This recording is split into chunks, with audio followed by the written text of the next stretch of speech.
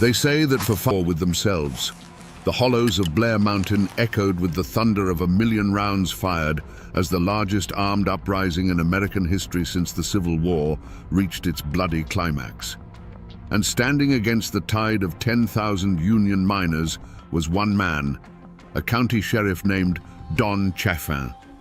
He met them not with a posse, but with a private army, machine gun nests, and even airplanes dropping homemade bombs from the sky. How does a man born and raised in these same mountains come to wage war against his own people? Was he a villain, a corrupt tyrant in the pocket of the coal barons, crushing the common man under his boot? Or was he, in his own mind, the last line of defense for law and order, a king protecting his county from an invading mob? The truth, as it always does in Appalachia, lies buried deep in the shadows between fact and legend. Today, we dig for it. We trace the path that turned a small-town lawman into the absolute ruler of Logan County.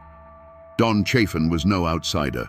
He was born in 1887, a son of Logan County, with roots that ran as deep in that rocky soil as any oak tree. The Chaffins were one of the founding families, their name carrying weight long before the first coal tipples scarred the landscape. He grew up breathing mountain air, learning the unwritten laws of the hollows, that loyalty to kin was absolute, that an insult to your name had to be answered, and that the only justice you could truly count on was the one you made for yourself.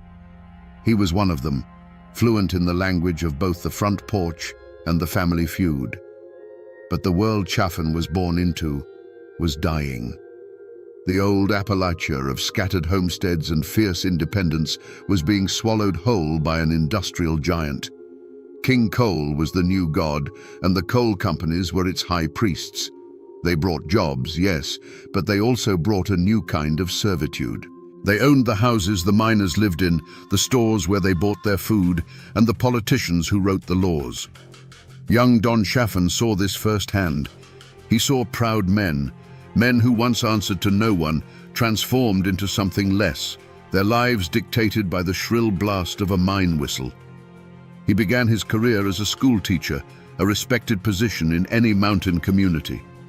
For a time, he stood before the children of Logan County, trying to impart lessons from a book. But he quickly learned a more potent lesson himself. He saw that the real power wasn't in the schoolhouse, it was in the courthouse.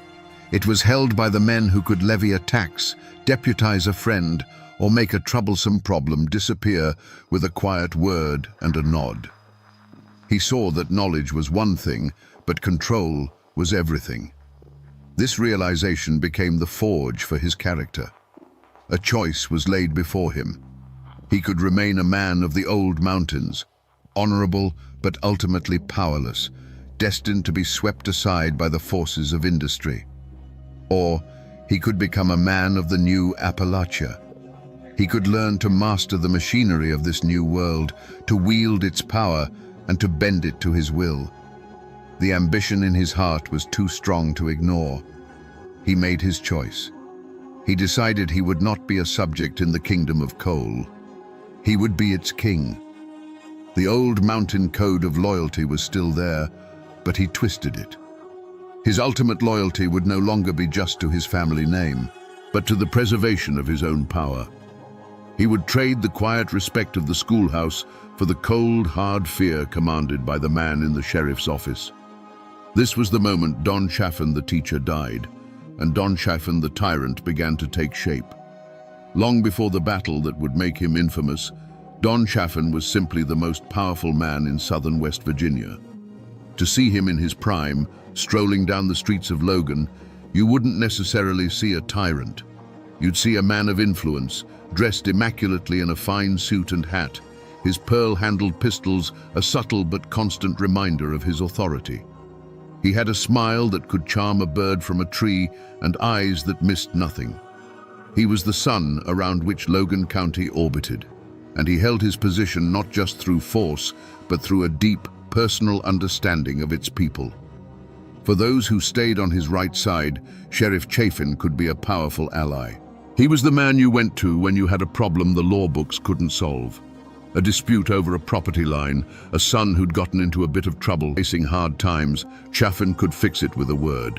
He cultivated a network of loyalty, a system of patronage where he was the benevolent patriarch, dispensing favors and expecting absolute allegiance in return. In a place where official government was often distant and ineffective, Don Chaffin was the man who got things done. At home, he was a husband and a father. He built a life of comfort and privilege for his family, a world away from the grit and danger of the coal mines that funded it. This, perhaps, was the world he was truly protecting. Not just the abstract profits of the coal operators, but the safety and prosperity of his own kin. Every action he took, every line he drew in the dirt, was to insulate his family from the chaos and poverty that surrounded them. He was building a dynasty on a foundation of coal, and he would let no one threaten it. This was the kingdom Don Chaffin built, a county sealed off from the outside world, running on his rules. It was a place of brutal, enforced order. The coal trains ran on time, the company payrolls were met, and the union agitators were kept on the other side of the county line. To the coal barons in their distant city offices, it was a perfect model of efficiency. To the miners who kept their heads down and did their work, it was a life, a hard life, but a predictable one. Don Chaffin ensured that predictability, and in the turbulent world of the coal fields, that was a powerful commodity. But every king has a weakness, and Don Chaffin's was a profound and blinding one. He could not tolerate a single challenge to his authority. It wasn't just pride, and it was more than mere stubbornness. It was a fundamental belief that Logan County was a direct extension of his own will. In his mind, he had built an orderly kingdom from the chaos of the mountains, and any voice of dissent was not just a disagreement, it was an act of treason. He saw the world in absolutes. You were either with him, or you were an enemy to be crushed. This flaw was on display long before the miners marched. You saw it in the cold, efficient brutality of what became known as the Logan County system. When a man suspected of Union sympathies stepped off the train, there was no debate. There was no argument. Chaffin's deputies, his private army, would simply surround him. The choice was never about ideas, it was about survival. Leave now on the next train, or be carried out after a beating that would serve as a lesson to anyone else foolish enough to try. This wasn't law enforcement, it was the purging of an infection. For years, this iron-fisted approach was the very source of his strength.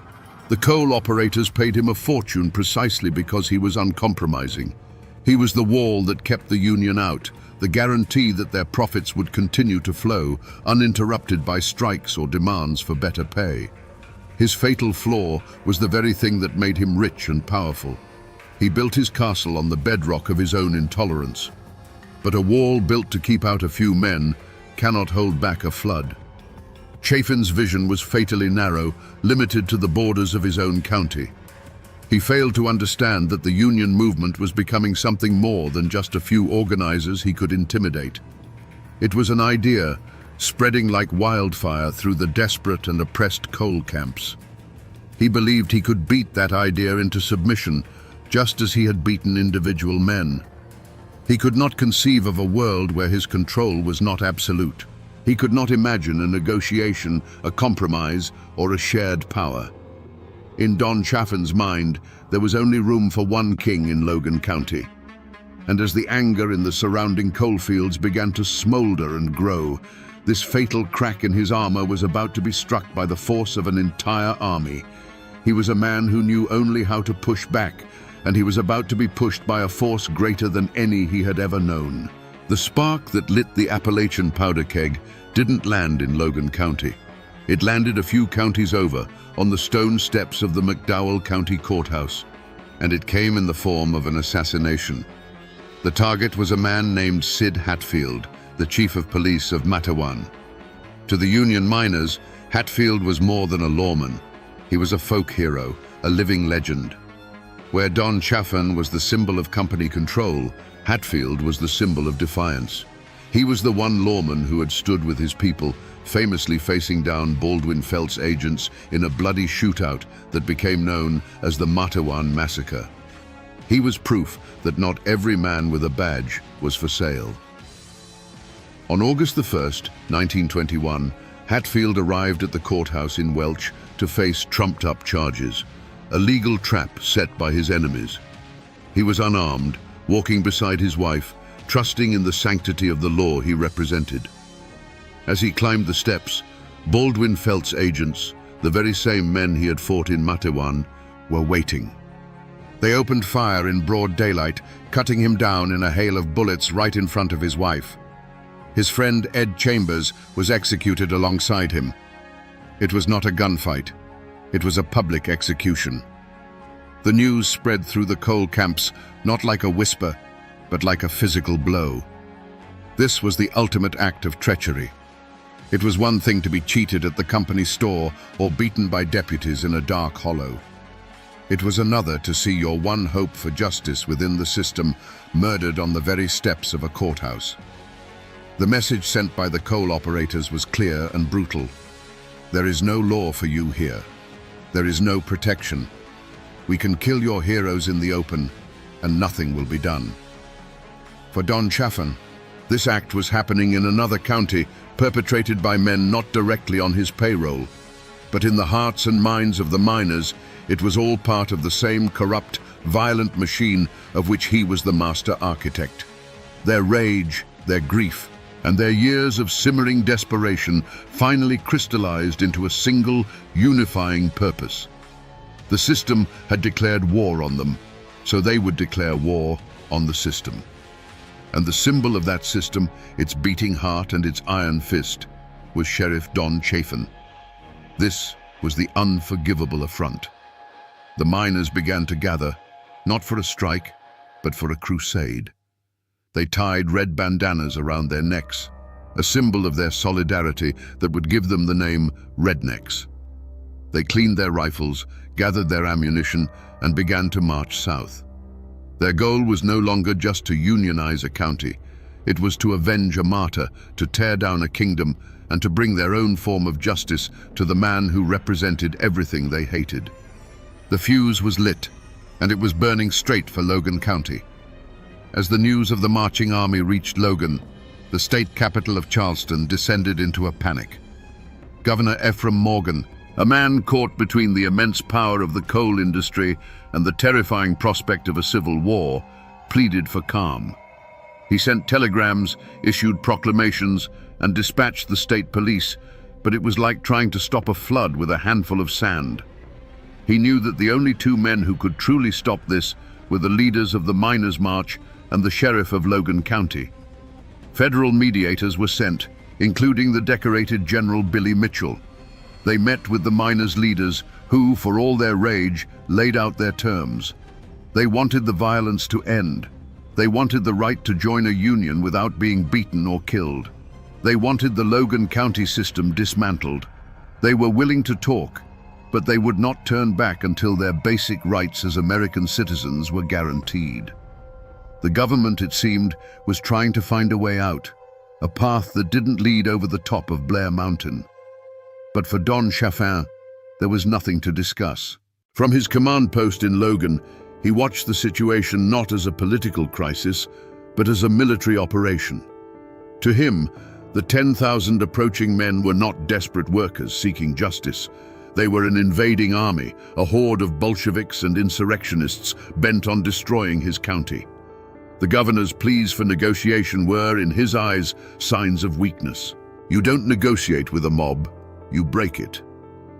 While others talked of peace, Chaffin prepared for war.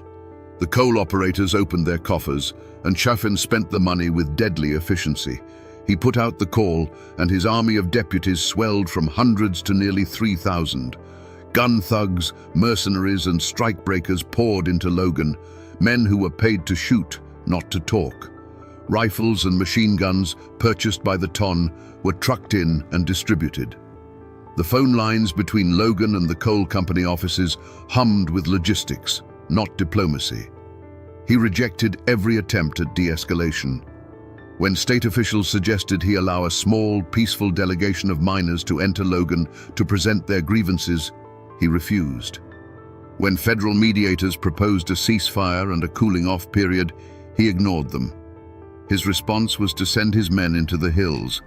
He directed them to dig trenches, set up machine gun nests, and turn the 10-mile ridge of Blair Mountain into a fortress. Every shovel of dirt thrown, every strand of barbed wire unspooled was Don Chaffin's answer to the calls for peace. He was making his stand, not just for the coal companies, but for his own absolute, unquestioned rule. He had locked and bolted every door that led to compromise, leaving only one path open, the path of violence. The wires between Logan County and Washington, D.C. were humming. President Warren G. Harding, seeing a domestic war about to explode, made one last desperate attempt to pull the combatants back from the brink.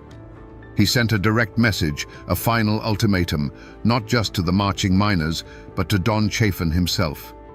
The offer was clear. The miners had agreed to halt their advance if, and only if, Chaffin's private army was disarmed and disbanded. Federal troops would be sent in, not to fight the miners, but to act as a neutral peacekeeping force. It was a clear off-ramp, a path away from the abyss, laid at his feet by the President of the United States. Imagine Don Chaffin in his office, the telegram in his hand. The air is thick with the smell of gun oil and nervous sweat. Outside, the town of Logan is an armed camp, his men preparing for the fight of their lives.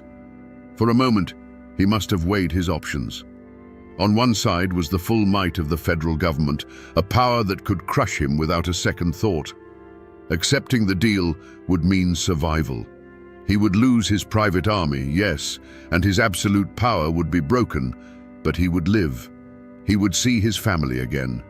The war would be over before a shot was fired. But then he would have considered the other side of the coin. To stand down now would be to surrender. It would mean that the threats and the rage of the Union men had succeeded. It would be a public admission that his authority, the very foundation of his identity, had limits. The image of federal troops policing his county while the men who had marched to hang him were allowed to walk free must have been a vision of pure humiliation. It was a direct challenge to his fatal flaw, his belief in his own absolute control. He stood at the final crossroads. One path led to a diminished future, the other led over Blair Mountain. He looked at the telegram, the last chance for peace, a direct order from his president. Then he looked at the map on his wall, at the red pins marking his machine gun emplacements along the ridge. He made his choice. He set the telegram aside. He picked up his telephone and gave an order not to stand down, but to double the patrols at the key mountain passes.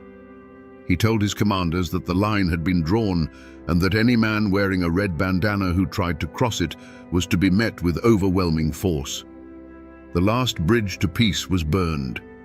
In that moment, Don Chaffin ceased to be a sheriff defending his county.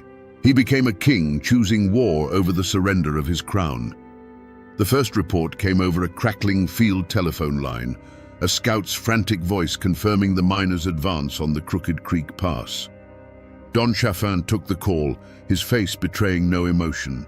He put the receiver down, walked to the porch of his command post, and looked towards the green, silent ridge. He gave a single nod to his waiting runner. That nod traveled down the line, from man to man, until it reached the machine gun nest, hidden in a stand of timber. A moment later, the mountain spoke for the first time. It was a sound like a giant tearing a sheet of iron in half, a sound that rolled down the hollows and announced that all negotiations were finished. From his vantage point, the battle was not a scene of chaos, but a grim and terrible piece of machinery that he had designed. He spent his days with maps and binoculars, a general directing his forces. He didn't see individual men fighting for their lives. He saw patterns, movements, and objectives. Through his field glasses, he would watch a line of men attempt to advance through a thicket of trees on a distant slope. He would pick up his telephone, speak a few calm words directing fire to that coordinate, and moments later, the advance would simply cease. The patterns would break, dissolve back into the forest, and the hillside would grow still again. The steady, mechanical rhythm of his machine gun nests became the heartbeat of the battle. It was a cold, efficient, and impersonal sound. Each burst was an argument being made, a final answer to the miners' demands. For 5 days, that sound was relentless. The world shrank to the borders of Blair Mountain. The sun rose and set on the constant thunder of gunfire. Chafin barely slept, fueled by coffee and the cold adrenaline of a man watching his life's work hang in the balance. On the 3rd day, he unleashed his most terrifying weapon. An unfamiliar sound began to drift over the mountains, the low drone of an airplane engine. From the miners' perspective, it was a horror they could have never imagined. Chafin's private air force, a pair of rickety biplanes, began making passes over their lines. The explosions in the trees below were often small, the homemade bombs crude and inaccurate, but their purpose was more psychological than physical. It was a message from Don Chaffin. There is nowhere to hide. I rule the land, and I rule the sky. He authorized the use of everything at his disposal. Reports from the miners' side would later speak of bombs that didn't just explode, but released clouds of sickening gas, surplus munitions from the Great War. Chaffin had brought the industrial slaughter of the European trenches to the hills of Appalachia. He was not just defending his county, he was attempting to annihilate the will of his enemy. The battle raged on, a brutal war of attrition. An estimated 1 million rounds were fired. The mountain itself seemed to groan under the assault, its trees shredded, its soil soaked in the conflict. Chaffin's fortress held. His lines did not break. He had met the largest armed insurrection in American history with a wall of fire and steel. Then, as suddenly as it began, it started to quiet. The federal troops were coming, and the miners knew they could not fight their own country. The last shots echoed and then faded, replaced by a profound and chilling silence. The war was over. The argument that had raged for a generation was, for now, permanently settled. Don Chaffin stood victorious on his mountain, the undisputed king of a silent, smoking kingdom. The silence that fell over Blair Mountain was heavier than any sound that had preceded it. Don Chaffin stood in the quiet, the acrid smell of burnt gunpowder still hanging in the air like a ghost. There was no joy in his victory, no triumphant celebration. There was only the cold, hard satisfaction of a man who had met an overwhelming force and had not broken. He had drawn a line, and the world now knew that he would hold that line, no matter the cost. His kingdom was secure. His mind, sharpened by 5 days of constant high-stakes command, did not rest. It immediately shifted from the tactics of war to the politics of the aftermath. His first orders were not to celebrate, but to consolidate. He sent his deputies fanning out across the ridge, their task no longer to fight, but to collect weapons and round up stragglers. He was transforming his private soldiers back into lawmen and the battlefield back into a crime scene. He knew the world was watching, and he needed to control the narrative. This was not a battle, he would claim. It was the quelling of a violent insurrection. The real test came a day later, with the arrival of the United States Army. A column of dusty trucks carrying uniformed soldiers rolled into Logan County, their federal authority absolute. An army colonel, a man accustomed to giving orders and having them obeyed without question, stepped out to meet the sheriff of Logan County. For a moment, two commanders faced each other, one representing the power of a nation, the other the power of a single man's will. This was the moment Chaffin's reign as an independent warlord came to an end. But Chaffin did not surrender his authority. He merely transferred it. He met the colonel not as a defeated man or a renegade, but as a fellow officer of the law. He was dapper, calm, and cooperative. He presented himself as the beleaguered hero who had single-handedly held back anarchy until the cavalry arrived. He offered maps, intelligence, and the full cooperation of his office. He smoothly transitioned from the man who had waged a private war to the loyal local official assisting the federal government. He had won his battle. He had stopped the march. He had broken the miners' army. Now, standing before the might of the United States, he holstered his authority and stepped back into the role of Sheriff Chaffin. His active part in the shooting was over. The road had ended, not in a jail cell or a shallow grave, but in a handshake with the very government he had, for 5 bloody days, effectively ignored. The cost of Don Chaffin's victory was paid in a currency he would never have to touch: the broken lives of the men he defeated and the families they left behind. The war on Blair Mountain was over, but the war on the miners had just entered a new, more insidious phase. As federal troops disarmed the miners, Chaffin's deputies and the state police moved in behind them, armed not with machine guns, but with lists of names. Hundreds of miners were arrested and indicted on charges ranging from conspiracy to murder and even treason against the state of West Virginia. For the families in the coal camps, the silence that followed the battle was not one of peace, but of dread. A knock on the door of a company shack in the middle of the night meant a husband and father being dragged away to jail. It was followed, almost inevitably, by an eviction notice nailed to the flimsy door. Fired, blacklisted, and homeless, the families of the Union men were cast out, left to fend for themselves in a world where every official, every company man, was now their enemy. The defeat on the mountain was a single event. The suffering it caused rippled outwards for years, creating a quiet, desperate poverty that clung to the hollows like a winter fog. The dream of a Union in southern West Virginia, a dream that had seemed so close, was dead and buried on the slopes of that mountain. Chaffin's victory didn't just crush an army, it crushed a spirit. The United Mine Workers of America was effectively broken in the region for more than a decade.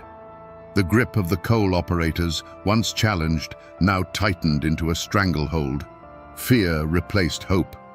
Miners who had once talked openly of their rights now spoke in whispers, terrified that a stray word could cost them their jobs and their homes.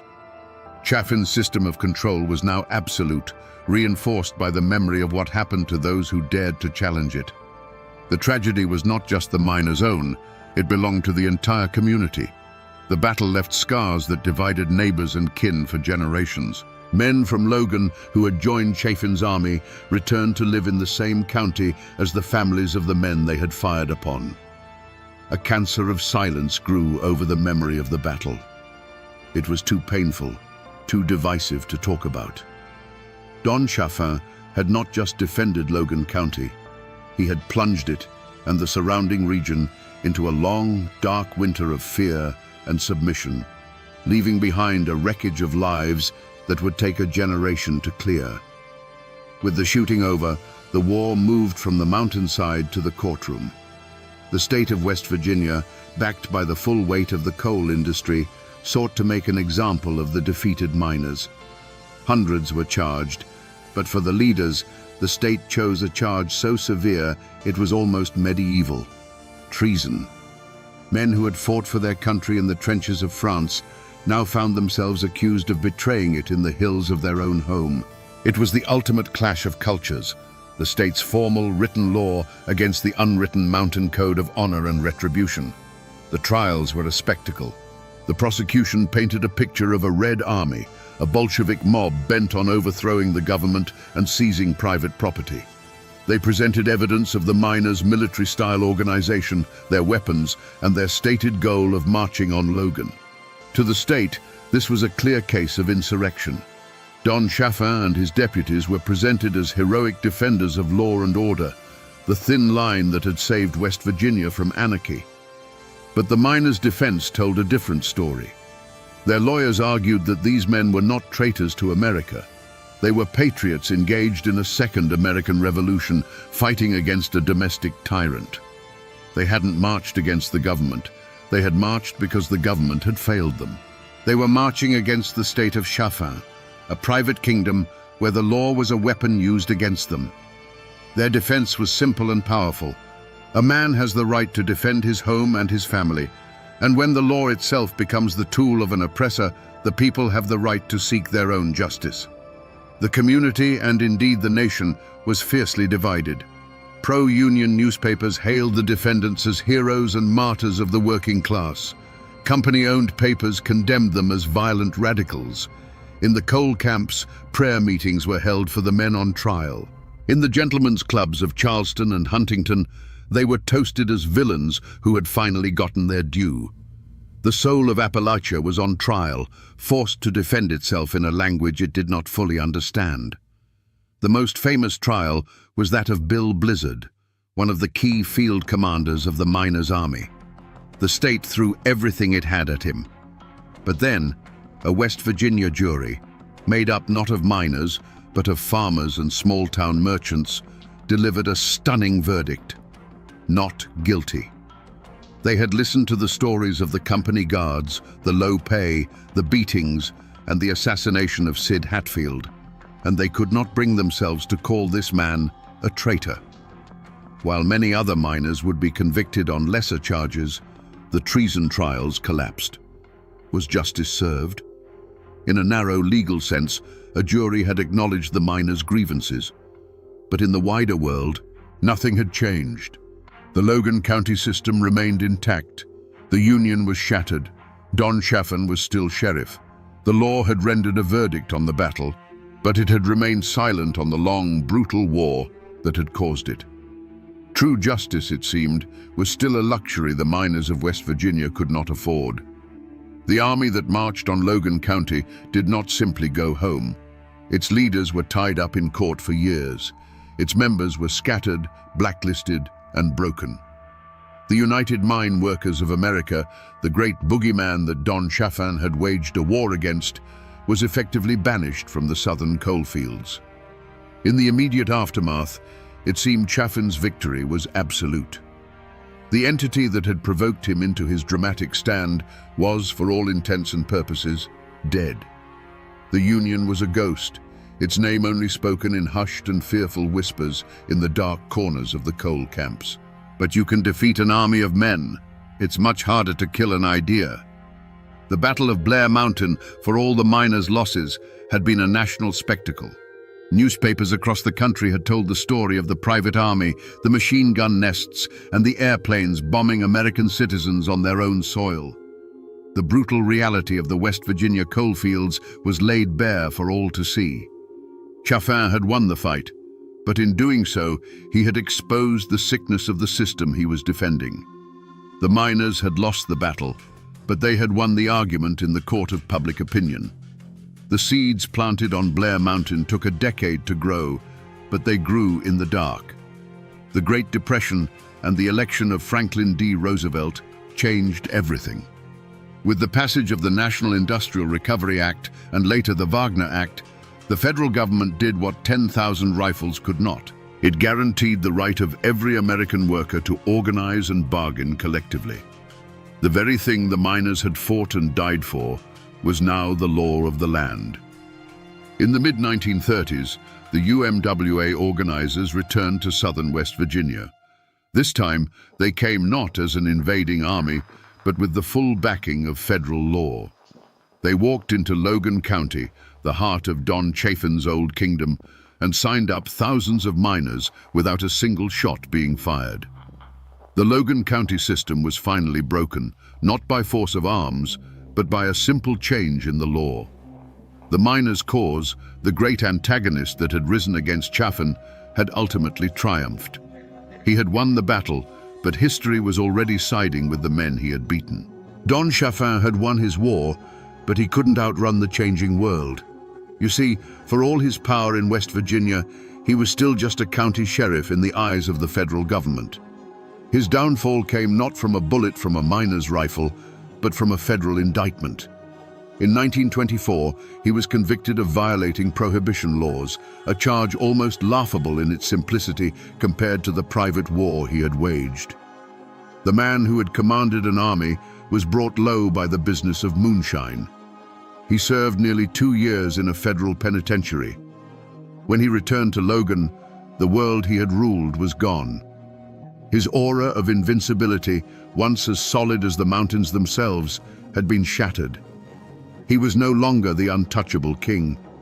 He was a convicted felon, a man who had been humbled by an outside power.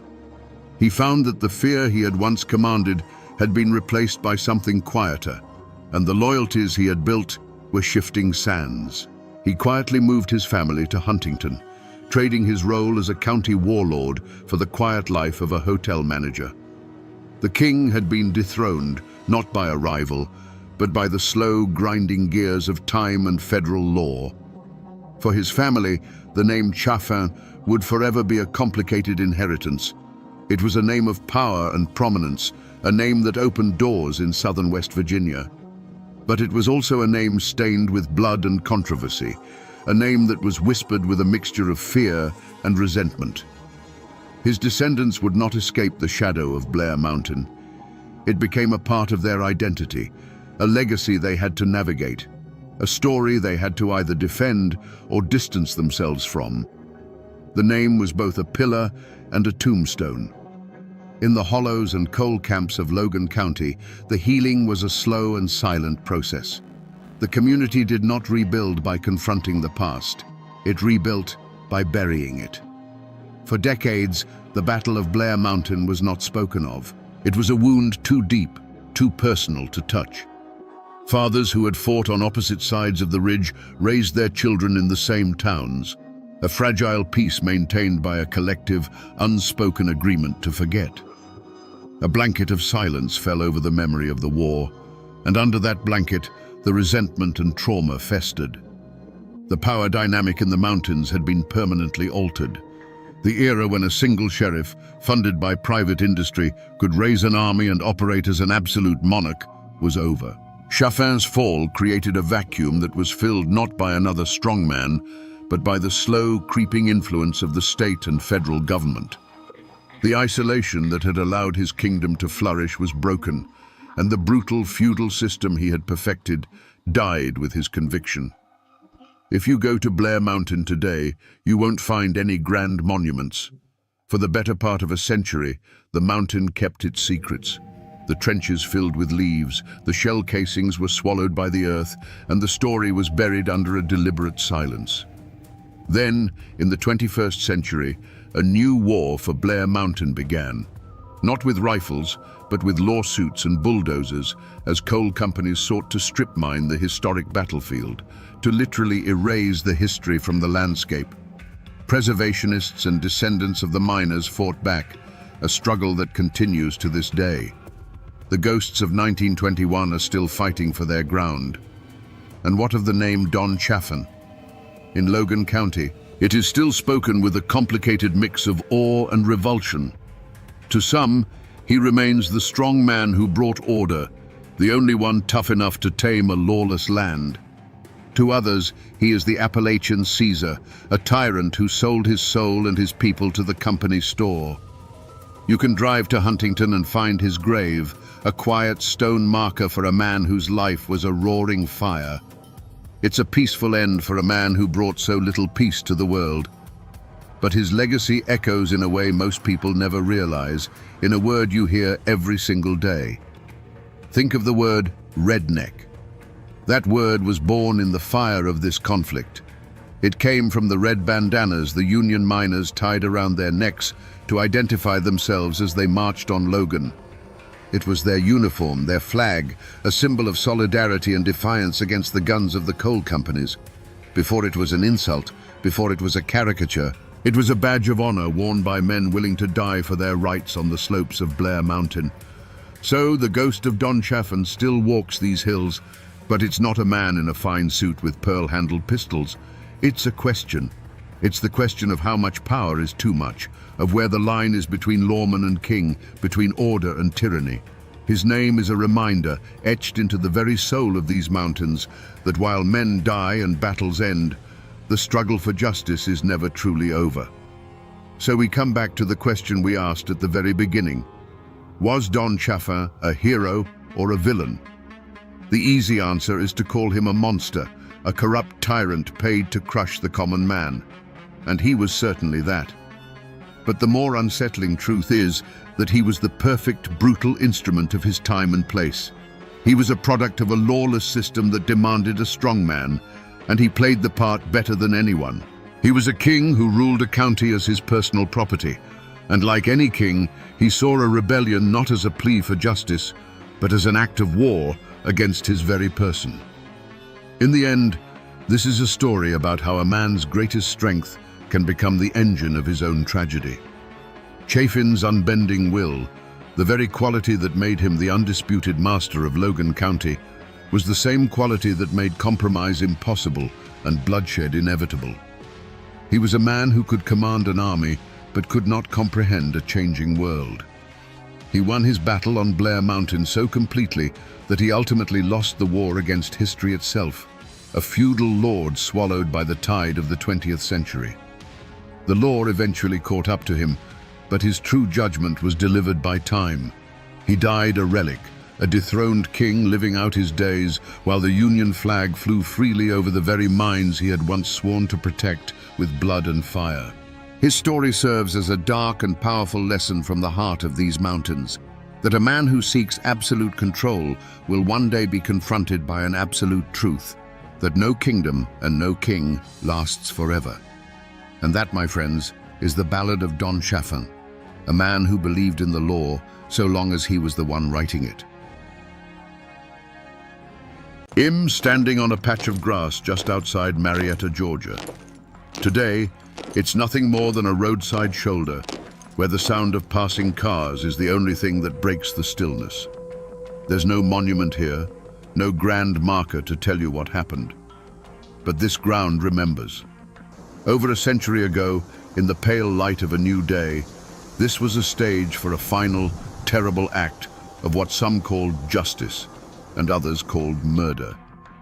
Right here, a man's life ended at the end of a rope, not by the hand of the state, but by the will of a disciplined, silent mob. The story of how he got here, dragged from a prison farm 100 miles away, is a dark journey into the heart of a city on edge, a courtroom ruled by fear, and a nation divided. Today, we're going to walk that path. We're going to sift through the ashes of a forgotten fire and listen to the whispers it left behind. Because the question isn't just what happened here, but why. And the answer is a story that Georgia and America has been trying to forget ever since. To understand the spark that lit that fire, we have to travel back, away from that lonely patch of grass, to the heart of Atlanta in 1913. This was the capital of the so-called New South, a city straining to build a future of smokestacks and industry on a foundation of Civil War ashes. Northern money was pouring in, and with it came Northern managers, bringing new ways that sat uneasily with the old. The air was thick with both coal smoke and resentment. It was a city holding its breath, waiting for something to happen. Into this world walked two people, moving on a collision course they couldn't possibly see. The first was a girl named Mary Fagan. She was just 13 years old, a child who should have been in a schoolhouse or playing in a field. Instead, her family had been pushed by poverty from the quiet hills of Marietta into the city's grime, and she worked long, grinding hours at the National Pencil Company for 12 cents an hour. To the people of Atlanta, she was more than just a girl. She was a symbol of the innocent rural South they felt was being devoured by the machine of progress. The second was a man named Leo Frank. He was 29, the superintendent of that same pencil factory. And he was everything Mary Fagan was not. He was a northerner from Brooklyn, an engineer educated at Cornell University. He was Jewish in a world that was overwhelmingly and often fiercely Protestant. His speech was precise, his mannerisms different. He was the outsider, the face of the northern industrial power that gave girls like Mary a job, but at a cost that felt impossibly high. These two worlds met inside the brick walls of the National Pencil Company. Downstairs, the roar of machinery, the dust, and the sweat of hundreds of workers, many of them young girls from the countryside. Upstairs, the quiet order of the front office, a world of ledgers and calculations managed by Leo Frank. The two floors were separated by a staircase, but they might as well have been separated by an ocean of culture, class, and history. And the day it all came apart was no ordinary day. It was Saturday, April 26, 1913, Confederate Memorial Day. The streets of Atlanta were filled with parades, with the gray-haired veterans of a lost war marching under their faded battle flags. The city was wrapped in a defiant pride, a celebration of its past, even as it rushed toward a new future. It was on this day, with the echoes of old anthems in the air, that Mary Fagan made her way to the factory to collect her $1.20 pay from the man in the upstairs office. Him looking now at a digital copy of a photograph from the Georgia State Archives. The image is grainy, over a century old, but what it shows is chillingly clear. It's two small, crumpled pieces of paper covered in rough, almost childish pencil scrawls. These are the infamous murder notes found in the factory basement, just inches from Mary Fagan's head.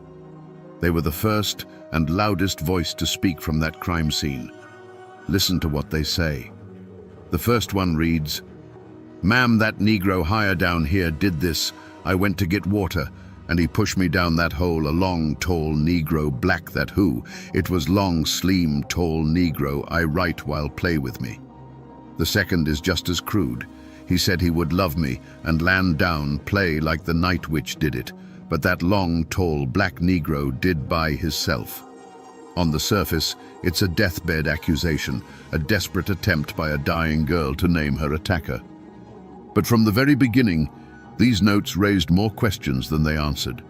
The police, the press, the public, they all looked at these words and saw a puzzle. The language was strange, the grammar almost nonsensical. Why would a killer, in the middle of such a brutal act, linger in the dark to carefully craft a frame-up? This wasn't just a clue, it was a performance, a piece of theater left on a dirt floor. These two scraps of paper were supposed to be a map pointing directly to the monster responsible. Instead, they became a labyrinth. The search for the hand that wrote these words would pull three men from the shadows, and in the fevered atmosphere of Atlanta, the city would have to decide which one of them was telling the truth and which one was the author of this vicious lie. The first man to be swallowed by the shadow of those notes was the night watchman, Newt Lee. Early the next morning, he made his rounds in the factory's silent, cavernous basement. His lantern cut a weak circle in the gloom, brushing over piles of coal dust and forgotten machine parts. He went to use the toilet, a crude setup in the back, and that's when his light fell upon it. A small body lying in the grime. He ran, terrified, and called the police. The discovery hit Atlanta like a lightning strike. The city's newspapers, locked in a bitter circulation war, descended on the story like vultures. They splashed lurid, sensational headlines across their front pages, painting a monstrous picture of the little factory girl's final moments. Public outrage was immediate, and it was white-hot. A villain was needed, and fast. The police, working under the immense pressure of that public fury, quickly rounded up their first suspects. There was Newt Lee, the man who found the body, the night witch seemingly named in the notes. There was Jim Conley, another black employee, a factory sweeper with a criminal record who was seen washing a stained shirt soon after the murder. And there was Leo Frank, the superintendent, the last person known to have seen Mary Fagan alive. His nervous, twitchy demeanor during questioning immediately put him on the police's radar. At first, suspicion swirled around all three, but those notes, they were the problem. They didn't feel right. To the detectives, and soon to the public, the idea that a black man would have the presence of mind to write such elaborate notes to frame another black man seemed unlikely. A new, more sinister theory began to take root in the city's mind, a theory whispered on street corners and then printed in the papers. What if the notes weren't a clumsy frame-up, but a brilliant one? What if they were a double bluff, written by an educated white man, trying to make it look like an uneducated black man had committed the crime? Suddenly, the net of suspicion began to tighten. The focus shifted away from the two black workers and toward the northern Jewish superintendent. The very things that made Leo Frank an outsider, his education, his precise way of speaking, now became evidence against him. He was the only one, they reasoned, clever enough to devise such a twisted scheme. The seeds of a narrative were being sown, one where the factory boss was not just a manager, but a monster in disguise. To find the next piece of this story, I didn't go to a crime scene or a graveyard. I went to a small, cluttered office at a local university, a room lined with books on Georgia history, each one a monument to a forgotten world. I met with a local historian, a man who has dedicated 40 years of his life to untangling the knots of the Leo Frank case. He didn't just study the documents, he'd spoken to the children and grandchildren of the people who were there, preserving the whispers that never made it into the official record. "You have to understand," he told me, his voice quiet but intense. "The trial of Leo Frank didn't really happen in that courtroom. It happened in print, for weeks beforehand, on the pages of a magazine called The Jeffersonian." He explained that its publisher, Tom Watson, was a titan of Georgia politics, a populist who spoke to the fears of the poor, rural whites who felt their world was being stolen from them by northern industrialists and city slickers. And in Leo Frank, Watson found the perfect villain. This historian showed me copies of those old papers, their pages yellow and brittle. The words printed on them were pure venom. They didn't just report on the case, they created a myth. Frank was painted as a monster, a lecherous Jew who preyed on the innocent Christian girls who worked for him. Rumors, many of them sourced from disgruntled former employees, were printed as fact. Stories of inappropriate behavior in his office, of a secret, depraved life, filled the columns, poisoning the minds of every potential juror in the state. He explained that this wasn't just about one man's crime. It was about all the simmering resentments of the New South boiling over. Frank was the symbol for everything the common man feared and hated. He was the northern boss, the wealthy intellectual, and the Jewish outsider. Tom Watson, with the power of his printing press, took these vague fears and gave them a face, a name, and a crime. The public wasn't just asked to believe Frank was a killer. They were taught to believe he was a demon, the embodiment of a corrupting evil that had invaded their land. As I left that office, I understood that the verdict wasn't decided by evidence. It was forged in the fire of this public hatred. The point of no return wasn't a single moment in a dark basement. It was a slow, deliberate campaign of character assassination that guaranteed Leo Frank would be a dead man long before he ever set foot in that courtroom. The air in the interrogation rooms of the Atlanta police station was stale with cigar smoke and frustration. For days, Jim Conley, the factory sweeper, had been a human puzzle the police couldn't solve. He'd given one rambling, contradictory statement after another. He couldn't read or write, he swore. Then, caught in a lie, he admitted he could. Each story he told was a dead end, and the investigators were ready to dismiss him as a chronic liar, a nobody caught in the blast radius of a bigger crime. But then, after nearly a week of relentless questioning, something shifted. Backed into a corner, his lies exhausted, Jim Conley didn't just confess to something, he offered the police a revelation. It was the story they and the city of Atlanta had been secretly hoping for. Yes, he admitted, he had written those murder notes, but he hadn't done it alone. He had written them at the direction and under the terrified orders of his boss, Leo Frank. Suddenly, the investigators leaned in. The frustrated scribbling stopped, and Conley, seeing he finally had their full attention, began to perform. He spun a tale that was both gruesome and cinematic. He claimed he was standing watch for Frank that Saturday afternoon, while Frank took Mary Fagan into his private office. He told them he heard a scream. A few minutes later, he said, a trembling Frank called him in and showed him the girl's lifeless body on the floor. In Conley's telling, Frank was a panicked, sweating mess, confessing the murder and begging for help.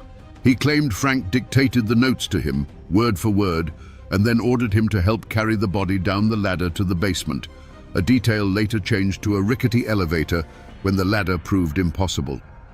He described the journey into the dark, the body slung over Frank's shoulder, and the final act of leaving the girl's body and the incriminating notes in the filth and coal dust. It was a story filled with holes, a narrative that would change and warp with each retelling. But it didn't matter. It was perfect. It had the villain the newspapers had already created, the cold, calculating Jewish mastermind. And it had the simple-minded accomplice, a black man too scared and too weak to do anything but follow orders. For the prosecutor, Hugh Dorsey, this was more than a breakthrough. It was a gift. He now had his star witness. From that moment on, the search for other truths ended. The investigation snapped shut like a steel trap around a single narrative. The path was now set in stone, leading from that interrogation room directly to a courthouse, a jury, and a hangman's noose. There would be no turning back. The machinery of justice now had its fuel, and it was roaring toward a single, preordained destination. I'm standing in downtown Atlanta now, at the corner of Forsyth and Marietta Street. It's a place of steel and glass, of corporate towers that scrape the sky. Businessmen and women with briefcases and coffee cups hurry past, their footsteps echoing on polished stone plazas. You won't find the National Pencil Company here anymore. There's no plaque, no historical marker, not even a trace of the old brick and mortar. The city has paved over its memory, burying the scene of the crime under the foundations of a new, gleaming skyline. But this is the place, right here, where this glass atrium catches the afternoon sun, once stood a 4-story brick factory, its windows clouded with a fine grey dust from the graphite within. It was a place of noise and labor, filled with the roar of machinery and the shouts of children earning a few cents an hour. And it was a building of stark contrasts. The loud, chaotic factory floors, the quiet, orderly superintendent's office on the 2nd story, and down below, a basement that was little more than a dirt-floored cave, dark, damp, and forgotten. This modern plaza is a scar, a smooth, clean surface hiding a wound that never truly healed. Because we know what this ground was used for. We can trace the path, in our minds, from that 2nd-floor office, down the narrow, creaking staircase to the absolute darkness of the cellar. This is the geography of the crime. And while the building is gone, the story remains, clinging to this very spot like a ghost. Right here, beneath all this progress, in the silence of a holiday afternoon, the machinery of industry stopped, and a far more brutal machine took over. If you believe the story told in that courtroom, the story that sealed Leo Frank's fate, then this is how the world ended for Mary Fagan. The great machines of the National Pencil Company were silent for the holiday. The only sounds in the cavernous building were the ticking of a clock in the office and the distant pop of celebratory firecrackers in the streets below. Sunlight, thick with floating dust, cut sharp angles through the tall, grimy windows of the 2nd floor. It was in this strange, industrial quiet that the 13-year-old girl walked into her superintendent's office to collect her pay. The exchange, by all accounts, was brief. Leo Frank sat at his desk, a man of ledgers and figures. Mary stood before him, a child of the factory floor. He handed her the small pay envelope containing her $1.20. It was a transaction that had happened 100 times before, in this office, with 100 other girls. A routine moment. She would have turned to leave, her hand clutching the money, her mind already on the parade, the sunlight, the rest of her day. And then, according to the state of Georgia, the silence was broken. Not by a long, drawn-out struggle, but by a single, sharp sound. A cry, cut short. The sudden, ugly noise of a body striking wood, and then the floor. It was a sound that lasted only a second, but it was enough to shatter the afternoon. It was the sound of a line being crossed, of a life being erased in a flicker of brutal, incomprehensible violence. What followed was a terrible stillness. The dust motes continued their slow, silent dance in the sunbeams, but now they settled on a scene of irreversible horror. An overturned chair, a few scattered papers, and on the floor, near the leg of a heavy oak desk, a small pay envelope, its contents still neatly folded inside. The clock on the wall kept ticking, measuring out the seconds of a new, ghastly reality. The world outside, full of music and celebration, had no idea that in this quiet room, a tomb had just been created. This is the moment, Jim Conley swore, that he was called into the office. He claimed he saw a man not of cold, calculating evil, but of pure, animal panic. A man whose carefully constructed world had just been obliterated by his own hands. In the frantic, hushed whispers of that office, a desperate plan was born. The evidence had to be hidden. The body had to vanish. The target was the basement, a place no one ever went, a dark, forgotten hole at the bottom of the world. The journey down was a clumsy, scraping nightmare. The state claimed they used the narrow, hand-pulled elevator, a rickety cage barely large enough for one man, let alone two men and their terrible burden. The descent into the darkness was slow, the ropes groaning under the unfamiliar weight. They reached the bottom with a dull thud. The basement was pitch black, a cellar of damp earth and coal dust, where the only light came from a few frantic, flickering matches. There, in the oppressive dark, the final act was staged. The little body was left in a corner, amidst the filth. By the trembling light of a match, Conley said he scrawled out the clumsy, accusatory notes, the pencil scratching against the paper. The words were meant to be a false trail, a clever misdirection. But they were more than that. They were the final, grotesque punctuation mark on the crime, a calculated lie left beside an unspeakable truth. Then, the match was extinguished, and two figures retreated into the gloom, leaving the basement to its profound and terrible silence. In a quiet room in the state archives, the entire tragedy is flattened, pressed, and bound into thousands of pages of brittle, yellowing paper. This is the official story, the one told in the language of law and procedure. Him looking at the trial transcript, a document thicker than a family Bible, and it feels like reading a ghost story. All the heat, the rage, and the terror of 1913 has been boiled down to a sterile series of questions and answers printed in neat black ink. You can read the coroner's report. It's a clinical inventory of a nightmare. It lists the cause of death as strangulation by ligature and notes the various wounds to the victim's body. The language is precise, medical, and utterly devoid of emotion. It reduces Mary Fagan to a collection of physical facts, a piece of evidence to be catalogued. It tells you how she died, but it cannot begin to tell you what it means for a child to be erased from the world in such a way. Then you turn to the testimony of Jim Conley. On the printed page, his story is a mess. It's a swamp of contradictions. The timeline he gives for the afternoon of the murder shifts and buckles under the slightest pressure. Key details of his story changed multiple times during his interrogations. Reading it now, in the silence of this archive, it seems almost impossible that a jury could have believed it. But this transcript, this cold collection of words, is a liar. It's a liar because it's incomplete. It cannot capture the sweat dripping from the jurors' faces in that sweltering, unair-conditioned courtroom. It cannot make you hear the roar of the mob in the streets outside, chanting for a hanging. And most importantly, it cannot show you the electrifying, charismatic performance that Jim Conley delivered on the witness stand. The jury wasn't reading a document. They were witnessing a confession, and to them, it felt like the raw, unvarnished truth. This is the great paradox of the official record. It preserves the facts, but loses the feeling. The words on these pages are the bones of the story, but the soul of it, the fever that gripped Atlanta and condemned Leo Frank, lived and died in the air of that courtroom.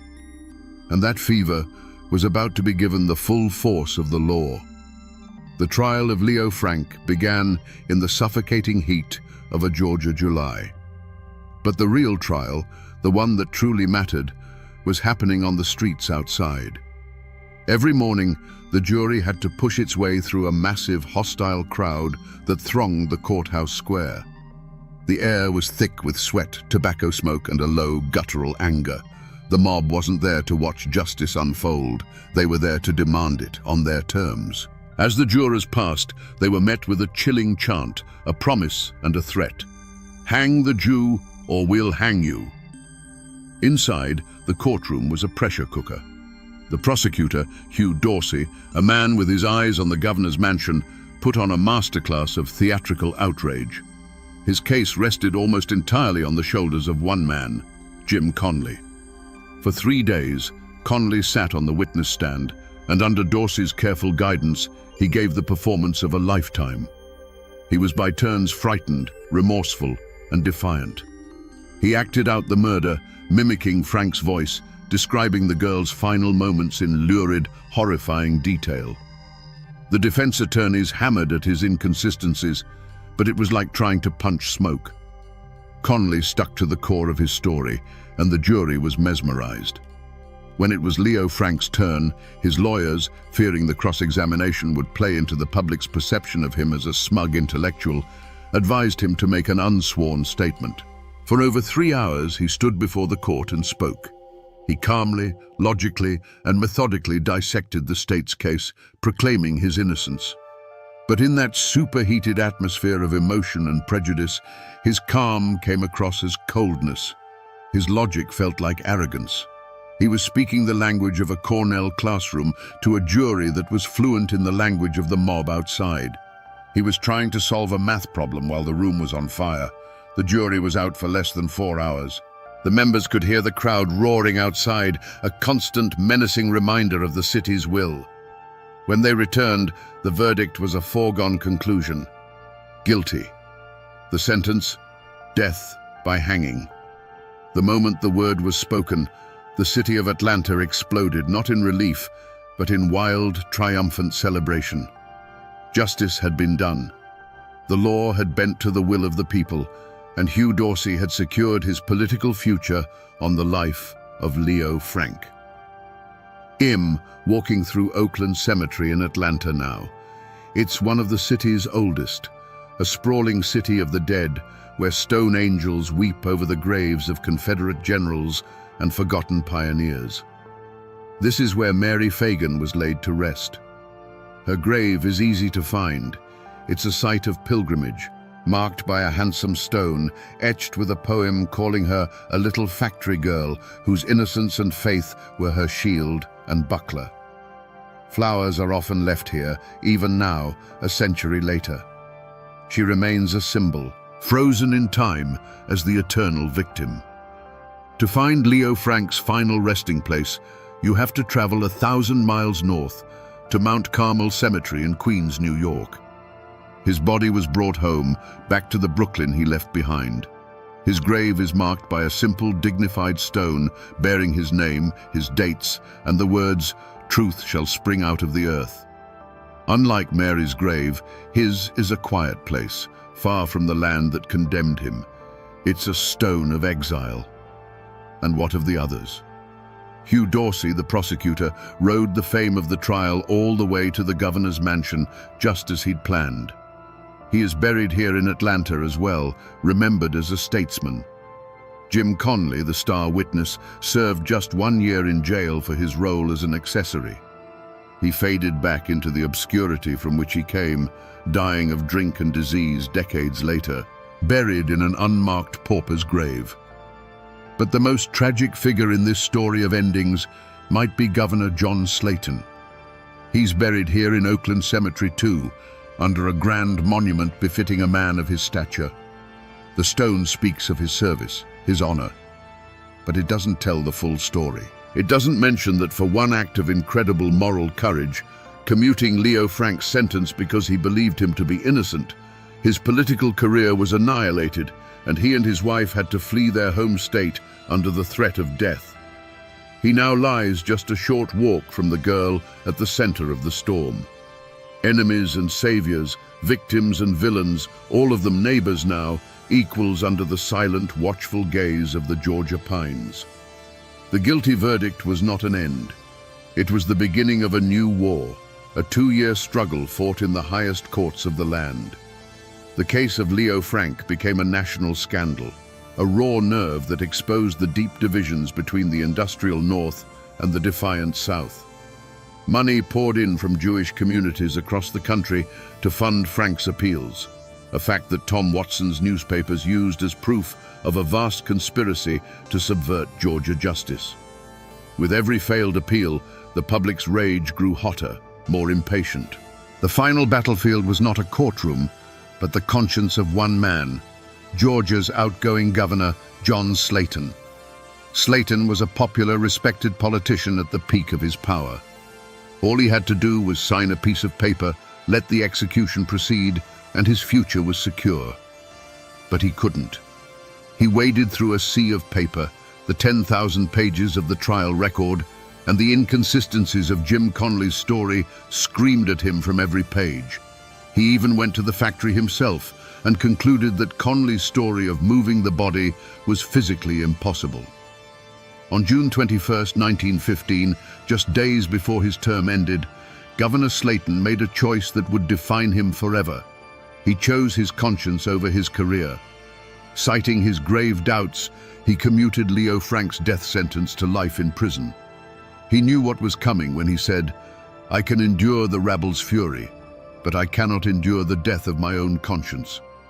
He had committed political suicide to save his own soul. The rabble's fury was instantaneous. An enraged mob of thousands swarmed his mansion, forcing Slayton to declare martial law. The state's highest office became a gilded cage. He and his wife were prisoners, eventually smuggled out of Georgia under armed guard. His political career, once so bright, had been turned to ash. For his own safety, Leo Frank was taken from Atlanta in the dead of night and moved to the remote Milledgeville State Prison farm. But the shadow of the verdict followed him.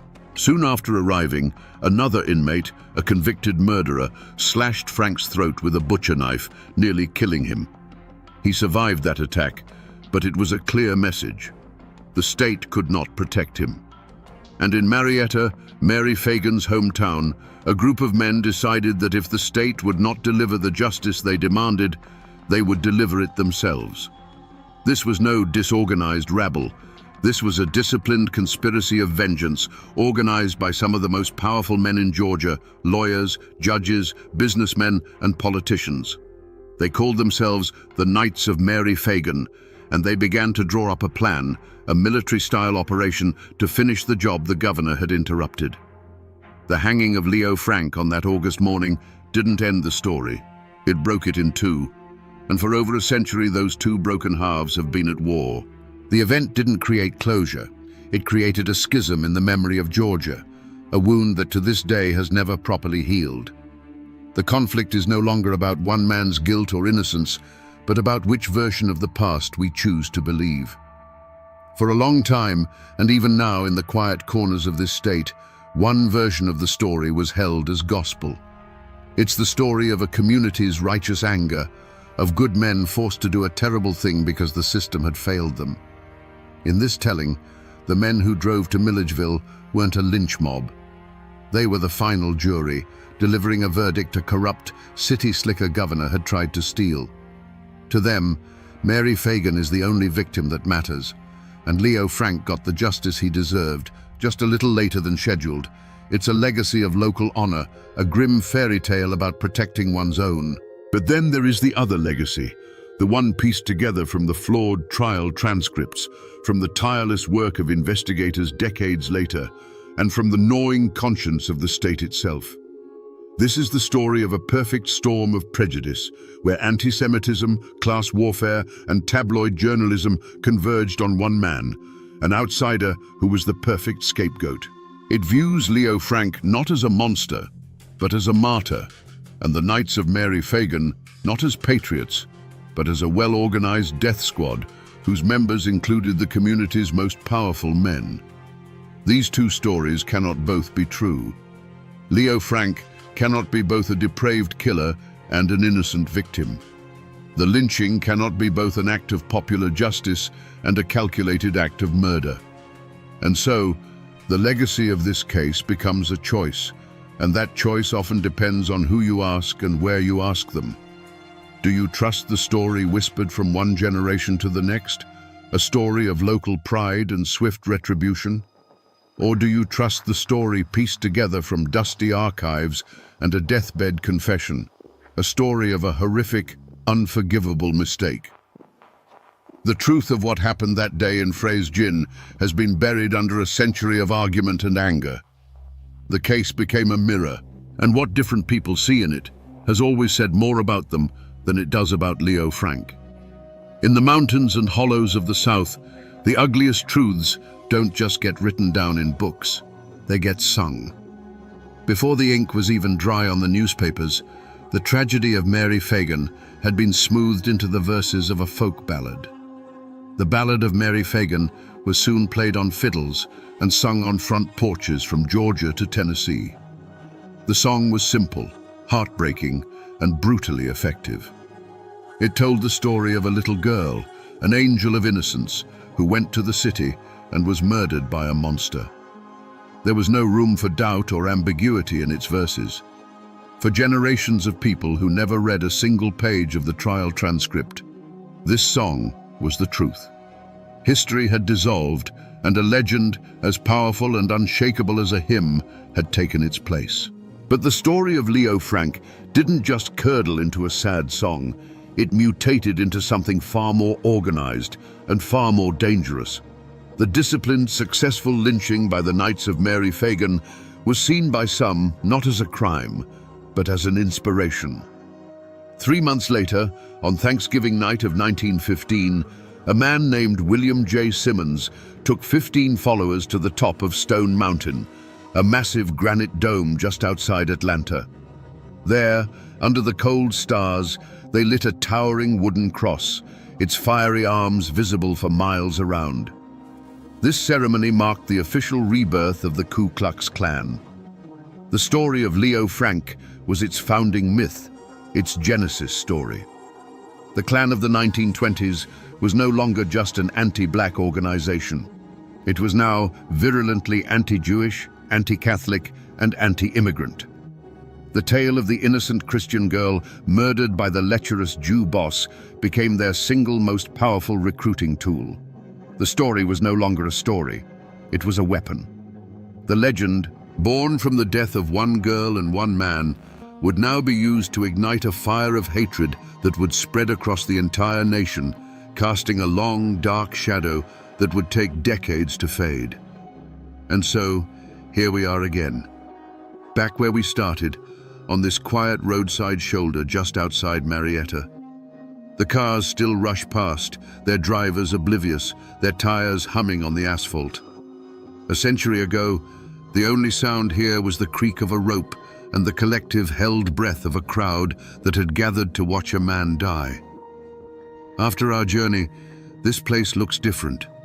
It's no longer just a patch of anonymous ground. It's a wound in the earth, a final destination. We can almost see them now, the silent convoy of cars arriving in the pre-dawn light, the grim-faced men, the terrified figure pulled from the back seat. We have followed the whispers from this spot all the way back to their source. A dusty factory floor, a sweltering courtroom, a governor's mansion under siege.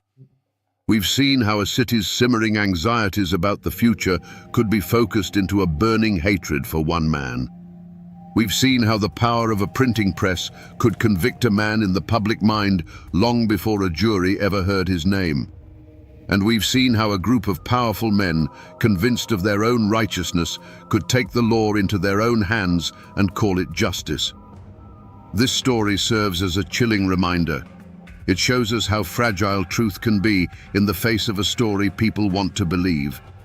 It took 70 years for a deathbed confession to surface, for a man named Alonzo Mann to finally break his silence. And it took even longer for the state of Georgia to issue a pardon, not for innocence, but for its own failure to protect a prisoner from the mob. A piece of paper issued decades too late to correct a wrong that could never be undone. So the next time you pass a forgotten spot on a lonely road, a place with no marker to tell its tale, listen. Listen for the echoes, because the oak tree they used is long gone, cut down by souvenir hunters and time. The factory has been demolished, replaced by the monuments of a new century. The people are all gone, turned to dust and memory. But the story remains.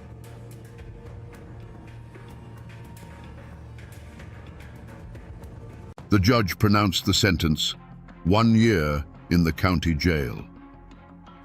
A dead silence fell over the packed Virginia courthouse. Then, the patriarch of the most powerful clan in these mountains, Floyd Allen, rose to his feet. His eyes blazed as he uttered the words that would become a signal for slaughter. "Gentlemen, I ain't a-goin'." A split second later, the courtroom exploded in a firestorm of bullets. When the gun smoke cleared, the judge, the sheriff, and the prosecutor lay dead. The newspapers called it an act of savage barbarism. But was it a cold-blooded ambush, or the last desperate stand of a man defending his honor? Today, we will try to find the truth behind the 90 seconds of hell that forever scarred these mountains. To understand the blood that was spilled, you first have to understand the world that was about to be lost. This was Hillsville, Virginia, at the dawn of the 20th century. Tucked deep in the Blue Ridge Mountains, this wasn't just a town, it was a fortress of tradition, a kingdom unto itself. Here, the hollows held the morning mist like secrets, and the rugged peaks stood as silent guardians against a world that was changing too fast. This was a land governed not by laws written on paper in some distant capital, but by the unwritten code of the mountains. The people here were cut from a different cloth. They were the descendants of Scottish-Irish settlers, a folk as hard and unyielding as the rock beneath their feet. They were fiercely independent, deeply suspicious of outsiders, especially the Flatlanders and their government. For them, the ultimate authority wasn't a judge or a sheriff, it was the family, the clan. Loyalty was the highest virtue, and honor was a currency more valuable than gold. An insult to one was an insult to all, and a man was expected to defend his name with a steady hand and a loaded gun. And in this world of shadow and stone, no clan cast a longer shadow than the Allens. They were the embodiment of the mountain spirit, powerful, proud, and absolutely uncompromising. They weren't just a family, they were a force of nature, with dozens of kin and supporters who looked to them for leadership, protection, and justice. When the Allens spoke, Carroll County listened. At their head stood the patriarch, 56-year-old Floyd Allen. Don't picture some simple farmer. Floyd was a titan of the mountains, a wealthy landowner, a savvy businessman who owned a general store and a sawmill. He was known for his immense strength, his quick temper, and a will made of iron. He never backed down from a fight, and he never broke a promise. To the people of Carroll County, he was more than a man. He was their king. The Allens lived by a simple, terrifying creed, an oath that was whispered with a mix of fear and admiration across the county. It was the foundation of their power and the very core of their identity. No Allen will ever go to jail. This wasn't just a boast. It was a declaration of sovereignty, a promise that they would answer to their own code of honor before they ever answered to the laws of the Flatlanders. But the outside world, with its telegraphs, its railroads, and its centralized government, was creeping closer. The authority of the state was pressing in on this isolated kingdom, seeking to replace the ancient law of the clan with the modern law of the land. The world of the Allens and the world of Judge Thornton Massey were two massive millstones, grinding slowly, inevitably, toward each other. It was only a matter of time before someone got crushed between them. Great tragedies often begin with the smallest of things, a spark in a tinder-dry forest. For the Allens, that spark was a clumsy gesture at a local corn festival. Floyd's young nephew, Wesley Edwards, tried to kiss a girl. It was a foolish, youthful act, but in the mountains, where a woman's honor is fiercely guarded, it was a profound offense. The girl's brothers, Will and Sid, saw it, and fists flew. News of the fight traveled fast, echoing through the hollows until it reached the ears of Floyd Allen. His nephew had been challenged, his kin had been disrespected. This was not a simple brawl to him, it was a stain on the honor of the entire Allen clan. He didn't wait for the law. He dispensed his own. He met the Edwards brothers on a dusty road, and the conversation was short. According to witnesses, Floyd, a man of formidable strength, beat one of the brothers so severely with the butt of his pistol that he left him bleeding and broken in the dirt. Now the outside world was forced to act. The beating was too public, too brutal to ignore. A warrant was issued for the arrest of Floyd Allen.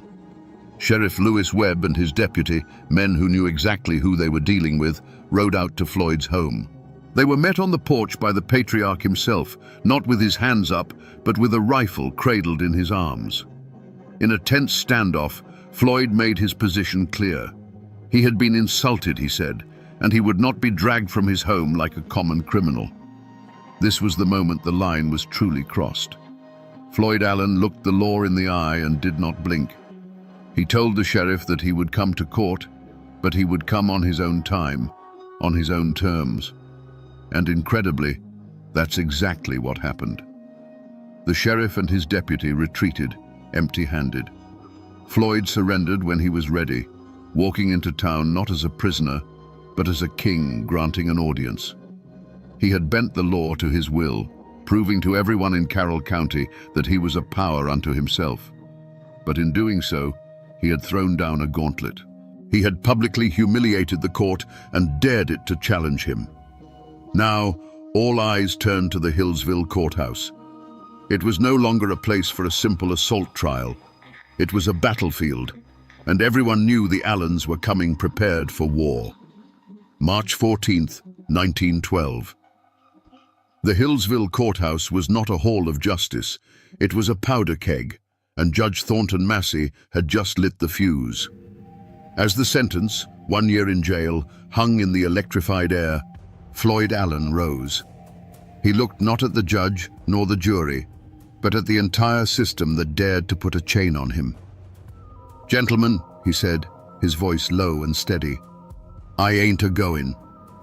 He turned to leave, a king dismissing his court. Sheriff Webb lunged forward to grab his arm, a single fatal motion that broke the spell. In that instant, a single sharp crack of a revolver split the silence. To this day, no one knows for sure who fired it. Was it Floyd? Was it his son Claude, leaping to his father's defense? Or was it a deputy trying to enforce the law? It no longer mattered. That first shot was a signal. It was the first drop of rain that unleashes a hurricane. The courtroom didn't just erupt, it detonated. From every corner of the room, revolvers and rifles appeared as if from thin air. The Allens and their supporters, strategically placed among the crowd, unleashed a devastating crossfire. For those trapped inside, it wasn't a gunfight, it was the end of the world. The air turned into a deafening thunderclap of noise, punctuated by the flash of muzzles and the high-pitched whine of ricochets. The solid wood of the benches and the judge's dais splintered, chewed to pieces by an invisible hail of lead. The men who represented the law were the first to fall. Judge Massey, who had just sealed Floyd's fate, sought cover behind his bench. A moment later, his gavel fell silent forever. Sheriff Webb, the man who had taken that fateful step forward, crumpled to the floor. His last act on this earth was to pull his own revolver and send a bullet tearing into Floyd Allen's thigh, a final defiant gesture of the law he served. Prosecutor William Foster fell nearby, and a juror, a farmer named Augustus Fowler, was trying to scramble for the door when his escape was cut tragically short. Panic turned the crowd into a human stampede. People screamed, clawing their way towards the doors, trampling one another in a desperate bid for survival. A thick, choking cloud of gunpowder smoke filled the room, turning the scene into a blind, suffocating hell. Witnesses said it felt like an eternity, but the storm of bullets lasted no more than 90 seconds. When the last echo of gunfire faded, a ringing silence descended. The smoke began to clear, revealing a tableau of silent horror. Dark, ugly pockmarks scarred the courthouse walls, 57 of them, each one a testament to the madness that had just passed. Through the haze, figures moved with purpose. Floyd Allen, wounded but alive, was lifted by his kinsmen and carried from the building. The Allen clan mounted their horses and vanished back into the mountains, leaving a blood-soaked courthouse and a nation in shock. When the last of the Allen clan galloped out of sight, a profound, ringing silence fell over the Hillsville courthouse. It was a silence heavier than any sound, broken only by the whimpers of the wounded and the terrified gasps of the survivors. The air, thick with the acrid stench of gunpowder, now carried a new, coppery smell. On the blood-soaked floorboards, the law of the Commonwealth of Virginia lay dead. The judge, the sheriff, the prosecutor, the very symbols of the state's authority, had been executed in their own sanctuary. The news of the massacre didn't just spread, it shot out of Hillsville like a bullet, hitting the telegraph wires and exploding across the nation. Newspapers from Richmond to New York screamed with headlines that painted a picture of a savage war against civilization itself. They called the Allens mountain degenerates, barbaric clansmen who had risen up against the rule of law. The story tapped into a deep-seated fear of Appalachia as a wild, untamed frontier. There was no room for nuance in these reports.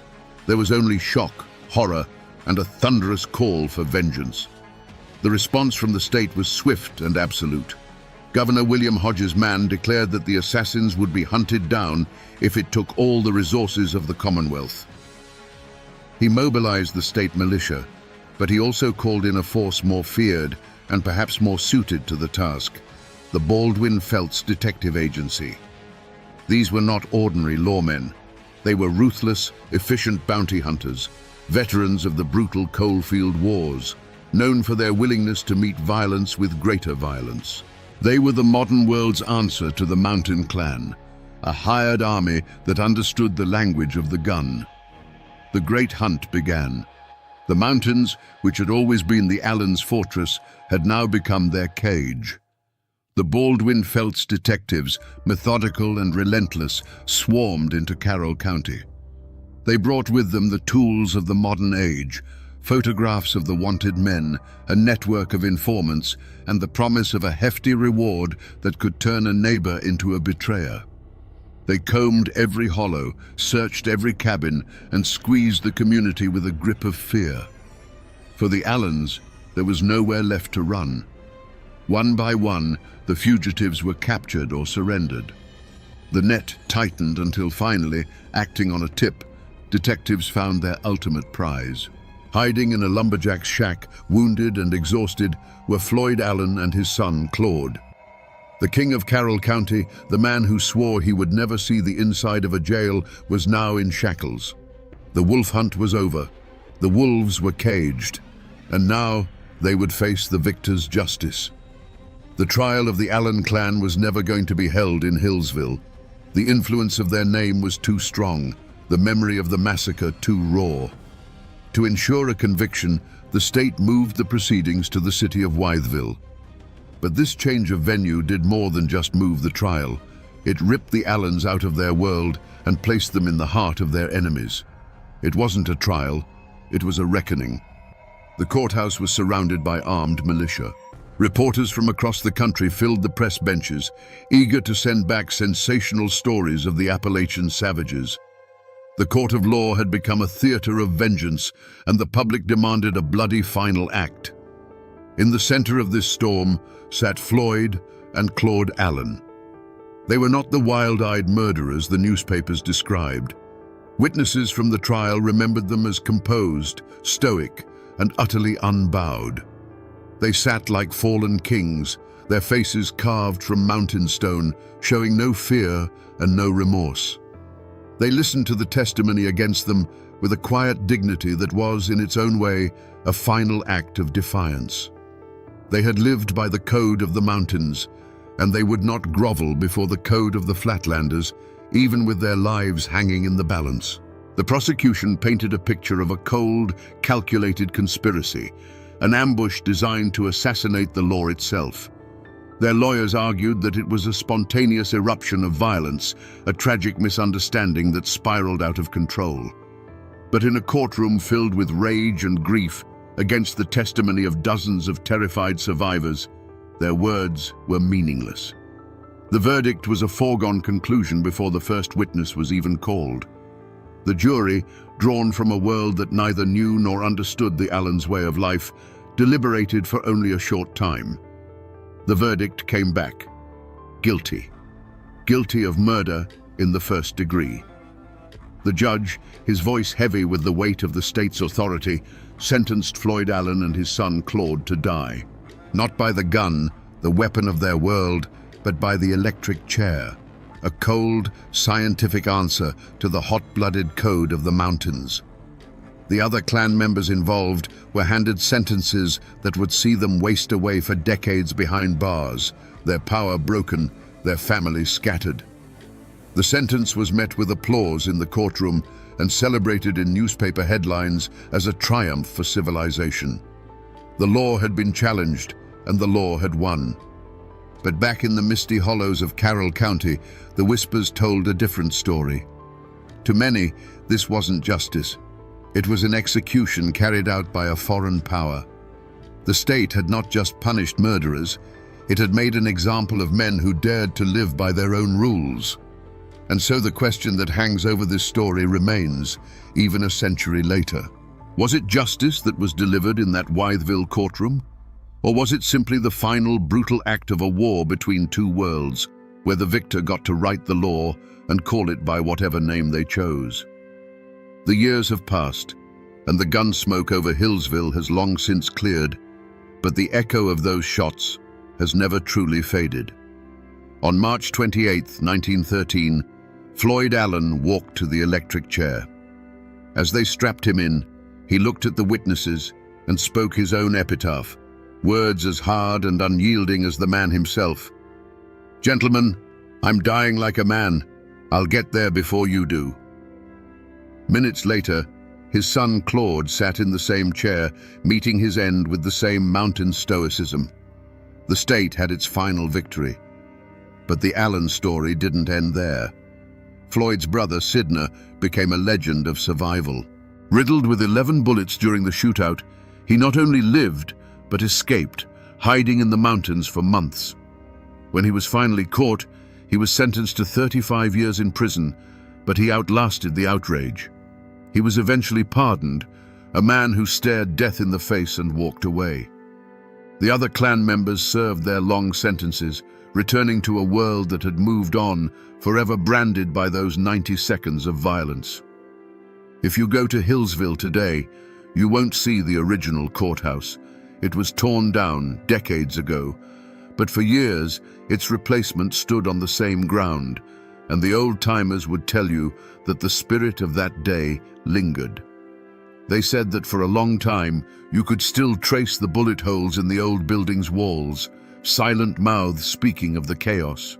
The graves of Floyd and Claude Allen can still be found in a family cemetery, their stones a quiet, somber testament to the clan's vow. They are not just graves, they are a landmark, a place where the past feels close enough to touch. The rest of the world has largely forgotten the Carroll County Courthouse massacre.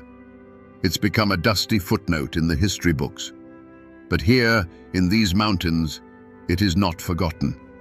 It has seeped into the soil and become folklore.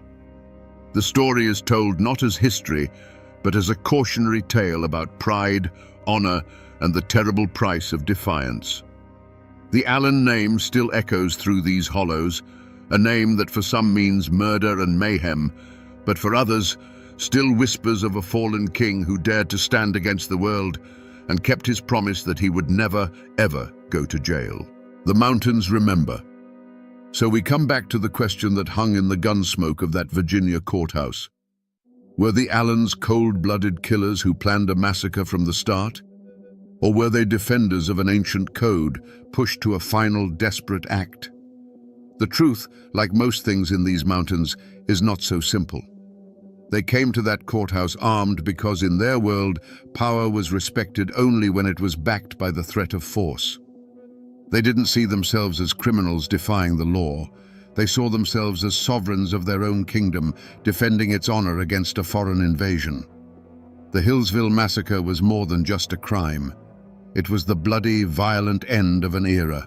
It was the moment the modern world, with its courts and its electric chairs, finally broke the back of the old world, with its clans and its code of blood honor. The state sent a message that day, written in the language the Allens understood best. Its power was now absolute, its reach inescapable. The Allen clan wasn't just fighting a one-year jail sentence, they were fighting the 20th century, and the 20th century won. This is a story of brutality, yes, but it is also a story of the indomitable Appalachian spirit, a spirit so fiercely independent that it can lead to both greatness and ruin. Floyd Allen was a king who refused to watch his kingdom crumble. He and his family were not heroes, but their tragic, violent story has become a dark legend, a warning of what happens when pride and honor demand a price that can only be paid in blood. And while the law won the war that day, the story of the clan who swore they would never go to prison and kept that oath at the cost of everything still haunts these hills.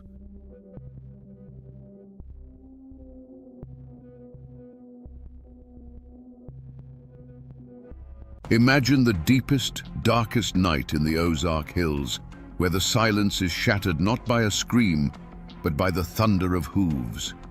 Riders emerge from the mist, but they are not men. They are terrifying figures in black hoods, with long, twisted horns sprouting from their heads, like demons clawing their way out of the very earth. The newspapers called them vigilantes. The outlaws called them monsters.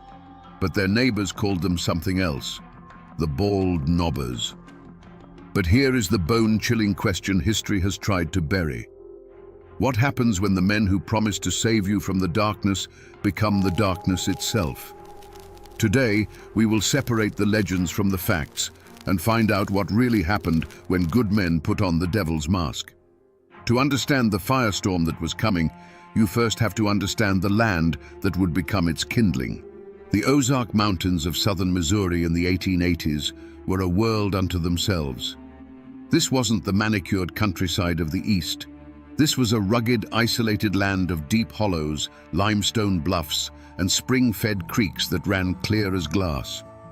It was a beautiful but unforgiving place, settled by fiercely independent Scots-Irish families who asked for little more than to be left alone to work their small farms and raise their children. Life here was governed by the seasons, not the clock. Men like Nat Kinney were pillars of this community. A giant of a man, a Union Army veteran with a booming voice, he was seen as a leader long before he ever took the title. You could find him at his general store, a place that smelled of coffee, leather, and kerosene, where he'd extend credit to a family down on their luck. You had decent, church-going folk, families who believed in hard work and the word of God, whose greatest dream was simply a good harvest and a peaceful night's sleep. But peace was a forgotten luxury. The Civil War had not been a distant conflict here. It was a brutal, intimate butchery that pitted neighbor against neighbor. The official surrender in 1865 meant nothing to the hills. The old hatreds didn't die. They just festered, waiting for a new excuse to bleed. The law was a ghost, a corrupt sheriff a full day's ride away who couldn't or wouldn't do a thing to help. In this vacuum, a new power had risen. A loose confederation of outlaws, horse thieves, and murderers, led by the notorious Taylor and Matthews clans, ran Taney County as their personal kingdom.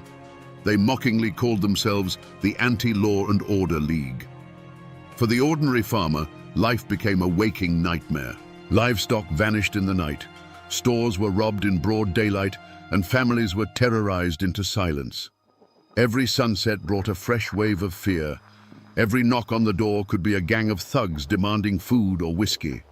The people were pushed to the absolute edge, praying for a savior. But they were about to learn a hard lesson. In the Ozark Hills, when you pray for a savior, you have to be careful what kind of angel answers your call. The roots of this conflict ran deeper than any single crime. They were anchored in the very bedrock of the Ozarks. The families who settled these hills, the Scots-Irish, didn't come here seeking gold. They came seeking freedom from kings, landlords, and any government that tried to put a bridle on them. They carved their lives out of the wilderness with an axe and a rifle, and the land they claimed wasn't just property, it was a declaration of independence. This patch of earth, this creek bottom, this ridge, it was a legacy paid for in sweat, heartbreak, and blood. To threaten a man's land was to threaten his soul. But the most poisonous memory, the wound that never healed, was the Civil War. Here, it wasn't a war of uniforms and battlefields. It was a war of ambush and arson, fought between neighbors. Pro-Confederate bushwhackers and pro-Union jayhawkers turned the Ozarks into a slaughterhouse. A man might see the neighbor he'd helped raise a barn with the year before, riding toward his home with a torch in his hand. The official surrender at Appomattox was just a whisper from a world away. In these hills, the war never truly ended. It just went quiet. The hatreds were passed down from father to son like a family Bible. The Anti-Law and Order League wasn't born in a vacuum. It was the direct descendant of the bushwhacker gangs. Families like the Taylors and the Matthews had ridden for the Confederacy, and they saw the post-war government as a hostile, occupying force. For them, robbing and terrorizing their old Unionist neighbors wasn't just crime. It was a continuation of the war. They were settling old scores that the history books said were already settled. In this land, a family name was a heavy thing. It was your history, your allegiance, and your honor, all rolled into one. To be a Taylor or a Matthews meant you remembered the wrongs done to your kin during the war, and you never, ever let them go unavenged. To be a Kinney, a proud Union veteran, meant you believed in order, in the flag, and in the idea that the war was over and the law should be respected. The coming storm wasn't just about crime. It was the ghosts of the Civil War rising from their shallow graves, ready to fight one last time. The ground wasn't just fertile for a feud, it was salted with the blood of the last one. In a place as small and tight-knit as Taney County, there was no neutral ground. Friendships that had weathered droughts and hard winters now fractured under the weight of a single whispered question: are you for Kinney, or are you against him? The general store, the church, the blacksmith shop, these weren't just places of commerce or worship anymore. They were listening posts where every word was weighed and judged. Siding with the outlaws could get your barn burned by reformers. Siding with the reformers could get your throat. The simmering conflict gave old grudges a new, deadly purpose. A fistfight over a stray hog 10 years prior was suddenly remembered. A bitter argument over a boundary line marked by an old oak tree became a justification for violence. Men who had simply disliked each other for personal reasons now found themselves on opposite sides of a brewing war, giving their private hatred a righteous banner to fly under. The chaos was a perfect cover for settling old scores, and everyone knew it. Whispers became the currency of the hills, and they were poison. A story told at the grist mill in the morning would be a full-blown death threat by the time it reached the far hollows at dusk. Rumors traveled faster than a man on horseback, twisting and growing with every retelling. Did you hear that so-and-so was seen sharing a drink with one of the Taylor boys? Did you hear that man's wife say she thought Kinney was going too far? In this atmosphere, accusation was as good as a conviction, and suspicion was a death sentence waiting to be carried out. And then there were men like William Edens. He wasn't an outlaw. He hated the thieves and killers as much as anyone. But he was a stubborn, honest man who believed that justice delivered from the shadows was just another kind of crime.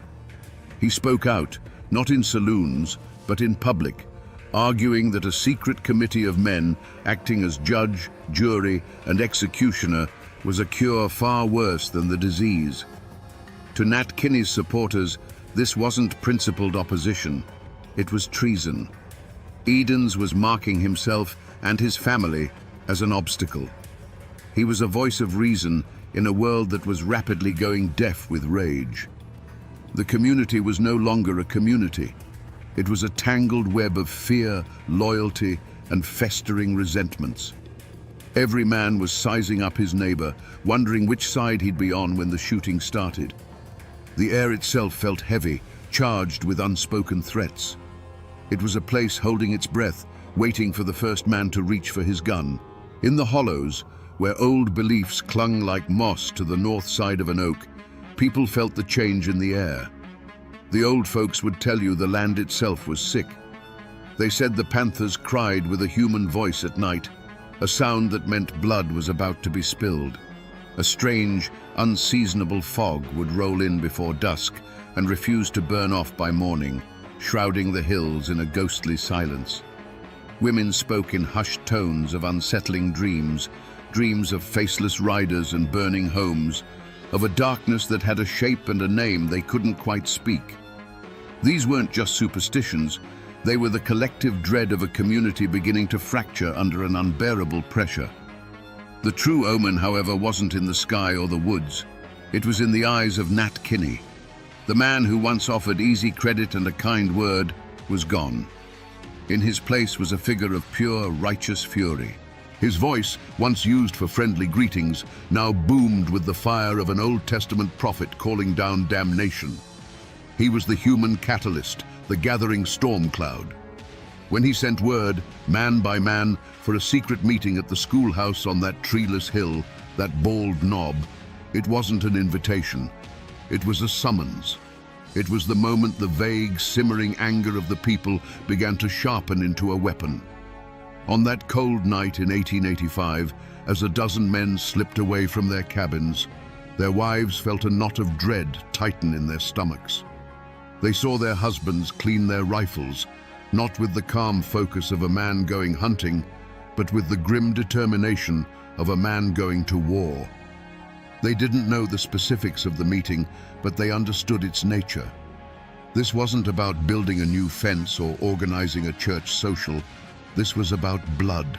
They were trying to cast out the devil, but they couldn't shake the terrible feeling that to do so, their husbands were about to invite a whole new kind of demon into their homes. The shadow of what was to come was already falling across their doorsteps. Inside that cold schoolhouse, by the flickering light of a single lantern, Nat Kinney's voice was a clap of thunder. He laid out the nightmare they were all living, the stolen livestock, the terrorized families, the mockery of the law. He told them that if the government had forsaken them, then they would have to become their own government. If the law wouldn't protect them, they would become the law. That night, they swore a blood oath of secrecy and allegiance. They were no longer just a dozen angry farmers. They were an army. They were the bald knobbers. And an army needs an enemy to fight. They didn't start with the hardened outlaws. Their first target was chosen carefully, a notorious wife-beater, a man despised by the community but untouchable by the law. One moonless night, the silence of a lonely hollow was shattered by galloping hooves. The man was dragged from his bed, not by his neighbors, but by a circle of horned, silent demons. They tied him to a tree and whipped him raw with a hickory switch. They didn't speak a single word. When they were done, they melted back into the darkness, leaving him bleeding and terrified. It was a message, brutal and clear. There was a new power in the hills, a power that saw everything. The reaction was immediate. Decent folk, who had lived in fear for so long, breathed a collective sigh of relief. The whispers were no longer of fear, but of gratitude. Justice had been done. This success was like a drug to the bald knobbers. It emboldened them, swelling their ranks and hardening their resolve. They moved from punishing social outcasts to targeting the outlaws themselves. They burned down the corrupt saloons and gambling dens that served as the gang's headquarters, a direct assault on their power. The true point of no return came a few weeks later. A crude notice was nailed to the door of a known horse thief's cabin. It didn't have a signature, only a crude drawing of a horned mask. It gave the man and his associates 24 hours to leave Taney County. There was no negotiation, no trial. It was an ultimatum. Leave, or be found hanging from an oak tree. This was no longer about punishing a single sin. This was a declaration of war. The bald knobbers had taken it upon themselves to cleanse the entire county by force. The first drops of blood, drawn by a hickory switch, had been a test. Now, having found their power, they were promising a flood. The outlaws, for the first time, were scared. And a scared man with a gun is the most dangerous thing in the Ozark Hills. The war had begun. Power born from rage is a fire that eventually consumes the hand that wields it. The bald knobbers, once hailed as saviors, had begun to believe their own legend. Their enemy was no longer just the outlaw, it was anyone who questioned their methods. William Edens, the outspoken farmer who dared to call their shadow justice a crime, became the focus of their festering anger. On a cold night in 1887, they decided his voice would be silenced forever. This time, there were no ghostly horns, no pretense of demonic judgment. A large group of men, their faces bare in the moonlight, surrounded the small, isolated cabin. The pretense was over. This wasn't a warning, it was an execution. Inside, the Edens family and their house guest, Charlie Green, were asleep, unaware that their world was about to end. The first sound was not a knock, but a chorus of angry shouts from all sides, a predator's cry that left no room for escape. Then, the night exploded. It wasn't a single shot, but a deafening, continuous roar as dozens of rifles opened fire at once. The thin wooden walls of the cabin offered no protection. They might as well have been made of paper. The air filled with the shriek of splintering wood and the high-pitched shattering of the window panes. Inside, it was a hurricane of lead and splinters. The lantern on the table danced crazily from the impacts before its glass chimney burst, plunging the room into a terrifying darkness pierced only by the muzzle flashes from the tree line. Through the eyes of Edens's wife, it was a nightmare of incomprehensible chaos. She felt a searing pain in her own body as she fell. She heard a sharp final gasp from her husband, followed by the heavy, dull thud of his body collapsing onto the floorboards he had laid with his own hands. From the corner where their guest, Charlie Green, had been sleeping, there was a second thud, and then a profound silence. The attackers kept firing long after any movement inside had ceased, their fury needing to exhaust itself into the unresisting wood. And then, just as suddenly as it began, the shooting stopped. The silence that rushed back in was heavier, more terrifying than the noise. The only sound was the wind whistling through the new, ragged holes in the walls. The sharp, acrid smell of gunpowder hung in the air, thick enough to taste. It was the smell of murder. When the first rays of dawn finally crept into the shattered cabin, they illuminated a scene of utter devastation. The moonlight streamed through dozens of fresh holes in the walls, creating a horrifying constellation of death. There were no masks, no warnings, no hickory switches. This wasn't vigilante justice. This was a cold-blooded massacre. The bald knobbers had crossed a line from which there was no return. The heroes of the Ozarks were now just murderers. To the men who surrounded that cabin, this wasn't murder. It was a grim, necessary surgery. In their minds, William Edens was not an innocent man exercising his right to speak. He was a cancer. His words were a poison that threatened to undo everything they had accomplished. They had faced down killers and thieves. They had brought a semblance of peace to a land of terror. And now this one man, with his talk of process and law, was giving comfort to the enemy. He was making them look like villains, turning the very people they'd sworn to protect against them. Their logic was twisted but terrifyingly simple. If Edens turned the community against them, the outlaws would rise again, and the old nightmare would return. To save the county, Edens had to be silenced. The transformation from savior to killer had been gradual, almost imperceptible. It began the first time a man used his horned mask to settle a personal score. It grew each time they took a fine that felt more like extortion. The right down into the cold, hard ash of self-preservation. The switch flipped the moment they realized that Eden's arguments were working. The fear of losing control, of being exposed, arrested, and hanged by the very law they had replaced, became a paranoia that consumed them. The mission was no longer about saving Tiny County. It was about saving the bald knobbers from their own destruction. That is why they didn't wear their masks that night. This wasn't a symbolic act of justice. It was a personal, brutal act of elimination. But what did they feel as they walked away from that bullet-riddled cabin, leaving the smell of gunpowder and death hanging in the night air? There was no triumph. There was no righteous satisfaction. There was only a cold, hollow pit in their stomachs. The adrenaline of the firefight faded, replaced by the deafening silence of what they had done. They had just slaughtered a man in his bed, in front of his wife. They had become the very monsters they once hunted, night-riding killers who brought terror to the innocent. On the dark ride home, a few might have tried to justify it with hollow bravado, muttering it had to be done. But in the quiet of their own homes, alone with their thoughts, the truth would be waiting. The image of that splintered door, the sound of the glass shattering, the memory of the final heavy silence from inside the cabin. They hadn't felt like judges or executioners. They had felt like butchers. And in that chilling, private moment of self-awareness, they finally understood.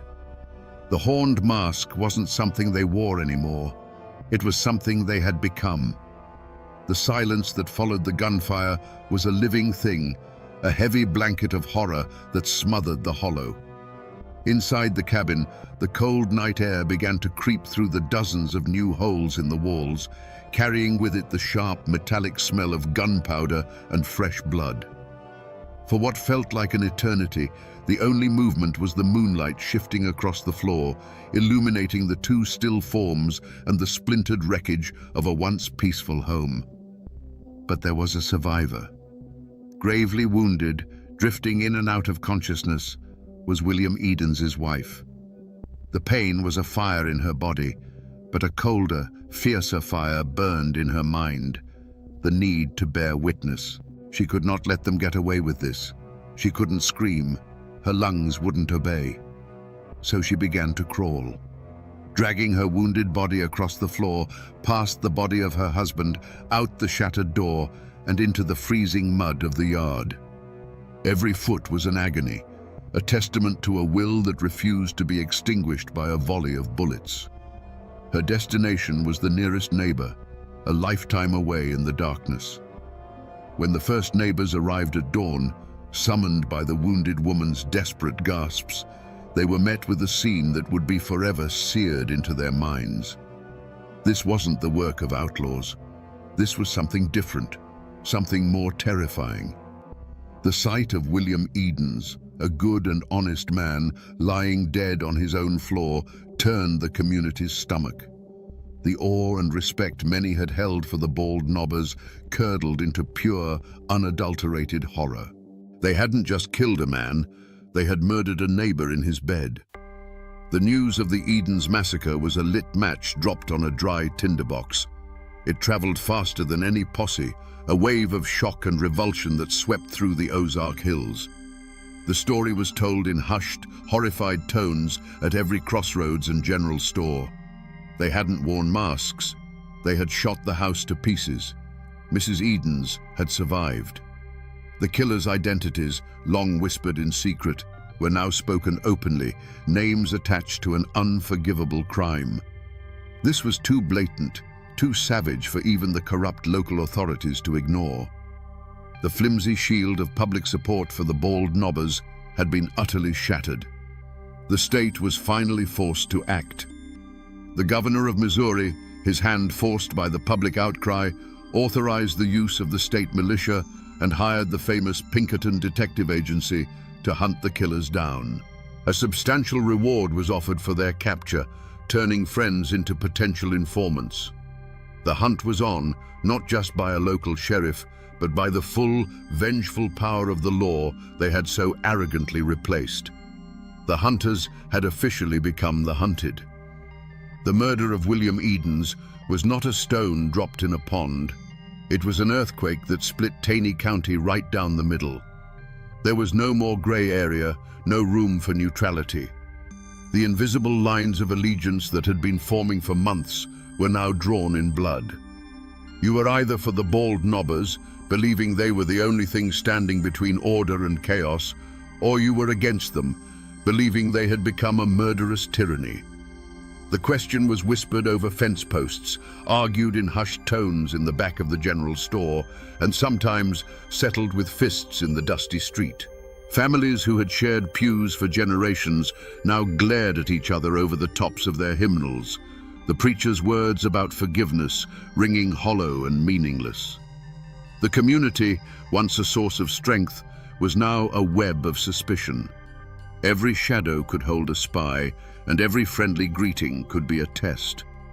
A conspiracy of silence fell over the hills, but it wasn't the silence of ignorance. Everyone knew who pulled the triggers that night. The killers were their neighbors, their cousins, the men they'd helped raise barns with. But to speak that knowledge aloud was to paint a target on your own family's door. Fear was a gag in the mouth of justice. In response to this new terror, an opposition finally took shape. They called themselves the Anti-Bald Knobbers. This wasn't a formal army, but a desperate coalition of the outlaws' families, old enemies of Kinney, and decent men who were simply horrified by the Edens massacre. The hills erupted into a full-scale guerrilla war. A bald knobber's barn would mysteriously catch fire in the night. An anti-bald knobber would be ambushed on a lonely road. Shootouts became common, turning the quiet mountain trails into killing grounds. Amid the terror, there were quiet acts of breathtaking courage. A neighbor, knowing the risk, would leave a basket of food on the porch of the surviving Edens family under the cover of darkness. Another, his conscience finally outweighing his fear, would slip away to meet with the Pinkerton detectives, his whispered testimony the first crack in the wall of silence. But for every act of courage, there was an act of cowardice. Men who knew the truth would provide false alibis for the killers, choosing the bonds of kinship or the safety of their own skin over the rule of law. The community was eating itself alive, and the war for the soul of the Ozarks had begun in earnest. The law that had been a ghost in Taney County for a generation finally arrived, and it arrived as an army. The state militia, disciplined and impersonal, marched into the hills, their blue uniforms a stark contrast to the greens and browns of the Ozarks. Alongside them came the Pinkerton detectives, quiet, observant men in city clothes who missed nothing. They weren't swayed by old loyalties, and they weren't intimidated by local reputations. They brought with them the cold, methodical logic of the ledger book and the arrest warrant. An unlikely and dangerous posse was formed. It was a volatile mix of state troopers, professional detectives, and the raw, vengeful fury of the anti-bald knobbers. For the lawmen, these local guides were a necessary evil, men who knew the secret paths and hidden hollows. For the anti-bald knobbers, this was their chance for revenge, now sanctioned by the state. They hunted their own kin, leading the militia to the doorsteps of men they had known their entire lives. The chase that followed was a brutal ordeal against the land itself. The wanted men were not fools.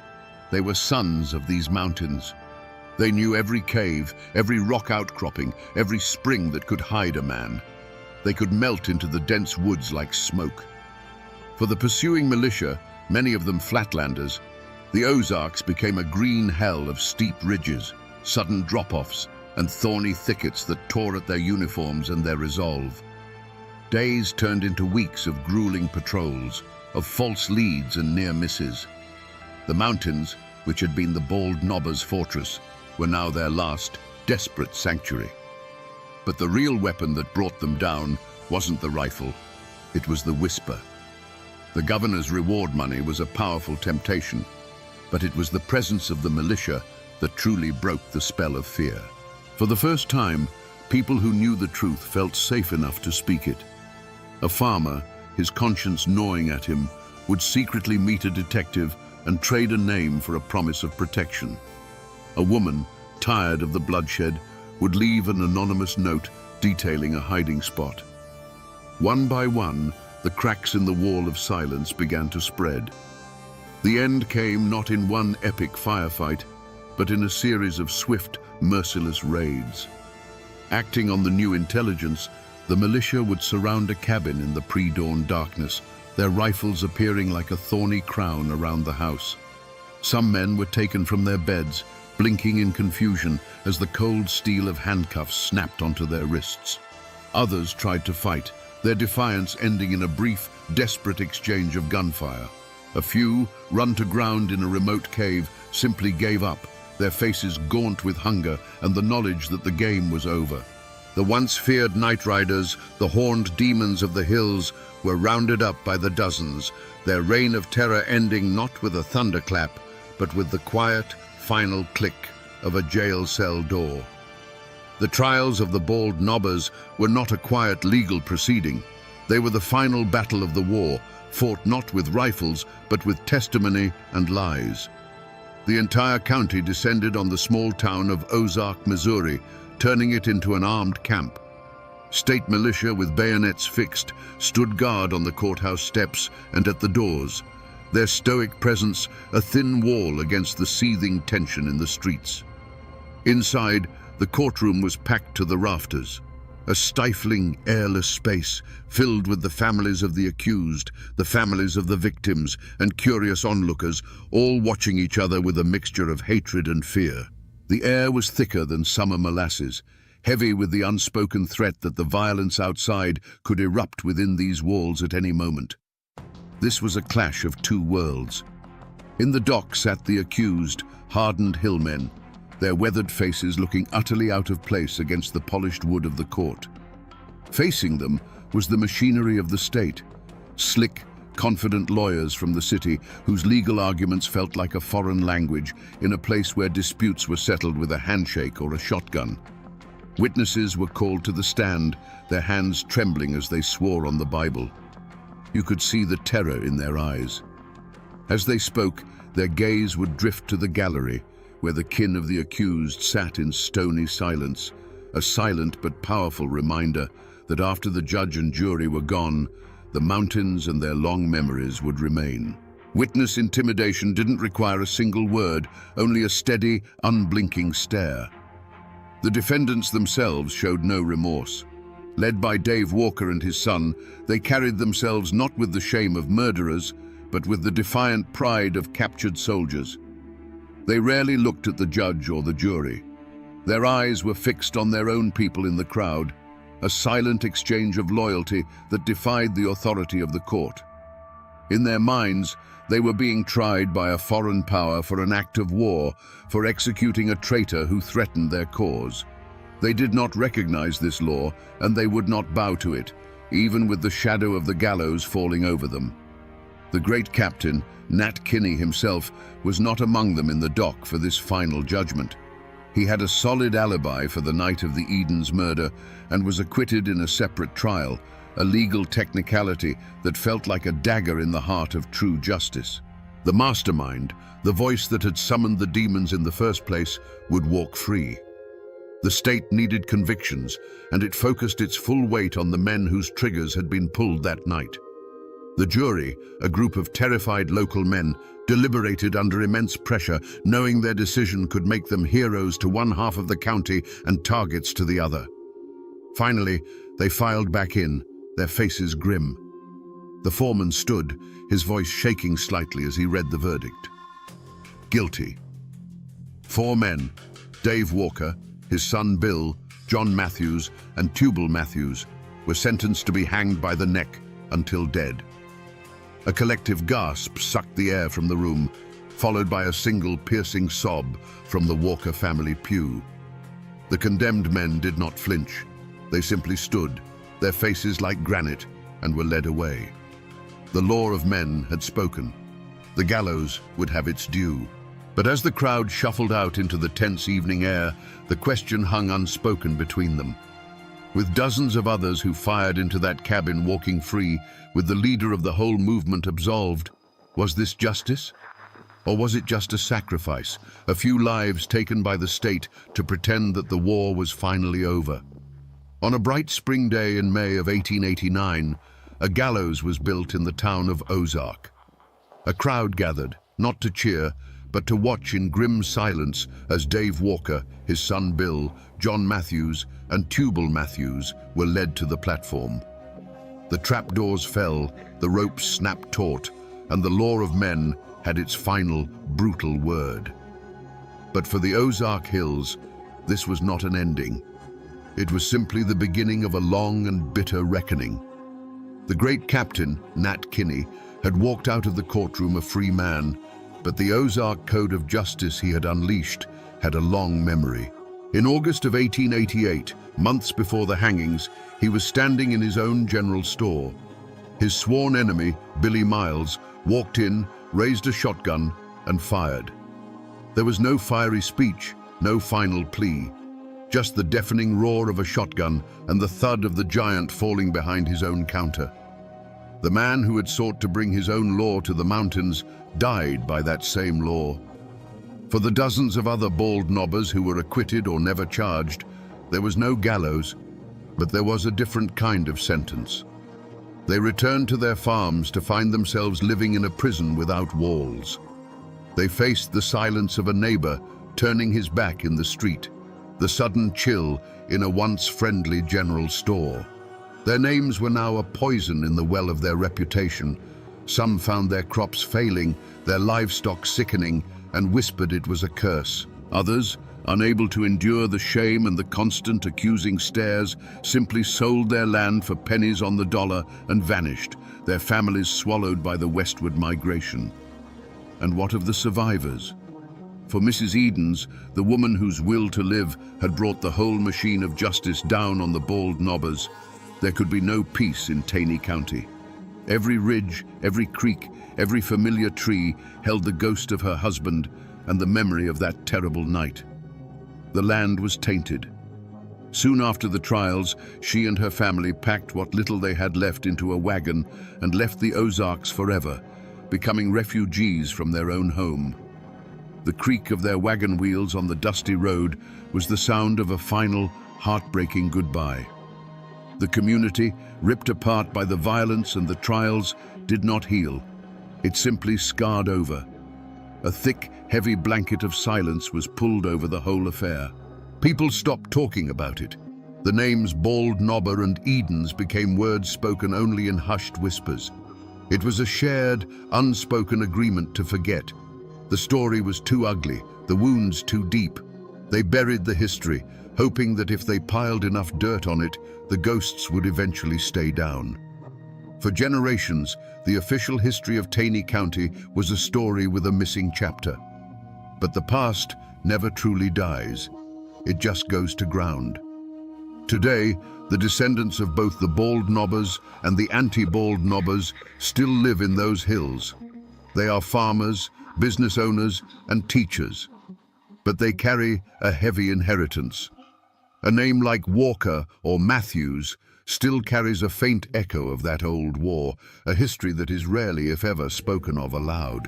It's a private knowledge, a story kept behind closed doors, because in a place this small, the great-grandchildren of the hanged man might still live just down the road from the great-grandchildren of the men who hanged him. The physical traces are harder to find, but they are there for those who know where to look. The old schoolhouse on the Bald Knob is long gone, reclaimed by the woods. But the hill itself remains, a quiet, windswept place that feels different from the land around it. In the old cemeteries, you can still find the tombstones. There's the grave of Nat Kinney, the murdered captain, and not far away, the final resting places of the men who were hanged. The simple, weathered stones, with just a name and a date, give no hint of the firestorm that consumed their lives. The mountains have quietly swallowed the evidence, leaving only the ghosts. But the story refused to stay buried. In 1907, an author named Harold Bell Wright published a novel called The Shepherd of the Hills. The book was a sensation, one of the most widely read American novels of its time. In its pages, The raw, bloody truth of the bald knobbers was sanded down, romanticized, and transformed into a mythic tale of heroic mountain men fighting for justice. Wright turned the complex and brutal vigilantes into archetypes of the American frontier spirit.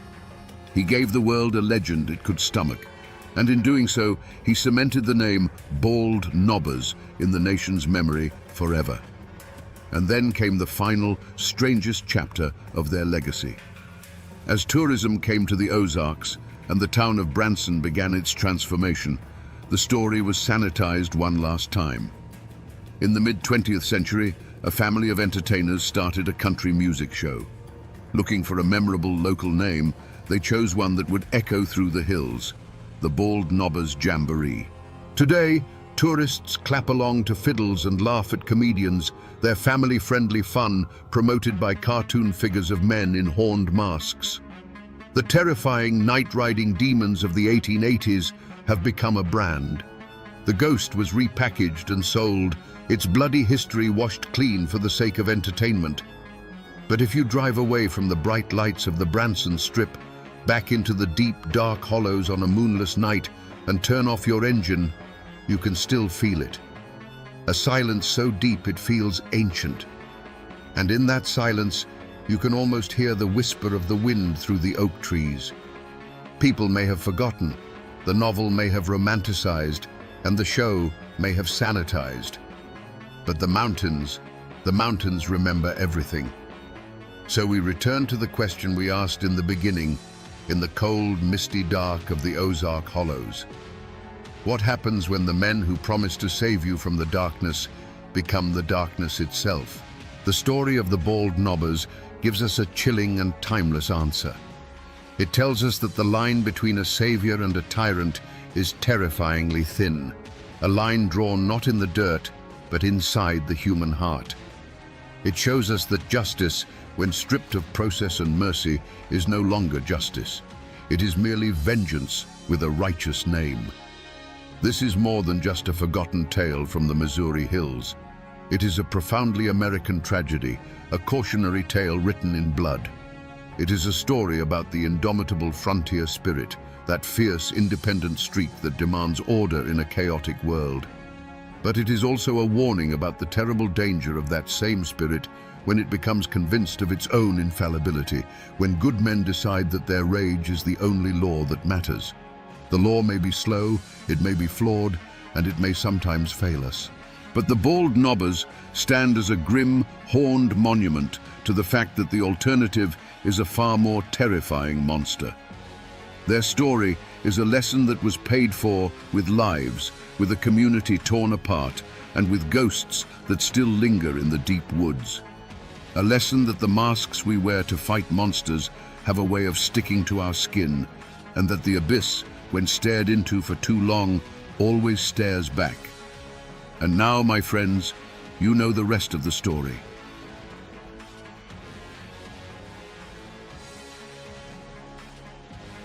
On a cold autumn morning in 1927, the rising sun burned the mist off a treacherous mountain road known as Devil's Drop. It revealed a scene of brutal final silence. A Ford V8, its metal skin peppered with bullet holes, sat angled against a fallen tree. Beside it, his life staining the dark Carolina soil, lay William Bill Young, the undisputed king of the region's white lightning trade.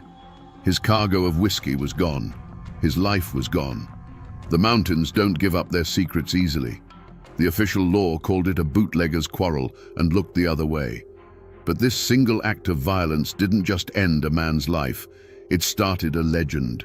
It gave birth to a story of a love so powerful it refused to die, and a ghost that walks these hills to this very day. Today, we're going to peel back the layers of myth and memory to find the truth behind the haunting of Silver Creek Cemetery. To understand the ghost, you must first understand the man she mourned and the world he ruled. The 1920s in the Blue Ridge Mountains were a time of quiet defiance. For generations, turning corn into whiskey was a way of life, a craft that put food on the table when cash was a stranger in these parts. Prohibition wasn't a law to these people, It was a declaration of war from a distant government that neither knew nor cared about their struggles. In this world, William Bill Young was not just a criminal. He was royalty. He was the Prince of White Lightning.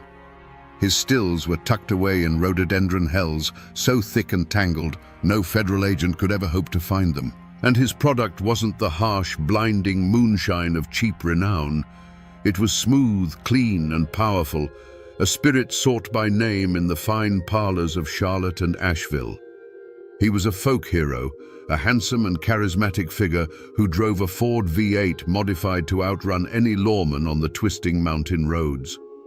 But Bill Young's greatest treasure wasn't his reputation or his souped-up engine. It was his wife, Eleanora.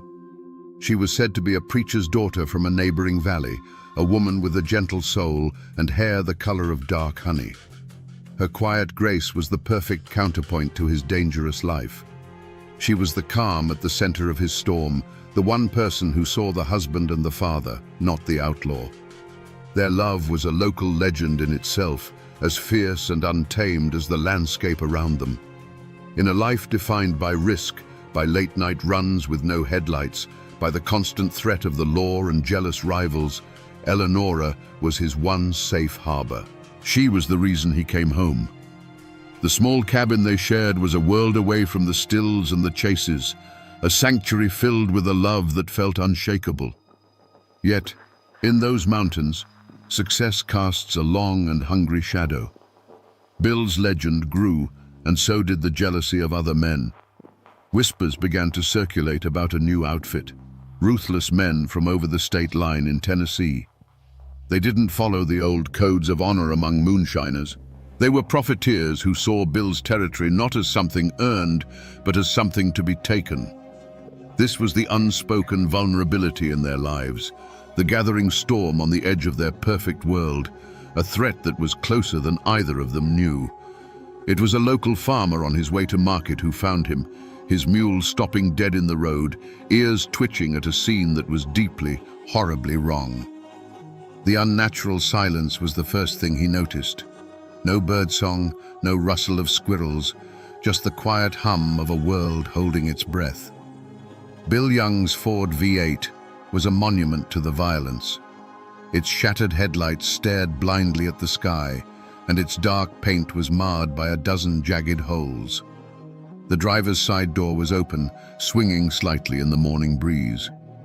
The county sheriff, a man who knew these hills and its people, arrived an hour later. He meticulously walked the scene, his eyes missing nothing. The evidence told a story, but it was a fragmented one. The large oak tree blocking the road hadn't fallen by chance. He could see the fresh, clean cuts of an axe at its base. It was a classic ambush. He found spent rifle casings glinting in the dirt on the high bank of the road, suggesting the attackers had the advantage of cover and elevation.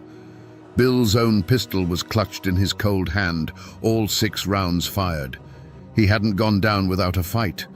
The ground itself held the most telling clues. In the damp earth, the sheriff could make out at least 3, maybe 4, distinct sets of boot prints, none of which belonged to Bill. They were heavy, purposeful tracks that spoke of men who moved with confidence. They had swarmed the car, and other tracks showed where they had hauled the heavy crates of liquor away, their trail leading to the edge of the woods before vanishing completely into the thick undergrowth. It was efficient. It was professional. But the scene was also a puzzle of contradictions. They had taken every last jar of whiskey, yet Bill's wallet, still thick with cash, remained untouched in his pocket. This wasn't a simple robbery by desperate men. This was a targeted strike, an execution designed to send a message. The chaos of the gunfire was followed by the cold, calculated logic of the theft. Who were these men who left money but took liquor? Who fought with such brutal finality? The crime scene on Devil's Drop spoke of a coordinated attack, but the wilderness offered no easy answers. The gunshots had echoed through the holler and then been swallowed by the trees. The killers had materialized from the forest and then melted back into it, leaving behind a dead man, a bullet-riddled car, and 1,000 terrifying questions that began to spread like wildfire through the tight-knit mountain community. Now, in these hills, when a man like Bill Young is found dead, the first place you look is at the man who hated him the most.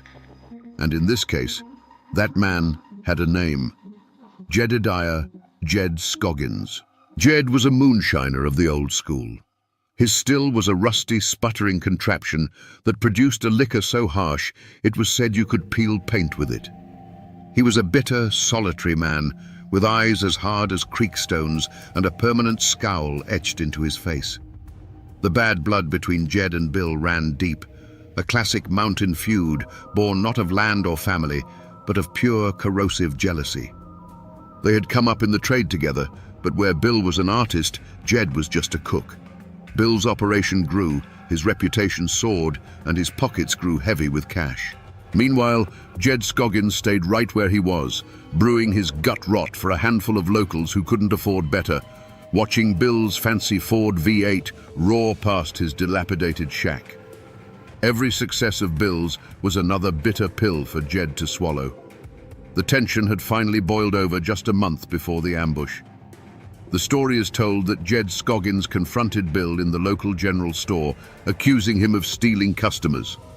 Bill, with his easy smile, just laughed it off. He clapped Jed on the shoulder and said loud enough for everyone to hear, "Now, Jed, there's a market for paint thinner and there's a market for fine whiskey.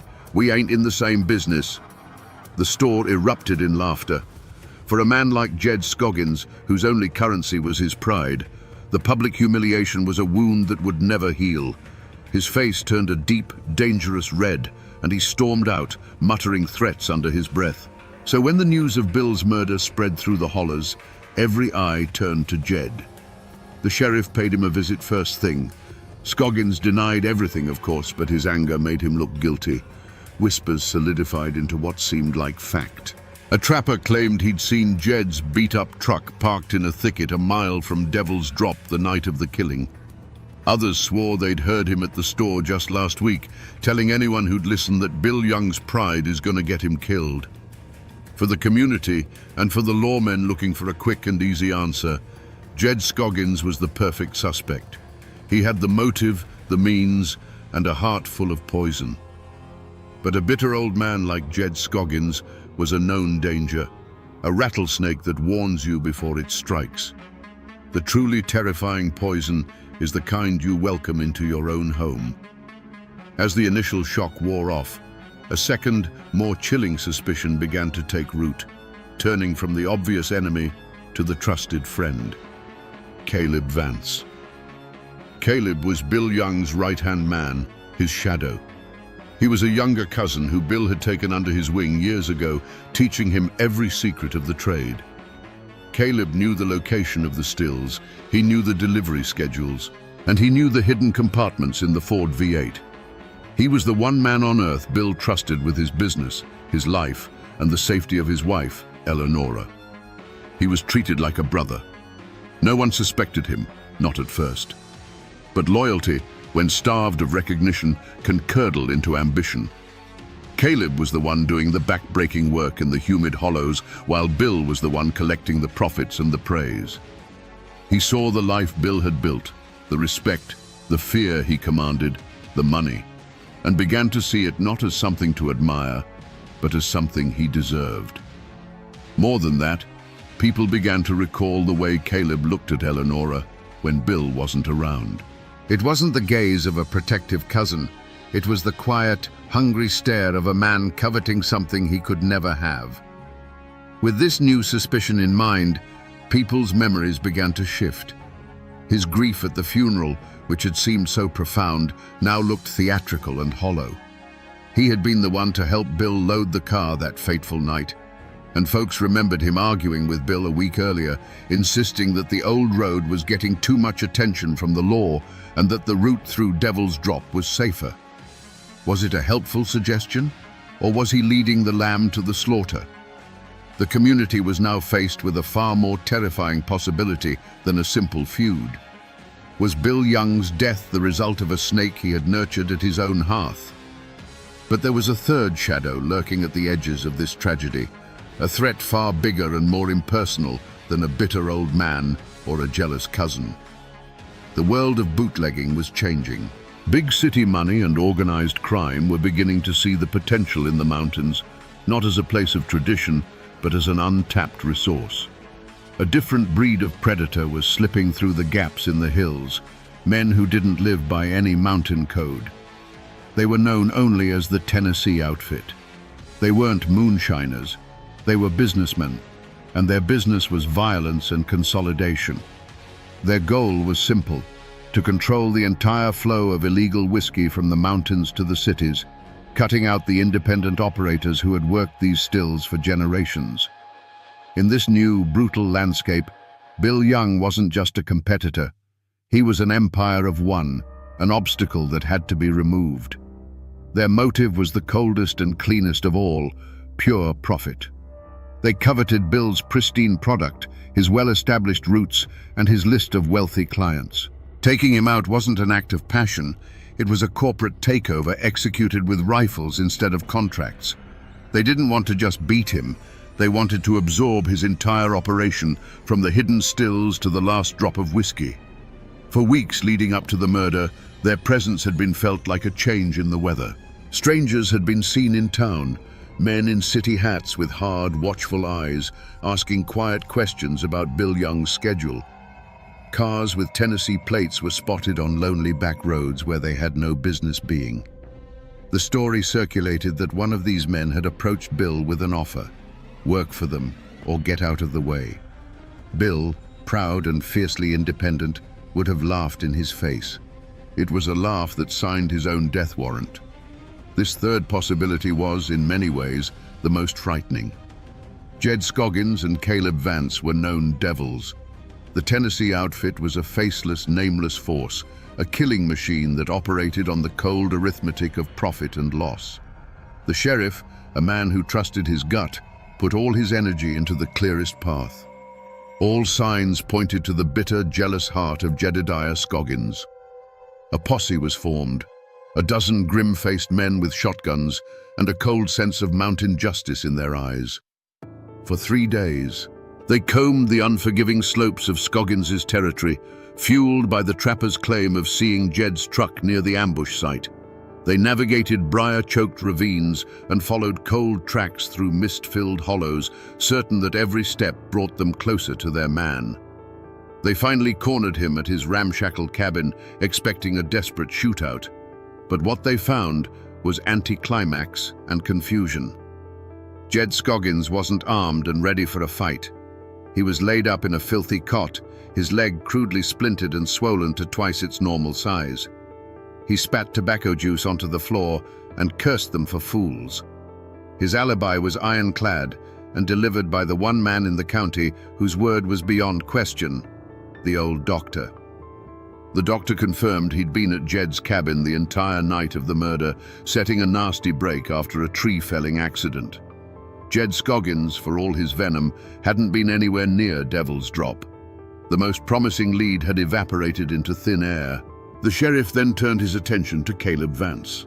He questioned Bill's cousin for hours, but it was like trying to hold on to water. Caleb's story was seamless, his grief a perfect shield against any probing question. He expressed shock and sorrow that anyone could suspect him. Without a single piece of hard evidence, the whispers against him remained just that, powerless whispers. And as for the Tennessee outfit, they were smoke. The sheriff sent inquiries across the state line, but the men in city hats were ghosts. They had no names, no faces anyone could clearly recall, and had vanished as quickly as they had appeared. The investigation had hit a wall. Every trail had grown cold, every promising clue turned to dust in the sheriff's hands. The initial roar for justice in the community faded to a nervous, fearful murmur. The killer, it seemed, had gotten away clean. And if a man as powerful as Bill Young could be struck down so easily, then nobody was safe.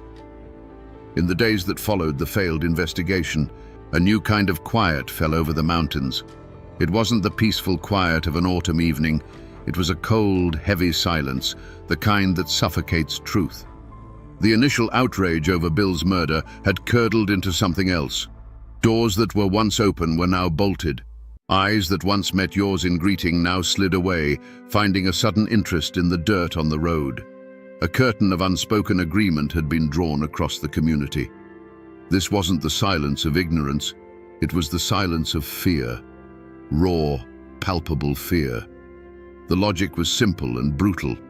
If a man as powerful, as respected, and as feared as Bill Young could be gunned down on a public road, what chance did a simple farmer or a store clerk have? The killers hadn't just murdered a man, they had murdered the community's sense of security. They were still out there, unseen, their identities a terrifying mystery. To speak a name, to repeat a rumor, was to risk drawing their attention, and no one wanted to be next. But it was more than just fear. It was the code. For generations, these mountain folk had lived by their own laws, born of a deep and abiding distrust for any authority that came from outside their hills. Talking to a man with a badge, even a local one, was a violation of that code. It was inviting an outside world of courts and lawyers into their own business. The unspoken rule was clear. You see nothing, you hear nothing, and you know nothing. You handle your own affairs, and you let your neighbors handle theirs. The few who were thought to know something learned the power of this code very quickly. A man who had been seen talking to Bill just hours before the ambush suddenly became a pariah. His neighbors, men he'd known his whole life, suddenly had urgent chores to do when he approached. No threat was ever spoken aloud, none needed to be. The cold shoulders and the averted gazes were a message clearer than any gunshot. Stay quiet, or you're on your own. And so, the sheriff's investigation died, not from a lack of leads, but from a lack of voices. He would ask questions and be met with blank stares, polite deflections, and shrugged shoulders. The people of the valley had made a collective choice. They would bury the truth under the weight of their silence, hoping that if they didn't speak of the devil, he might just pass them by. The murder of Bill Young was now a closed book, locked tight by the fear of an entire community. Years slid by like water over stone. The murder of Bill Young became a cold case, then a local legend, a story to tell children to keep them from wandering too far into the woods after dark. The wall of silence held firm, and every single evening, Eleonora kept her vigil, her black-clad form becoming as much a part of the landscape as the ancient oaks in the cemetery. Her grief was a silent, unchanging monument. Nearly a decade after Bill's death, Eleonora's vigil finally ended. She passed away in her sleep one cold winter morning and was buried beside her husband, their story seemingly concluded. It fell to a distant niece, a young woman who barely remembered her famous uncle, to clear out the small Spartan cabin where Eleonora had lived out her last lonely years. While packing away old linens in a cedar chest, her fingers brushed against something hard tucked beneath a false bottom, a small, leather-bound journal. This was the clue that had been forgotten because no one knew it existed. It wasn't a diary of daily life. It was a testament of silent suffering, a record of the truth Eleonora was too terrified to speak aloud. The niece's hands trembled as she read the elegant, spidery script, the entries beginning the day after Bill's body was found. The journal revealed everything. It described how Caleb Vance, Bill's trusted cousin, had come to the cabin late on the night of the murder, hours before the body was officially discovered. He had told Eleonora that Bill was delayed on a run, but his story was a lie, and Eleonora had seen it. His boots were caked in the distinctive red clay found only on the road up Devil's Drop. There was a fresh, angry scratch on his cheek, and his hands, she wrote, would not stop trembling. He couldn't meet her eyes. When the news came the next morning, the terrible truth clicked into place in her heart. The journal laid it all bare, her agonizing suspicion that Caleb, driven by a poisonous mix of greed and ambition, had been the inside man. He had made a deal with the Tennessee outfit, giving them the route, the time, and the assurance that Bill would be alone. He had led his own cousin, his own blood, into a fatal trap. The discovery of that journal, a quiet voice from beyond the grave, didn't just point to a new suspect. It shattered the entire foundation of the mystery and screamed out the name of the true betrayer. The case of Bill Young was suddenly, violently alive again. The sheriff, now a much older man with the weight of years in his eyes, took the small leather journal from the nervous young woman. He opened it with a sense of weary duty, expecting the rambling thoughts of a grieving widow. But as he read Eleanora's precise, heartbreaking prose, the years fell away. He wasn't an old sheriff in a quiet office. He was back on Devil's Drop, smelling the gunpowder and the cold morning air. The words on the page were a voice from the grave, a testimony that time had not been able to silence. There, in Eleanora's own hand, was the key. Caleb Vance's visit, the red clay on his boots, the lie in his eyes. Armed with the truth that had been buried for a decade, the sheriff walked out of his office and down the main street. He found Caleb Vance where he always was, overseeing a small timber business he'd built on the ashes of Bill Young's empire. Caleb was heavier now, a respected man in the community, his past betrayal hidden behind a facade of quiet competence. The sheriff didn't raise his voice. He simply held out the open journal. "Eleanora kept a record, Caleb," he said, his voice low and steady. "She wrote it all down." At the sight of that familiar script, the mask that Caleb Vance had worn for 10 long years shattered. The color drained from his face. It wasn't the law that broke him. It was the ghost of the woman whose love he had craved and whose husband he had betrayed. In a torrent of words, the confession poured out of him, a decade of guilt and resentment. He had been the engine, and Bill had been the face. He had sweated over the stills while Bill collected the glory. He had watched Bill with Eleanora, a love so complete it left no room for anyone else, and the poison of jealousy had festered into a murderous ambition. His confession finally gave a name to the faceless external threat. He admitted to meeting with the Tennessee outfit, giving them everything they needed. He drew them a map of Devil's Drop. He told them the exact time Bill's Ford would round the tight bend. He assured them Bill would be alone and that the local law wouldn't look too hard into a bootlegger's death. It was the perfect crime, a partnership between inside knowledge and outside muscle. The full, horrifying truth was finally laid bare for all to see. It wasn't a feud with Jed Scoggins. It wasn't a random attack by outsiders. It was a cold-blooded pact, a conspiracy born in the heart of Bill Young's own family. Caleb Vance, the trusted cousin, had been the serpent in the garden. He had opened the gate and let the wolves in, all for a share of the profits and the empty hope that with Bill gone, Eleanora might finally see him. The central mystery was solved, and the answer was a betrayal so profound it was almost unthinkable. The man who had mourned the loudest at the funeral had been the one who orchestrated the killing. Now, with Caleb's confession echoing across a decade of silence, we can finally see the events of that night as they truly happened. We can go back to Devil's Drop and bear witness to the full, heartbreaking story. On that moonless autumn night, the engine of the Ford V8 was a low, confident rumble, the only sound in the sleeping hollow. Behind the wheel, Bill Young was in his element. The road was treacherous, the car was heavy with its precious cargo, but this was a dance he knew by heart. He was thinking of home, of the warmth of the fire, of Eleanora waiting. As he rounded the tight bend, his headlights caught the dark, solid line of the fallen oak. He slowed to a stop, his mind already working on the problem, a flicker of annoyance but not yet alarm. The alarm came a second later. It wasn't a sound, it was a feeling. A subtle shift in the shadows on the high bank to his left, a glint of moonlight on something that shouldn't have been there. In that split second of cold realization, the night exploded. The silence was torn apart by a sound like 100 dry branches snapping at once. It wasn't just a gunshot, it was a volley, a deafening crackle of coordinated rifle fire. The passenger side window dissolved into a spider web of frosted glass. The sturdy metal of the Ford's door dimpled and tore as if struck by a violent, invisible hail. The world outside the car became a chaotic storm of noise and muzzle flashes, a hell of his cousin's making. Bill's hand instinctively went to the pistol he always kept by his side. Its single defiant bark was a lonely protest, a single note against a symphony of destruction. And then there was a sharp grunt, a sudden stillness behind the wheel.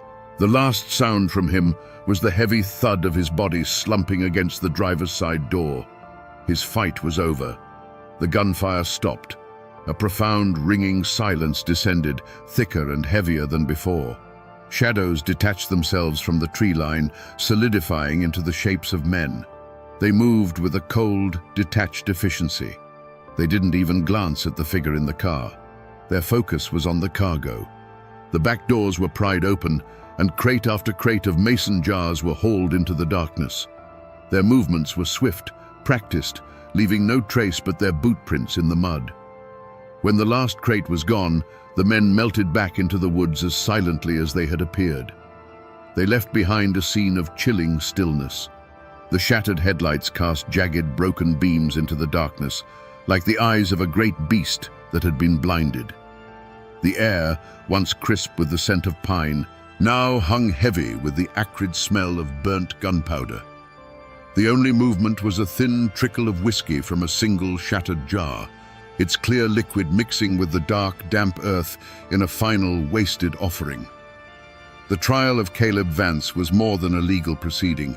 It was a public reckoning, a final, painful chapter in a story that had haunted the community for a decade. The small county courthouse was packed to the rafters. Old men who had known Bill Young personally sat beside young people who had only ever heard his name whispered in ghost stories. The air was thick with the weight of unspoken history. Every person in that room, a silent juror in a trial that had been held in the court of public opinion for years. In the defendant's chair, Caleb Vance was a ghost of a man.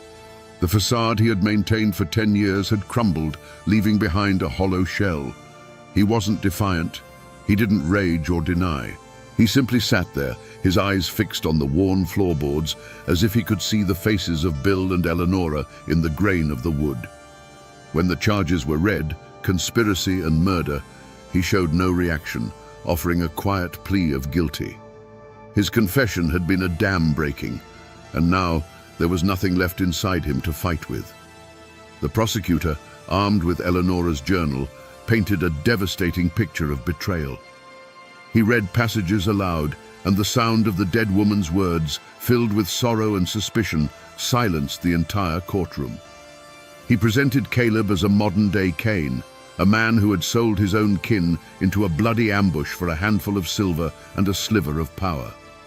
The evidence was overwhelming, the confession absolute. The prosecution demanded the harshest penalty the law would allow. But this was Appalachia, and justice here has always been a complicated, tangled thing. Caleb's lawyer didn't argue his client's innocence. Instead, he argued his weakness.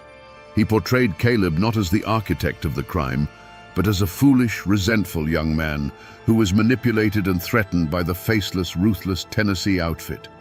He argued that Caleb never fired a shot, that his guilt was in his silence and his cowardice, not in a direct act of murder. He was a pawn, the lawyer claimed, who had been sacrificed by the true kings of the bloody game. The verdict, when it came, felt both inevitable and unsatisfying. The jury found Caleb Vance guilty, but not of first-degree murder. They convicted him on charges of conspiracy and accessory to the crime. The judge sentenced him to 20 years in the state penitentiary. He was led from the courtroom in chains, his head still bowed, a man condemned to live with his ghosts in a cell of his own making. The community was torn. For some, it wasn't enough. 20 years felt like a pittance for the life of a man like Bill Young and the decade of sorrow that followed. But for others, there was a quiet, reluctant sense of pity. They saw Caleb not as a monster, but as another victim of the violent world they all inhabited.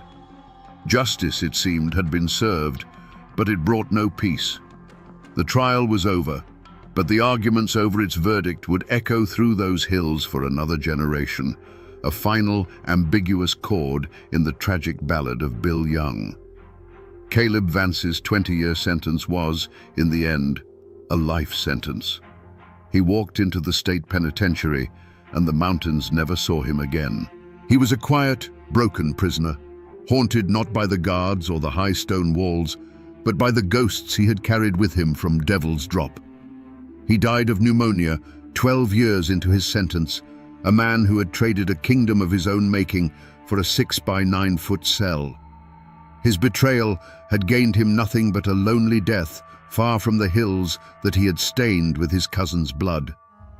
For Jedediah Scoggins, the verdict was a hollow victory. The law had cleared his name, but the whispers of the community were a judgment from which there was no appeal. He would forever be the man who was accused of killing Bill Young. The suspicion clung to him like a shroud, deepening the bitter lines around his mouth. He retreated further into his solitude, his only companions the bubbling of his still and the corrosive memory of being judged for a crime he didn't commit. He lived out his days as an outcast, a testament to how an accusation, even when proven false, can leave a wound that never truly heals. And what of the Tennessee outfit, the faceless men who pulled the triggers? The law never touched them. But the mountains have a long memory and their own way of settling scores. Over the years, stories drifted back across the state line, whispered from one bootlegger to another. One of the ringleaders, it was said, drove his own car off a cliff on a road just as treacherous as Devil's Drop, his body found in a wreck of twisted metal. Another died in a suspicious fire at his speakeasy, consumed by the very enterprise he had killed for. And the last one, the man who had given the final order, was said to have gone mad, dying in an asylum, haunted to his last breath by the face of a man he'd murdered in the dark Carolina hills. The young niece who found the journal, the unwitting key to unlocking the truth, could no longer bear the weight of her family's history. She sold the small cabin and the land and moved away, seeking a life in a place where the name Young didn't carry the echo of gunfire and betrayal. She had given the dead a voice, but in doing so had silenced her own future in the mountains. The crime left a permanent scar on the community itself. The wall of silence had been shattered, replaced by a quiet, collective shame. The story of Caleb's betrayal became a cautionary tale, a dark lesson passed down through generations about how greed and jealousy could poison a man's soul and turn brother against brother. The events on Devil's Drop were no longer a mystery, but a wound in the valley's memory, a stark reminder that the deepest betrayals often come from those who stand closest to the fire. If you travel those winding Carolina roads today, you can still find the echoes of this story etched into the landscape and the memory of its people. The world has changed. The era of Prohibition is a dusty chapter in a history book, and the dirt track of Devil's Drop is now a paved county road. But the curves are just as sharp, the drop is just as steep, and the locals will tell you that on a moonless night, you drive it with your heart in your throat. The true heart of the legend, however, rests on a quiet hill overlooking the valley. Silver Creek Cemetery is still there, a peaceful, somber place. And in a quiet corner, you will find two simple, weathered granite stones standing side by side for nearly a century. William Young and Eleanora Young. Their names are faded, softened by years of wind and rain, but they remain. Sometimes, even today, you might find a single wild rhododendron blossom left on Bill's grave, a quiet offering from someone who knows the story and respects the vigil. But the facts of the case, the trial, the betrayal, the confession, have all faded into the background. What has survived, what has grown stronger with each passing year, is the ghost story. The memory of Bill and Eleanora is kept alive not in court records, but in the legend of the woman in black. To this day, people claim to see her. Teenagers on a dare will come home pale and shaken, swearing they saw a dark figure standing over the Youngs' graves, a figure that vanished when a flashlight beam touched it. Travelers on the road below still report hearing the faint sound of weeping carried on the wind when there is no wind to carry it. The story has become a part of the local folklore, as real as the mountains themselves. It's whispered around campfires, a ballad of love and loss that has transcended its violent origins. Old-timers say the mountains themselves hold the memory. The whisper of the wind through the pines is Eleonora's sigh. The sudden chill you feel near the cemetery is her sorrow. The world might forget the names and the dates, but the land does not. The story of the moonshiner and his eternally faithful wife is no longer just history. It is a permanent feature of this place, a ghost that walks these hills forever. We began this journey on a cold stretch of road with a bullet-riddled car and a question: what really happened on Devil's Drop? We found the answer, not in a heroic shootout, but in a sordid, quiet act of betrayal. A story of greed and jealousy, as old as the hills themselves. The law eventually found its man, and a measure of justice was served in a dusty courtroom. But that ugly human truth is not the story that has survived. This is the ultimate lesson of The Woman in Black. It is a story not about the brutal end of a man's life, but about the unending love of his wife. The community, bound by fear and a code of silence, allowed the facts of a murder to be buried. But through their whispers, their awe, and their respect for Eleonora's vigil, they resurrected a different kind of truth. They chose to remember the loyalty, not the betrayal. They chose to honor the love, not the violence. In the end, this is a ghost story that teaches us that some bonds are too strong to be broken by gunfire or the grave. It shows us how a deep and abiding love can become a legend, a story told to remind us that even in the darkest of times, loyalty is a light that can echo through generations. The law may have closed the case on Bill Young, but it was Eleonora's heart that wrote the final, enduring chapter. And now, my friends, you know the rest of the story, or at least as much of it as the mountains are willing to give up. The rope was already around his neck. On May 1st, 1868, Tom Dooley looked out over the crowd and with his last breath spoke the words that would seal a woman's reputation in darkness for eternity. He said, "If it wasn't for Ann Melton, I wouldn't be on this scaffold today." Was it a damning accusation? A confession of his own weakness? Or the last, desperate act of a man protecting the woman he truly loved? We all know the song about the hanged man and his dead lover, Laura Foster. But the legend has a third name, a shadow at its heart. Today, we separate the ballad from the bitter truth to answer one question. Was the true monster in this story the one who walked away free? To understand the blood that was spilled, you first have to understand the soil it stained. This was Wilkes County, North Carolina, in the year 1866. The air in these mountains still tasted of gunpowder and defeat. The Civil War had bled the hollows dry, sending its sons home not as conquering heroes, but as ghosts. Men returned to find their farms overgrown, their families gaunt with poverty, and a silence in the valleys that felt heavier than before. Life was a stubborn, grinding affair, measured by the seasons and the sweat of your brow. It was a world of hard work, quiet faith, and passions that, once stirred, ran deeper and faster than any mountain creek. Into this world walked Thomas Dooley, known to everyone as Tom Dooley. Before the war, he was the boy with the quick smile and the fiddle that could make the devil himself tap his feet. But the Tom who came back was different. He'd survived the living hell of Point Lookout prison camp, and the experience had burned something out of him, replacing it with a reckless charm and a darkness in his eyes. He still played the fiddle, but now the tunes seemed wilder, more desperate, as if he was trying to drown out memories that followed him from the battlefield. At the unshakable center of Tom's world was Ann Pauline Melton. She was Laura Foster's cousin, married to a quiet farmer named James Melton, a man who seemed to exist only in her shadow. Ann was not just beautiful, she was a force of nature. With dark, knowing eyes and a will as strong as iron, she was a woman who refused to be contained by the small, pious world she inhabited. Her affair with Tom Dooley was the worst-kept secret in Elkville, a blazing fire that everyone saw, but no one dared try to put out.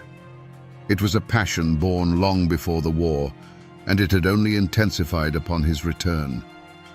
And then there was Laura Foster, younger, fairer, and by all accounts of a gentler nature than her cousin Anne. She was a girl on the cusp of womanhood, with dreams that were likely as simple as they were sincere: to be courted, to be married, to build a life. She, too, fell under the spell of the handsome, haunted fiddle player. In her, Tom perhaps saw a chance at a different kind of life, a peace he could never find with the tempestuous Anne. For a time, this fragile, dangerous balance held. Life went on. James Melton ploughed his fields, pretending not to know. The community whispered behind their hands at church and at the general store. Anne held court, the queen of a tiny, isolated kingdom, with Tom as her devoted, reckless knight. And Laura Foster watched from the edges, her heart full of a hope that was about to turn deadly. They were all caught in a web of love, jealousy, and obligation, unaware that the world they knew was about to be burned to the ground. But the war had sent home more than just broken men. It sent home a sickness, a blood taint that traveled in silence. It was an unseen enemy, carried in the veins of a soldier, that would soon become the catalyst for an act of brutality that would leave these mountains forever scarred. The storm was coming, and no one even saw the clouds gathering. The Fosters, the Meltons, the Doulas, these were not new names in the Blue Ridge Mountains. Their roots ran as deep as the ancient oaks, clinging to the rocky soil for generations. They were descendants of the first Scots, Irish, and English settlers who pushed into these wild, unforgiving hollows in the late 1700s. They came seeking land of their own and a life free from the meddling of kings and governments. They fought the wilderness, they fought the natives, and sometimes they fought each other to hold on to the small plots of earth that defined their existence. This land wasn't just property, it was a testament to survival paid for in sweat and blood. Every creek, every ridge, every dark stand of timber was tied to a story, a birth, a death, a memory. But history had left scars on this land that had never truly healed. The Civil War was the deepest of them all. Wilkes County had been a place torn in two. While many men like Tom Dula marched off to fight for the Confederacy, the hills were also crawling with Union sympathizers, draft dodgers, and outright deserters. It was a war fought not just on distant battlefields, but in hushed conversations and suspicious glances between neighbors. Loyalty became a currency more valuable than gold, and betrayal was a poison that could linger in a family's well for 50 years. When the war ended, it didn't bring peace. It brought a simmering resentment. The men who came back, like Tom, were changed, and the community they returned to was fractured. The old order was shattered, and the law was often little more than a suggestion. In this power vacuum, the oldest laws of the mountains reasserted themselves, the laws of clan and kin. And in this world, a name was a heavy thing to carry. To be a Foster in these hills meant something. It meant you were part of a sprawling, tangled web of blood relations. You were never truly alone, but you were never truly free either. Your triumphs and your shames belonged to the whole family. An insult to one Foster was an insult to all, and the family's honor had to be protected at any cost. This wasn't just about pride, it was about survival. A family with a stained reputation was a weak family, vulnerable to its enemies. The weight of that name, and the secrets it had to protect, was a burden every Foster, including Anne and Laura, carried from the day they were born. In a place like Wilkes County, news traveled faster on foot than it did by post. The general store, the churchyard, the grist mill, these were the arenas where reputations were built and destroyed. And at the center of this web of whispers was Anne Melton. Her affair with Tom Dooley wasn't just a private sin. It was a public spectacle, a long-running drama the entire community followed with a mix of condemnation and fascination. Every glance between them, every time he lingered too long at her farm, was noted, dissected, and woven into the local law. The supporting cast was a complex gallery of cousins and neighbors, each with their own loyalties and resentments. There was Pauline Foster, another cousin, a woman who moved through the community with watchful eyes. The exact nature of her relationship with Anne is lost to history, but the court records would later suggest a deep-seated animosity, the kind that festers between women who are too much alike or who have vied for the same things. Then there were the Meltons, James's family, who had to endure the shame of his wife's open infidelity. And there was James himself, a quiet, brooding figure. The community saw him as a cuckold, a weak man who couldn't control his wife. But was his silence weakness, or was it the coiled patience of a man nursing a deep and bitter wound? The affair itself was the great, unhealed sore on the community's skin. It was an affront to the sacred institution of marriage and a constant source of tension. But there were other, smaller slights that kept the air poisoned. A harsh word exchanged at a quilting bee, a dispute over a stray hog, the natural jealousies that arise when one family does slightly better than another. In these isolated hollows, such grievances weren't easily forgotten. They were collected like debts, passed down through whispers, waiting for a moment to be called due. The Foster clan was so large and interwoven that it was a world unto itself, rife with its own internal rivalries and power struggles. It was this fertile ground of gossip and resentment that allowed the most dangerous rumor of all to take root. When whispers of the foul disease began to circulate, they fell on ready ears. Syphilis was more than an illness. It was a mark of moral decay, a physical manifestation of sin. The rumor transformed the affair from a simple matter of adultery into something dark and terrifying. It was a secret that, if exposed, would bring a level of shame and ruin that was absolute. It wouldn't just be whispers, it would be utter damnation. The air in Elkville grew thick and heavy. Anne, Tom, and Laura were no longer just three people caught in a tangle of passion. They were characters in a tragedy that everyone was watching unfold, a tragedy being written in real time by the relentless, unforgiving murmur of the community. The pressure was immense. Every smile felt like a mask, every conversation like an interrogation. The stage was set, and the ground was soaked with the fuel of old grudges, just waiting for a single spark to set the whole world ablaze. In the mountains, people have always paid attention to signs. They knew how to read the sky for a coming storm, and they knew how to read the woods for omens. And in the spring of 1866, the old folks would later claim the signs were all bad. They said the whippoorwills called too close to the houses, a sure sign of a soul about to depart. A strange, unnatural quiet seemed to settle in the hollows, a silence that felt sharp and heavy in the air, as if the mountains themselves were holding their breath, waiting for a coming violence. These were the whispers of the woods, the ancient language of dread that every mountain person understood in their bones. The true omen, however, was not a bird or a dream. It was a human one. It was the change that came over Laura Foster. The young, hopeful girl disappeared, replaced by a woman who had been handed a death sentence. When Laura learned she was sick and understood the shameful truth of how she'd gotten that way, the desperation must have been absolute. She was no longer just a spurned lover. She was a victim facing a slow, ugly decay. And she was not going to suffer that fate alone and in silence. Her threat to expose Tom, and by extension the married Anne Melton, was not the blackmail of a schemer. It was the last, defiant cry of a girl whose life had been ruined. That cry was a prophecy, and it spelled doom for Anne. Anne Melton would have felt it most of all. She was too sharp, too aware, not to see the abyss opening up before her. The whispers of the community were no longer just background noise. They were the sound of a trap being sprung. The easy power she held over men, the carefully constructed life she had built with her husband James, the fragile respectability she clung to, it was all about to be consumed by scandal and disease. She must have felt a cold knot of dread in her stomach that never went away.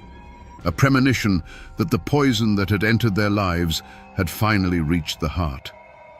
The walls of her world were groaning, and she knew that soon they would either come crashing down on top of her, or she would have to tear down someone else's first. The dam of whispers and threats was about to break. On a bright May morning, Laura Foster made her move. She walked out of her family's home, went to the barn, and saddled her father's mare. She told her family she was leaving to elope with Tom Dooley. This was it. This was the final desperate gamble of a girl who had nothing left to lose. It was not just a flight of romantic fancy, it was a public declaration, an act of defiance that would force every secret out into the sunlight. By riding away to meet Tom, she was setting the entire fragile world on fire. For Tom Dooley, this was the moment of reckoning. He was caught between two worlds, between the fiery, possessive love of Anne and the desperate, righteous claim of Laura. He had made promises to both. Now, Laura was calling in his debt. He had to meet her.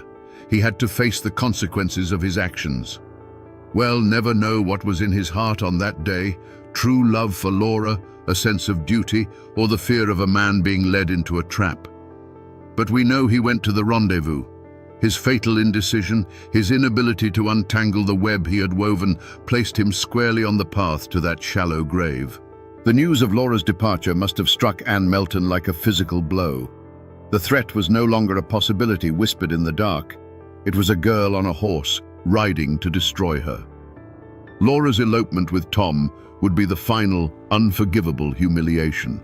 The whole sordid story, the affair, the lies, and the shameful disease would be laid bare for the entire county to see. The life Anne had so fiercely protected was about to be torn to shreds. The time for talk was over. The time for manipulation and quiet threats had passed. A choice had to be made right there on that spring morning. And so, the first drops of blood were shed, not with a blade, but with a decision.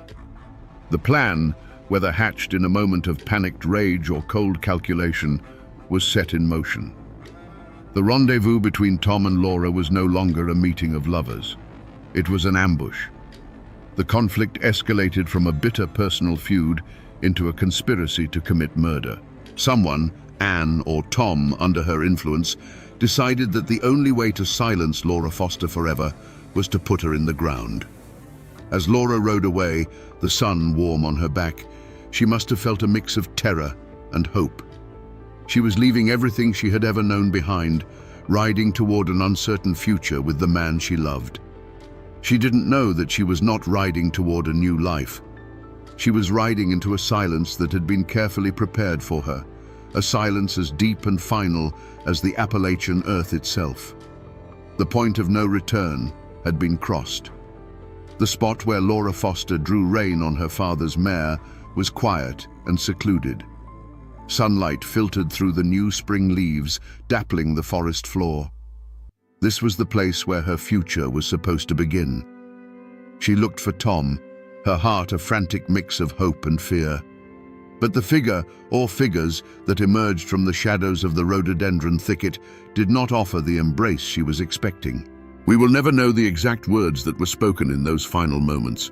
Was it a plea, an accusation, a bitter, venomous argument? Whatever was said, the hope in Laura's eyes must have died in an instant, replaced by the cold, stark terror of betrayal. There was no long, drawn-out scream to echo through the hollow. The violence was too sudden, too brutally intimate for that. There was likely just a sharp, choked gasp, the sound of a frantic, brief struggle in the dry leaves on the forest floor, and then a heavy, sickening thud. A sound of such finality that it seemed to drain all the life from the air around it.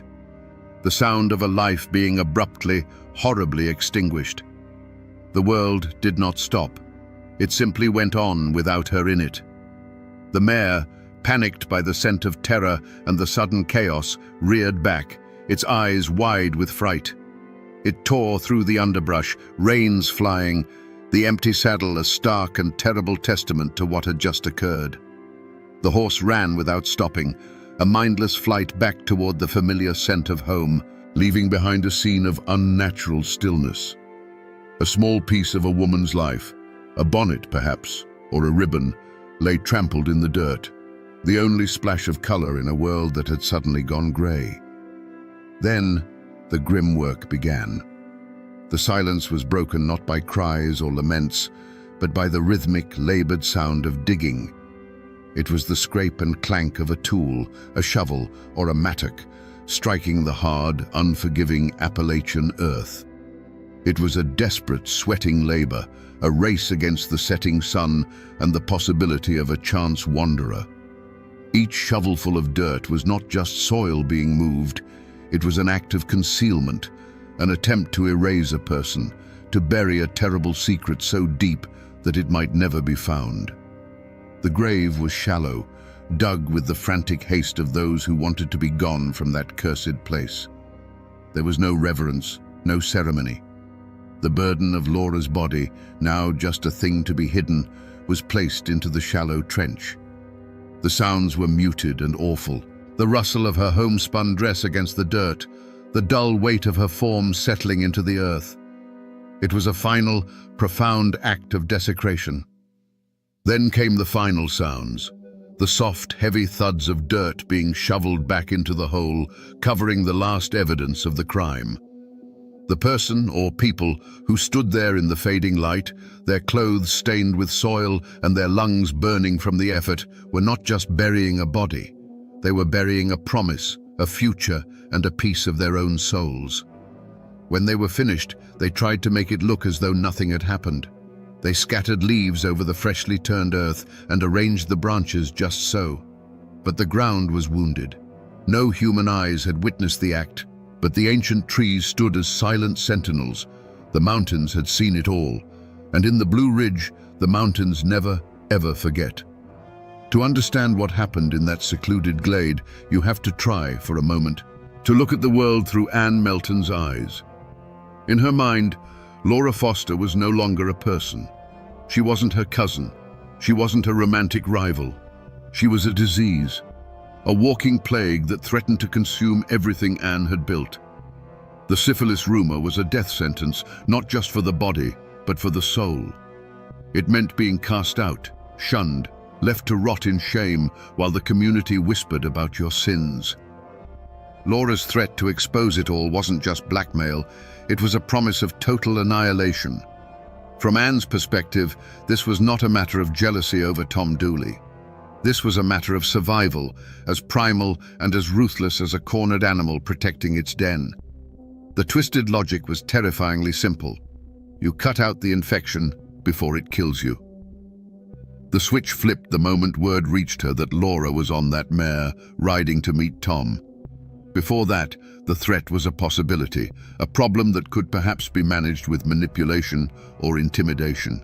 But Laura on that horse was a lit fuse burning down to the powder keg. It was an act of open war. In that instant, all other options vanished. The cool, calculating part of Anne's mind, the part that had allowed her to manage an affair under her husband's nose and maintain her standing in the community, would have taken over completely. It was no longer a messy human drama. It was a cold, hard equation.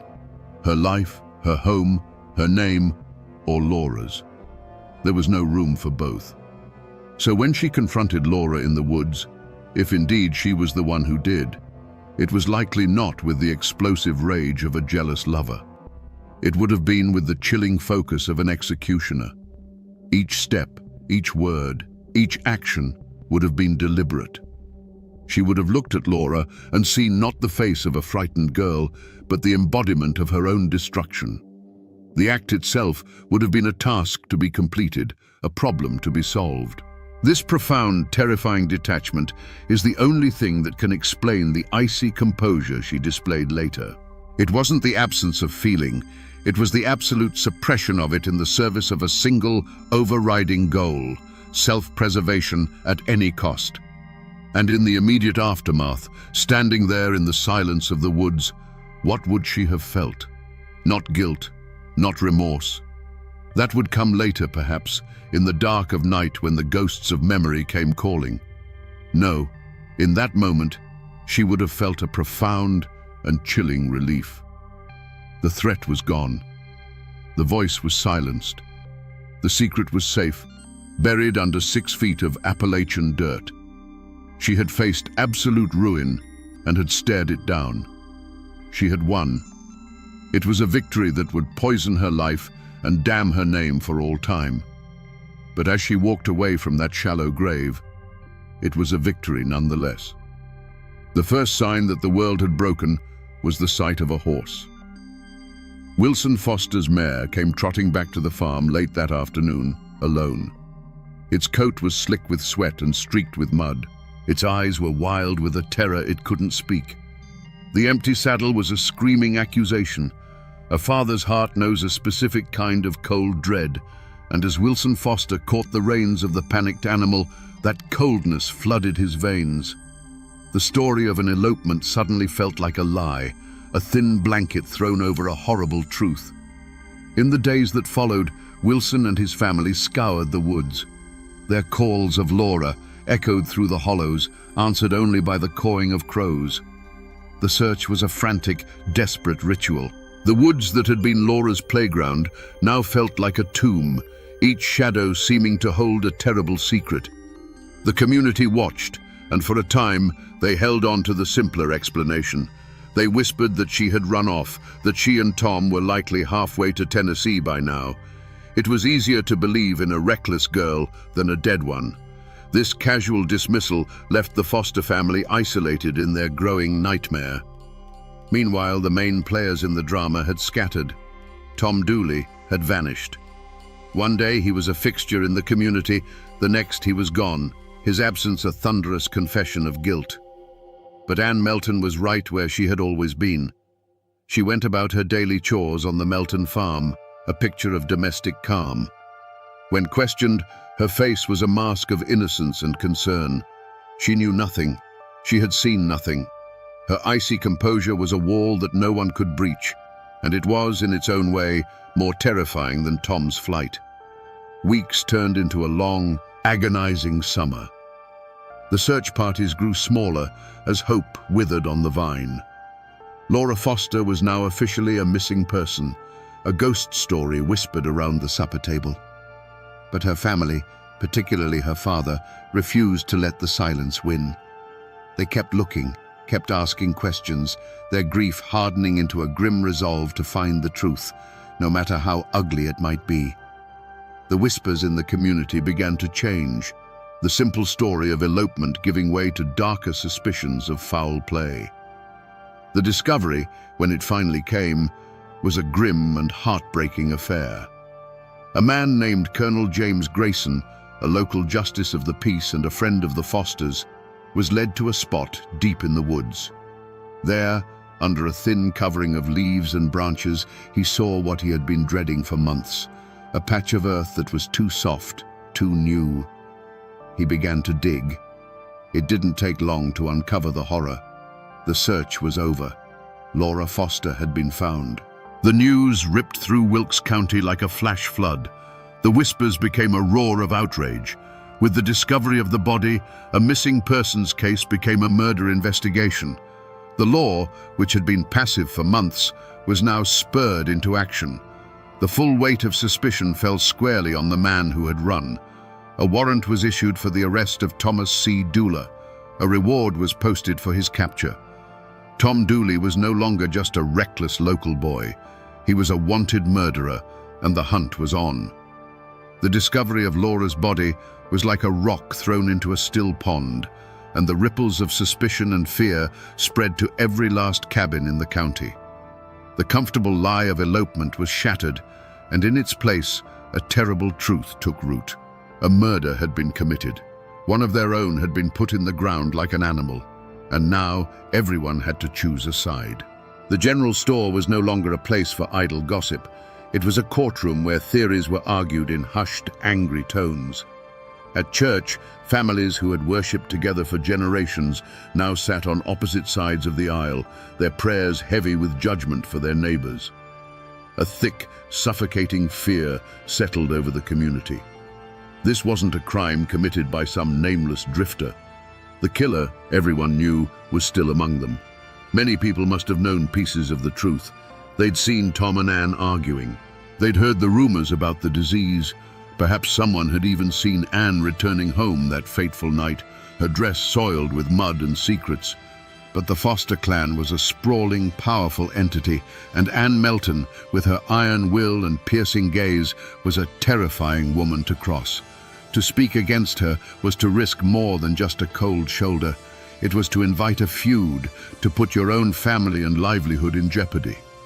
And so, a conspiracy of silence was born, not of loyalty to a killer, but out of raw, primal fear.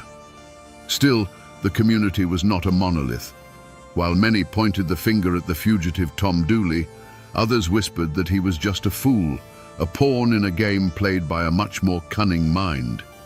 They looked at Anne Melton, saw her cold defiance, and came to their own conclusions. They saw a woman capable of anything, a woman who had bewitched both her husband and her lover, a woman who would stop at nothing to protect her name. Tom, they argued, might have helped dig the grave, but it was Anne's venom that had struck the fatal blow. In this poisoned atmosphere, small acts of courage and cowardice became monumental. There was the quiet neighbor who, risking the wrath of the Meltons, brought a basket of food to Laura's grieving family, a silent gesture of solidarity. There was the witness, Pauline Foster, who, whether out of a sense of justice or personal spite, decided to break the silence and tell the authorities what she claimed Anne had confessed. And on the other side, there were those who provided false alibis, who swore they'd seen Tom miles away when the murder occurred, weaving a web of lies to protect a friend or simply to avoid getting involved. The murder of Laura Foster had done more than kill a young woman. It had ripped the soul out of the community. Neighbor now looked at neighbor with suspicion. Old friendships curdled into resentment. The valley was no longer a place of shared hardship and trust.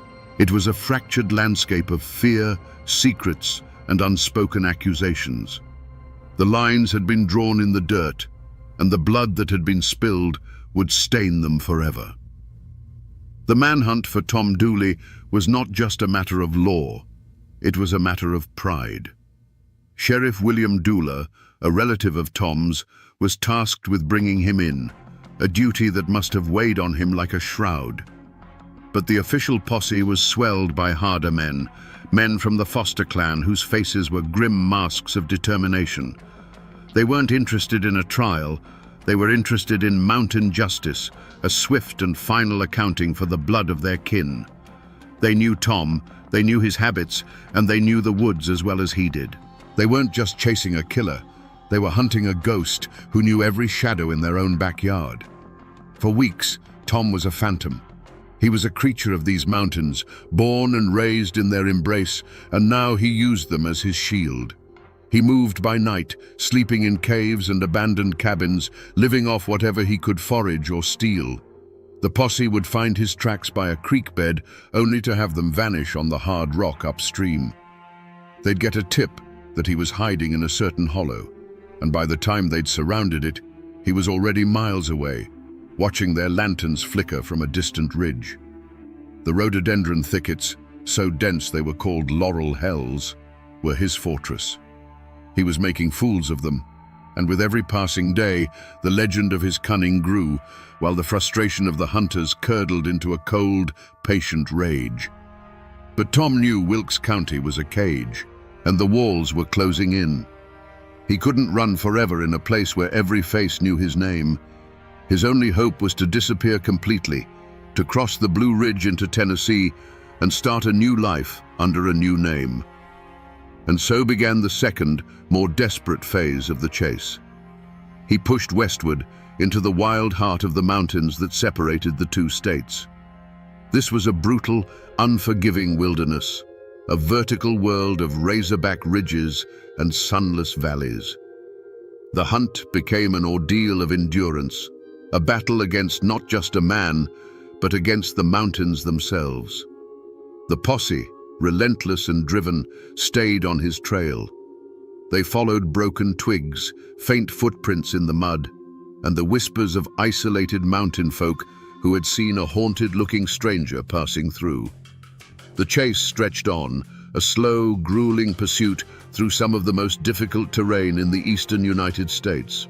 Tom was starving, exhausted, and the ever-present fear of the men behind him was a constant, gnawing companion.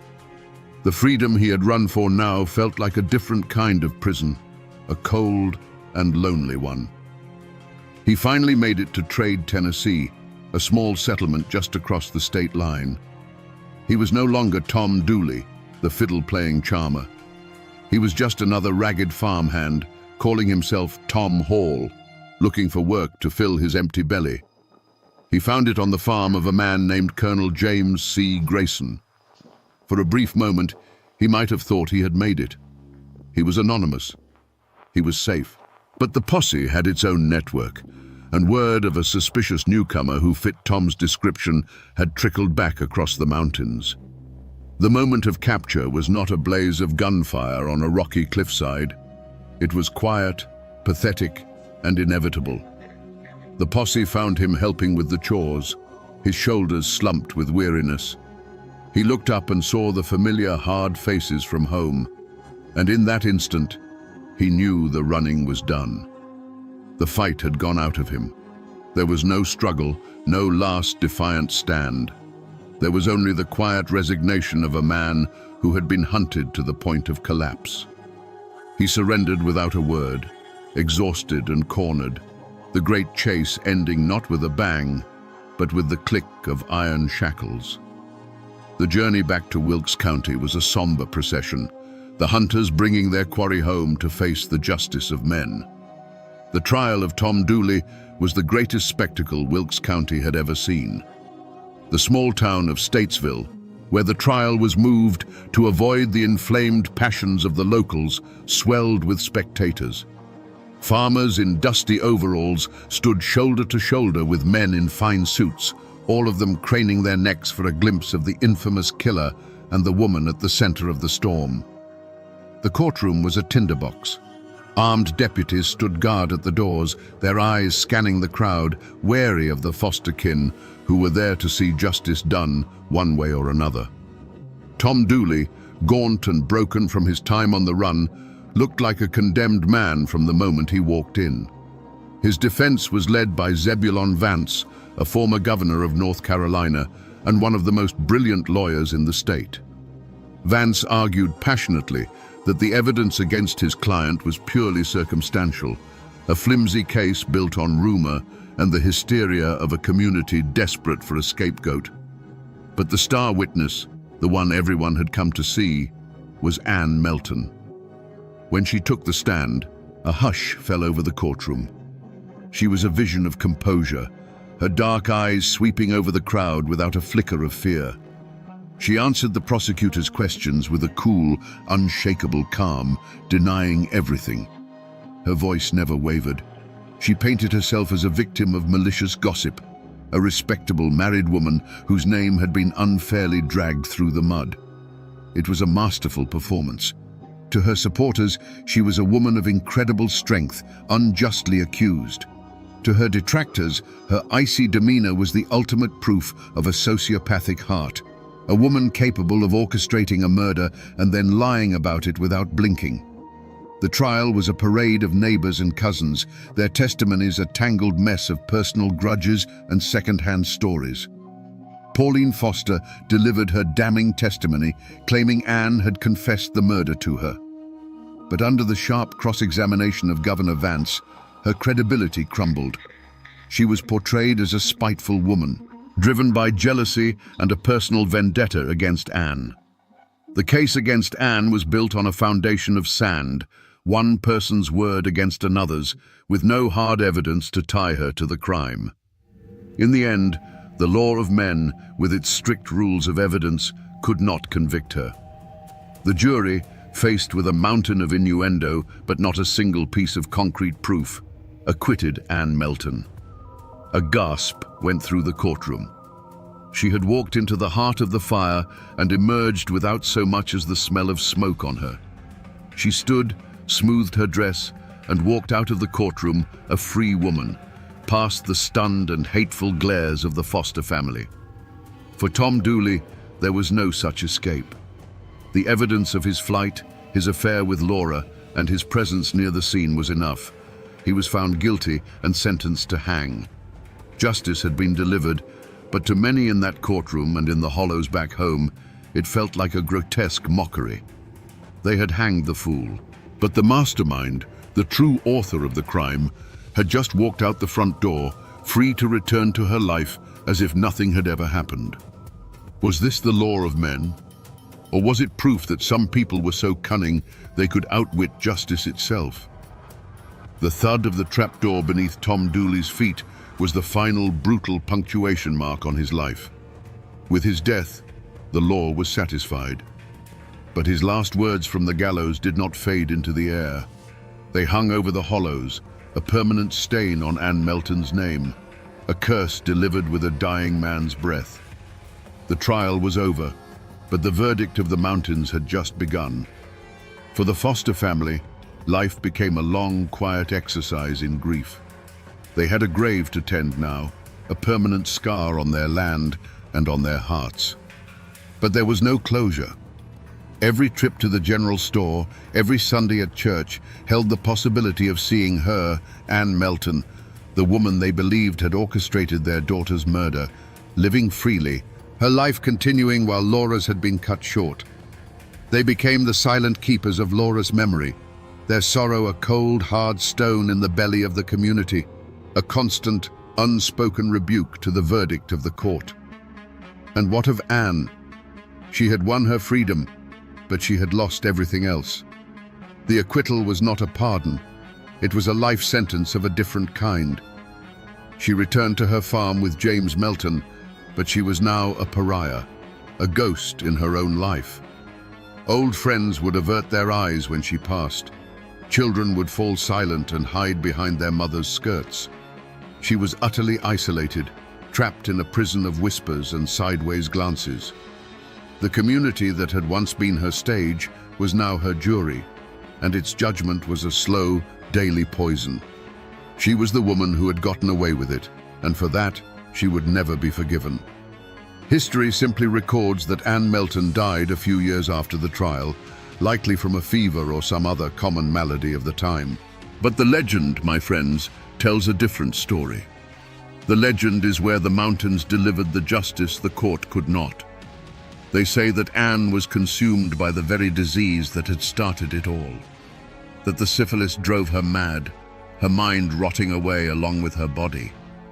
The folklore insists her death was a thing of horror, that for days she was tormented by visions, screaming Laura Foster's name in the dead of night and clawing at phantom hands that were dragging her to hell. The legend gave her an end befitting the monster they believed her to be, agonizing, shameful, and utterly terrifying. It was a curse fulfilled. And so, the community tried to heal by forgetting.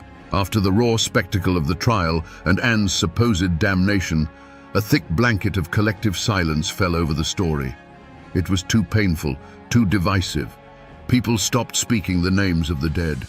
The murder of Laura Foster became a dark secret, a story you didn't tell your children, a wound that was left to scar over in private.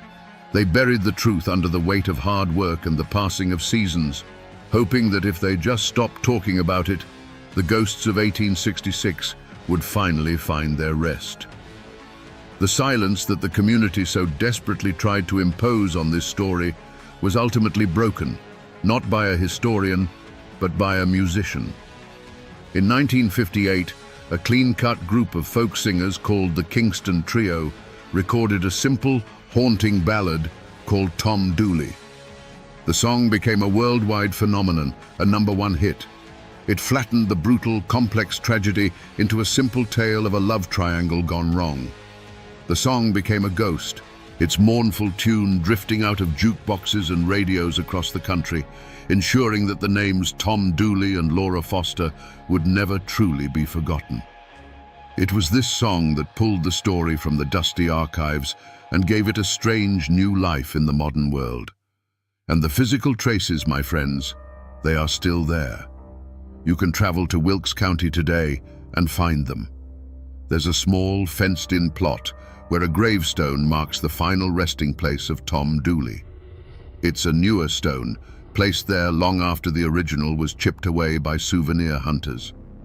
You can also find the quiet, lonely grave of Laura Foster, tucked away in a family cemetery. But the grave of Anne Melton is harder to find. Some say she was buried next to her husband in the Melton family plot, while others whisper that she was laid to rest in an unmarked grave, shunned by a family that could no longer bear the weight of her name. Even in death, she remains a figure of mystery and shadow. The land itself holds the memory. The old hanging tree in Statesville is long gone, but locals can still point to the spot where the gallows stood. And if you know who to ask, they can take you deep into the woods to a quiet, unremarkable patch of ground. There are no markers, no signs. But as you stand there in the silence of the forest, you can't help but feel a chill. This is the place. This is the earth that held Laura Foster's body for a long, hot summer. It is a wound in the landscape that has never fully healed. The descendants of the Fosters, the Meltons, and the Doulis still live in those hills. For generations, the story was a source of deep shame, a dark chapter that was never spoken of aloud. But the fame of the song changed that. It forced the story out into the light, transforming it from a private family tragedy into a piece of public American folklore. Today, the names no longer carry the same immediate sting, but they do carry an echo of a passion that burned too brightly, of a secret that was worth killing for, and of a tragedy that proves that while people may try to forget, the mountains remember everything. So we come back to the question we asked at the very beginning, a question that has echoed through these mountains for over 150 years. Was Anne Melton the true monster in this story? The law gave us its answer. It said no. But the legend, the folklore, and the dying words of the man she loved screamed a different answer from the gallows. The truth, I believe, is buried somewhere in the murky soil between the two. The historical record is silent, but human nature is not. Anne Melton was a fiercely intelligent, passionate woman, trapped in a world that gave her very little power. When faced with total ruin, did she turn to an act of ultimate brutality to save herself? I cannot tell you with certainty that she held the blade. But I believe her will, her fear, and her desperation were the forces that drove the tragedy to its bloody conclusion. This is not just a simple story of a love triangle, the way the song tells it. This is a story about the awesome and terrifying power of secrets. It's a testament to how, in the isolated, close-knit world of the mountains, things like honor, shame, and reputation are not abstract ideas. They are matters of life and death. It's a brutal lesson in how love can curdle into obsession, and how obsession, when cornered, can become homicidal. It is a story not just of cruelty, but of the indomitable Appalachian spirit, a spirit that will endure unimaginable hardship, protect its own with a fierce and sometimes violent loyalty, and never, ever forget a wrong. The Kingston Trio made Tom Dooley famous, but they only told you a piece of the tale. They never told you about the disease, the web of family secrets, or the cold, defiant woman who walked free, only to be imprisoned forever by her own legend. The ghosts of that tragedy still wander the hollows of Wilkes County, a timeless reminder of a passion that burned a hole in the fabric of the mountains. They are a warning that the darkest hearts sometimes beat within the most beautiful chests, and that justice, in the end, is not always found in a courtroom. And now, my friends, you know the rest of the story. On October 20th, 1865, 6 long months after the Civil War had officially ended, a man stood on the gallows in Nashville, Tennessee. The great armies were silent, the soldiers paroled and sent home to rebuild their shattered lives. But for this man, there would be no peace. He wasn't being hanged for treason. He was charged with 53 counts of murder. He was a supposed Confederate soldier, yet he was being treated like a common criminal, a monster beyond pardon. What did this man do that was so terrible, even by the brutal standards of war, that forgiveness was impossible? To understand the blood that was spilled, you must first understand the land that soaked it up. The Cumberland Mountains, straddling the border of Kentucky and Tennessee, were a world unto themselves in 1861. This wasn't a land of grand plantations or bustling cities. It was a rugged, isolated quilt of misty hollows, dense forests, and winding rivers, a place where the mountains themselves dictated the terms of life. The people here were as tough and unyielding as the rock beneath their feet, forged by hardship and bound by codes older than the nation itself. Their loyalties were not to distant governments in Washington or Richmond. They were to family, to kin, to the neighbor who helped you raise a barn, or the one you shared a long, simmering feud with over a property line.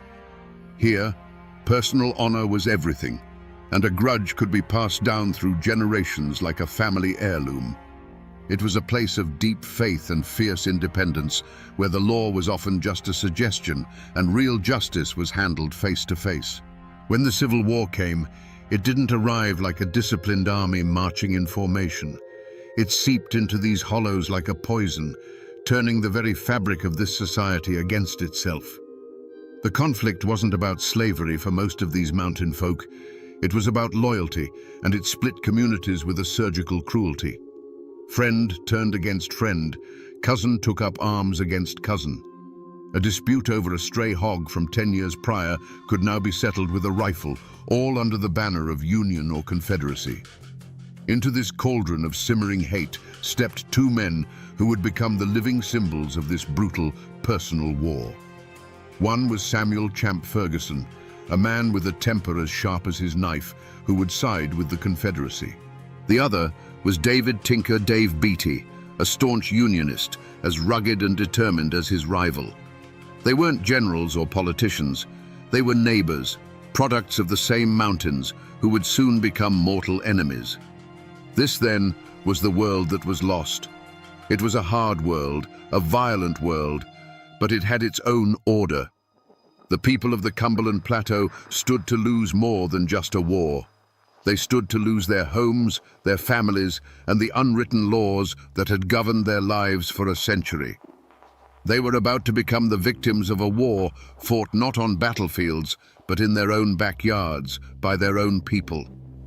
There was no single crime scene, cordoned off with yellow tape. In the borderlands of 1861, the crime scene was an entire mountain range.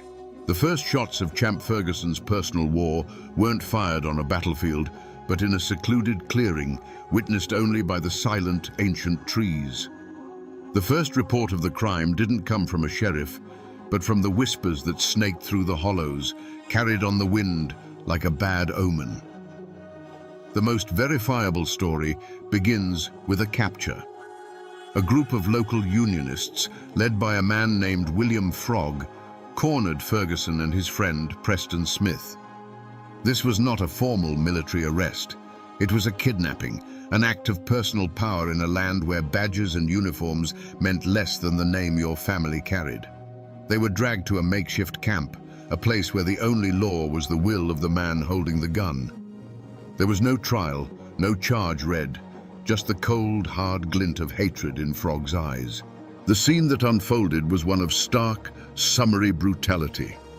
Frog, acting as judge, jury, and executioner, declared Preston Smith an enemy. Before anyone could process what was happening, he raised his pistol. A single shot echoed through the hollow, and Smith fell dead to the ground. In that instant, Champ Ferguson, bound and helpless, watched his friend be murdered not for a cause, but for a conviction. He saw the grim satisfaction on Frog's face and understood that the rules of civilization no longer applied here. The only evidence left at the scene was a fresh grave, if they even bothered to dig one, and the memory of the man who got away. In a desperate surge of adrenaline, Ferguson broke free. He scrambled into the dense woods as bullets tore through the bark around him, a ghost in motion, fueled by pure terror and a dawning, white-hot rage. The tracks he left were not of a soldier retreating, but of an animal escaping a trap, an animal that would soon learn to become the hunter. This singular, brutal event was immediately tangled with other, even darker whispers. Stories began to circulate about a different kind of crime scene at Ferguson's own cabin. People said that Unionist home guards had come for him while he was away, finding his wife and young daughter sick in their beds.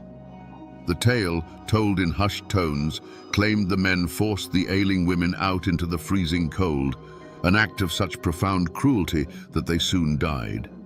Was it true? Or was it a legend that grew from the seed of Preston Smith's murder? The wilderness offered no easy answers, only a multitude of unsettling questions that all pointed to one terrifying certainty. A reckoning was coming. When the storm of violence finally broke, it wasn't a random tempest. It was a targeted lightning strike. The first suspects in Ferguson's war, the first men he hunted, were not strangers in blue uniforms from a distant northern state. They were his neighbors. They were the men he held personally responsible for shattering his world. His rage had a face and a name, and at the top of that list were William Frog and Tinker Dave Beatty. The motive was as clear as a mountain stream and as dark as a grave. Everyone in the borderlands knew the story of Preston Smith's execution. William Frog hadn't just killed a Confederate sympathizer, he had murdered Champ Ferguson's friend in cold blood right before his eyes. The image of his friend falling, the puff of gun smoke in the cold air, the casual cruelty of the act, it was a wound that could only be cauterized with blood. This was a debt of honor, and in the mountains, such debts are always paid in full. Layered over this undeniable act was the even more potent legend of his wife and daughter.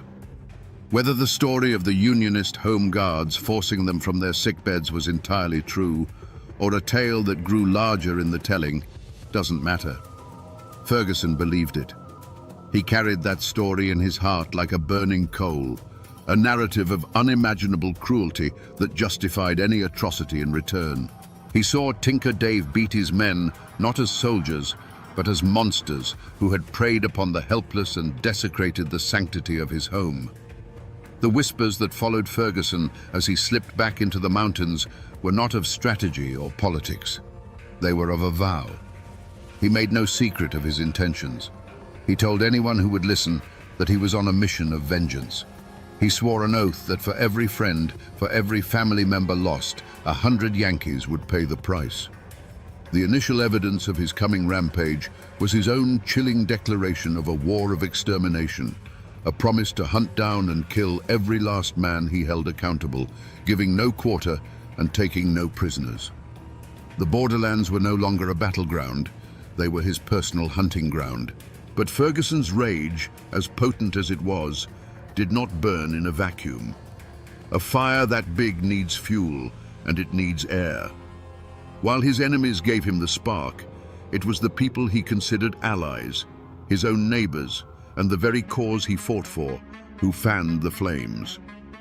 This introduces the second, more insidious suspect in the creation of this monster, the quiet poison of internal betrayal. Ferguson became a weapon, but the hands that aimed him often belonged to his friends. No one suspected the motives of the Confederate-leaning families who offered him shelter, food, and information. They were seen as patriots supporting a local hero. But beneath the surface, older, more personal currents were at play. A long-standing land dispute, a family insult from a generation ago, simple jealousy. These were the true motives that often guided Ferguson's hand. A farmer would ride to his camp, not with news of troop movements, but with a whisper that his Unionist neighbor, the one who owned the fertile bottomland he'd always coveted, was a dangerous bushwhacker. When re-examined, the pattern of his killings suggests a darker truth. Why was Elam Huddleston, a sickly old man, a priority for execution? Because someone in the community declared him a very bad man. Ferguson, consumed by his own mission of vengeance, was the perfect tool. He didn't need much proof. A pointed finger from a supposed ally was enough. He became the physical manifestation of his community's petty hatreds, settling their private scores under the public banner of the Confederacy, perhaps without even realizing he was being used. This betrayal extended all the way to the top. The Confederate government in Richmond was happy to have men like Ferguson terrorizing the Unionist population, disrupting supply lines and tying down troops. They gave him legitimacy, a captain's commission, a flag to fly. But it was a relationship of convenience. They wanted the chaos he created, but they kept him at arm's length, officially disavowing his most brutal tactics. They betrayed the very guerrilla fighters they empowered, using them for the war's dirtiest work and leaving them to face the consequences alone. Ferguson thought he was a soldier, but to many on his own side, he was just a rabid dog, to be unleashed on their enemies and put down when he was no longer useful. But beyond the personal hatreds that festered in the mountain hollows, a larger, more impersonal storm was gathering.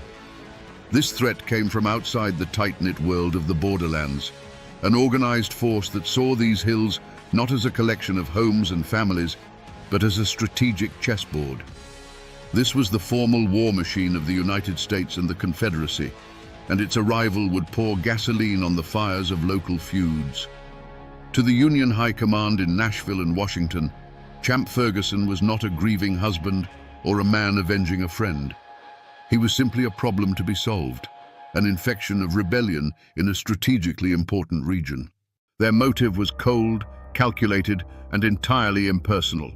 Pacify the area, protect Union supply lines, and eliminate all irregular resistance. They sent patrols of uniformed soldiers, men who didn't know the local families or their histories. To these outsiders, a man plowing his field could be a farmer or a guerrilla fighter in disguise. They often couldn't tell the difference, and their harsh methods bred even more resentment. From the other direction, the Confederate leadership applied its own external pressure. They saw in Champ Ferguson not a man, but a weapon. His personal vendetta was a useful tool for terrorizing Unionist sympathizers and disrupting federal operations, all at little cost to the formal Confederate Army. They gave him a captain's commission, a thin veneer of legitimacy for his bloody work. Men like General John C. Breckinridge were happy to use Ferguson's savage band of riders for a specific military objective, like the attack on Saltville, and then look the other way when the butchery began. Ferguson was their asset, a wild dog they could point in the right direction, whose savagery served their larger, impersonal goals. The presence of these organized armies created a new climate of fear, squeezing the people of the mountains in a terrible vice. Suddenly, strange men in uniform were a common sight on the winding roads, carrying an air of official, indifferent menace. They brought with them a different kind of violence, organized, efficient, and absolute. The personal war of neighbor against neighbor was now caught up in a national conflict, escalating the stakes beyond anything the locals could have imagined.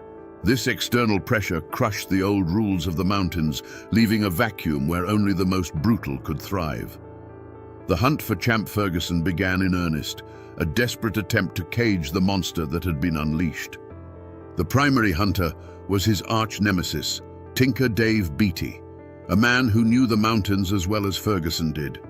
He was joined by patrols of Union cavalry, professional soldiers sent to bring order to a land that had never known it. They had a clear target and a righteous cause. But they soon discovered they weren't hunting a man. They were chasing a phantom. Every lead they followed seemed to dissolve into the Appalachian mist. A farmer would ride breathlessly into a Union camp, swearing he'd just seen Ferguson and his men watering their horses at Calfkiller Creek. A posse would be formed, riding hard for hours through treacherous terrain, only to arrive and find nothing but hoof prints fading in the mud and the cold ashes of a long-dead campfire. Ferguson was a master of the wilderness. He knew every hidden hollow, every game trail, every cave that could shelter a man from a storm or a patrol. The mountains that were a confusing, hostile maze to the outsiders were his sanctuary. The Union soldiers operated on the assumption that they were fighting a guerrilla company.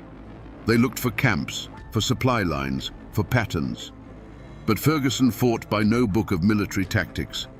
He and his small band of riders would materialize on a remote road, carry out an execution, and then vanish, melting back into the forest as if they were never there. They would ride 30 miles in a night, split up, and rendezvous days later at a prearranged spot known only to them. Tracking them was like trying to track a dozen individual wolves at once. One promising report placed Ferguson at a sympathizer's farm, preparing for an evening meal.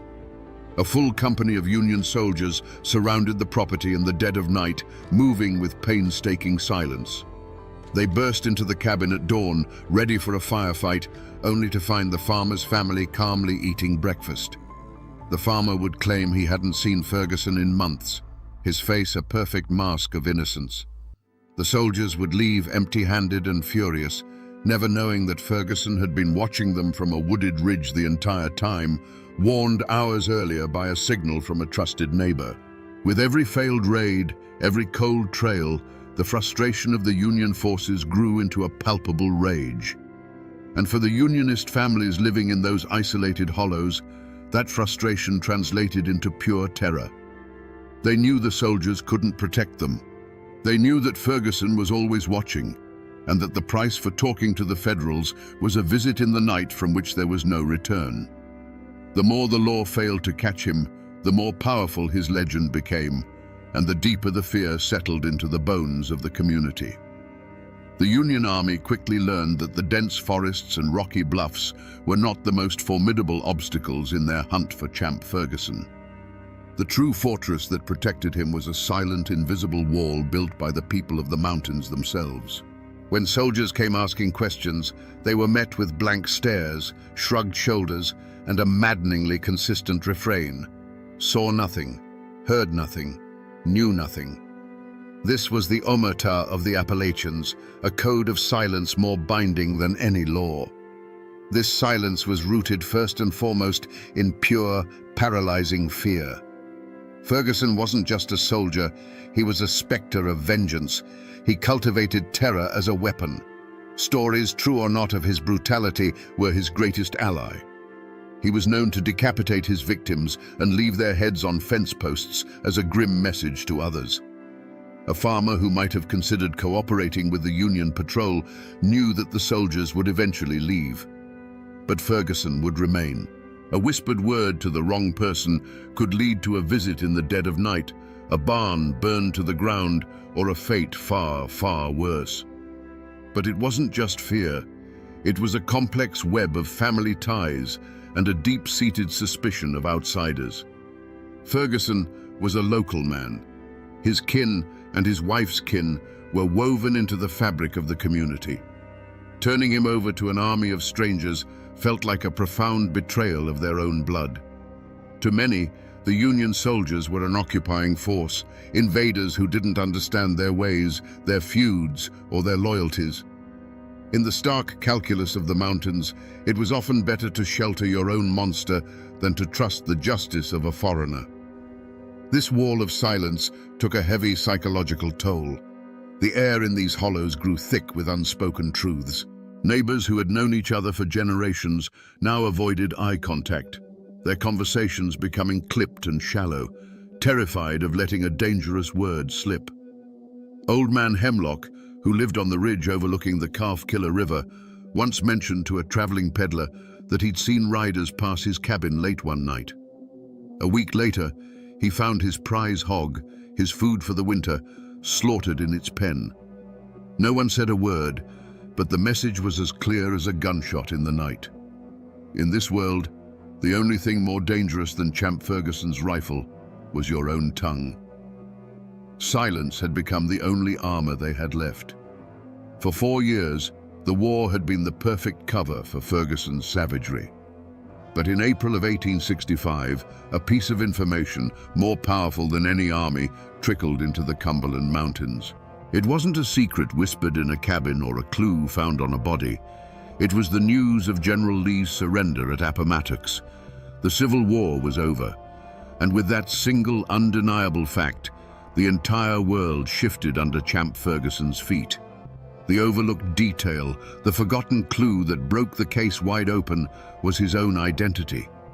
For years, he had operated under the belief that he was a soldier, a commissioned captain in the Confederate Army. His killings, in his own mind, were acts of war.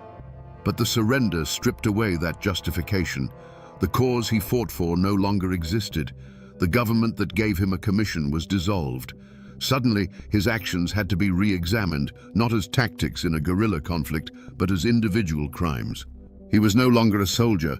He was just a man who had killed, by his own count, over 100 people. The true turning point, however, was an act of profound arrogance on Ferguson's part. Believing his commission made him a legitimate combatant, he thought he was entitled to the same amnesty being offered to thousands of other Confederate soldiers. He made a fatal miscalculation. Instead of disappearing deeper into the mountains or fleeing west, he did the unthinkable. In May of 1865, he willingly rode into the Union-occupied city of Nashville and presented himself to the authorities to surrender and receive his parole.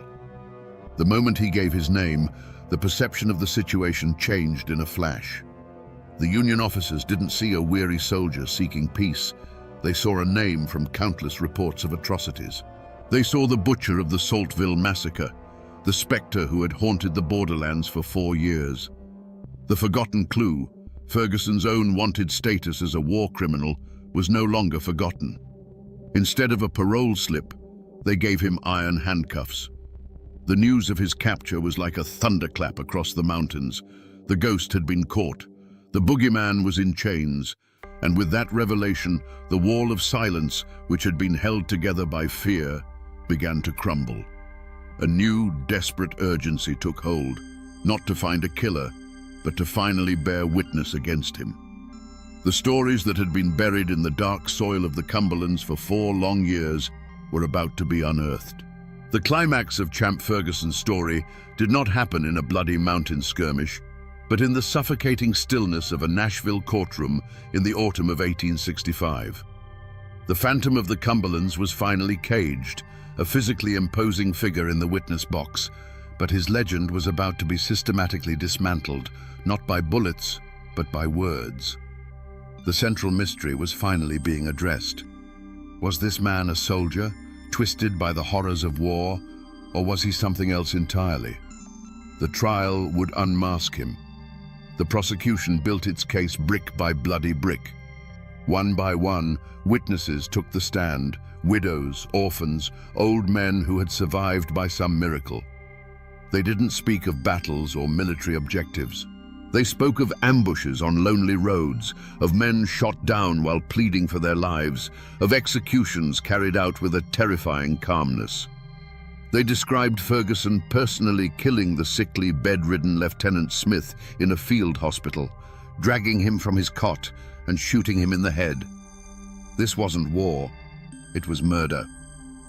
Then came the testimony that shocked a nation already numb to the horrors of the conflict. The Saltville massacre. Eyewitnesses, including Confederate officers, described the scene after the battle. They told the court how Ferguson and his men rode onto the field, ignoring the rules of surrender, and began a 2-day orgy of slaughter. They recounted watching him personally execute dozens of wounded and captured black soldiers from the 5th U.S. Colored cavalry, shooting them in their hospital beds and hunting them down in the woods. This act was so barbaric, it went beyond vengeance or military necessity. It was an act of pure, unadulterated hatred. But the final, definitive unmasking came from the mouth of Champ Ferguson himself. He took the stand, not with remorse, but with a chilling, defiant pride. He admitted to everything. He calmly confirmed the killings, one after another. His defense was simple and horrifying. He was a soldier, and these men were the enemy. When asked about killing the sick Lieutenant Smith, Ferguson coolly replied, "He was a bad soldier, and I wanted to get him out of the way." In that moment, the mask was gone forever. The journal, the letter, the forgotten clue, it was his own testimony. His motive was laid bare, and it was far darker than simple revenge. Vengeance may have been the spark, but the fire was fueled by something else, a cold, methodical enjoyment of power and death. He had appointed himself the ultimate arbiter of life and death in the mountains. The war had not created a monster. It had simply given a monster the perfect opportunity to flourish. The man in the witness box was not a soldier. He was a killer who had found his calling. Now that we know the verdict of the court, we can finally reconstruct the truth of those 4 terrifying years. We can push aside the rumors and legends and piece together the events, not as a soldier would tell them, but as the mountains themselves must remember them. For 4 years, the sound of a lone rider in the distance was enough to make a mother pull her children inside and bolt the door. A dog's frantic barking that was suddenly cut short was a sound that chilled the blood. Imagine a small, makeshift hospital, a place of supposed sanctuary where wounded Union men lay shivering with fever and pain. Their war was over. The doors burst open, not with medics, but with Ferguson and his men. The doctor's pleas for mercy were met with cold silence. Then came the sounds, a series of muffled, ugly pops, one after another, each one followed by a final groan that was quickly silenced.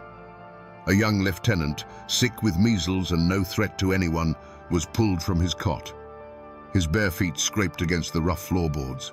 Another sharp report echoed in the small room, followed by the heavy, final sound of a body hitting the floor.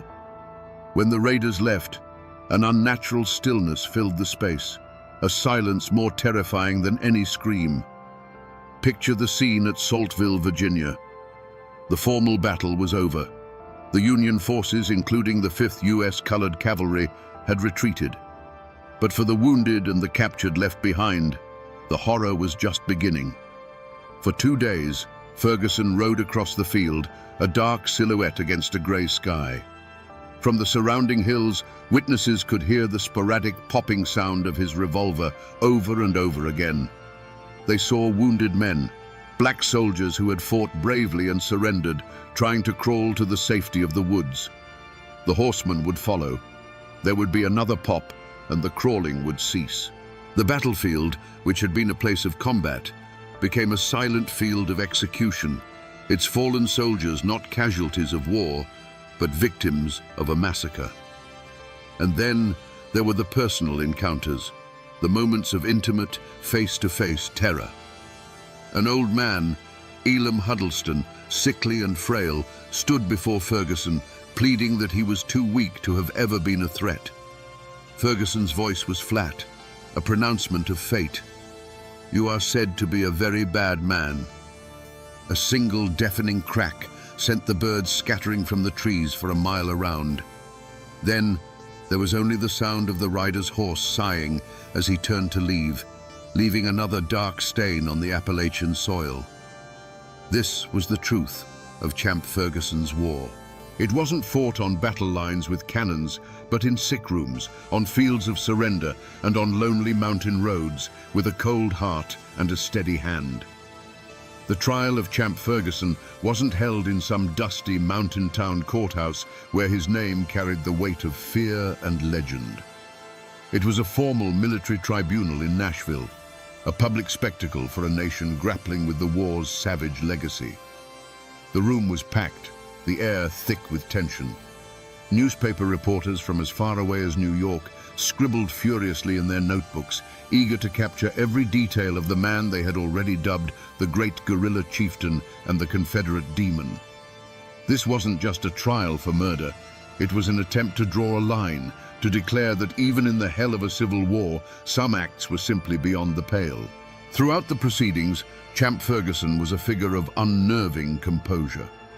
As witness after witness took the stand to recount tales of cold-blooded slaughter, he watched them with a steady, unblinking gaze. He showed no remorse, no fear, not even a flicker of regret. He listened as men described him shooting the wounded in their beds, and his expression never changed. When it was his turn to speak, his defense was as simple as it was shocking. He claimed he was a soldier, a commissioned officer of the Confederacy. Every man he killed, he argued, was an enemy combatant in a war where the official policy on both sides of the border conflict was no quarter. In his mind, he was not a murderer. He was a patriot who had simply fought the war with more conviction than most. But the military commission was not swayed. The testimony was too damning, the victims too helpless, the cruelty too personal. They saw the clear pattern. This was not a soldier's work. This was a campaign of personal extermination, cloaked in the thin justification of a military commission. On October 10, 1865, the verdict came back.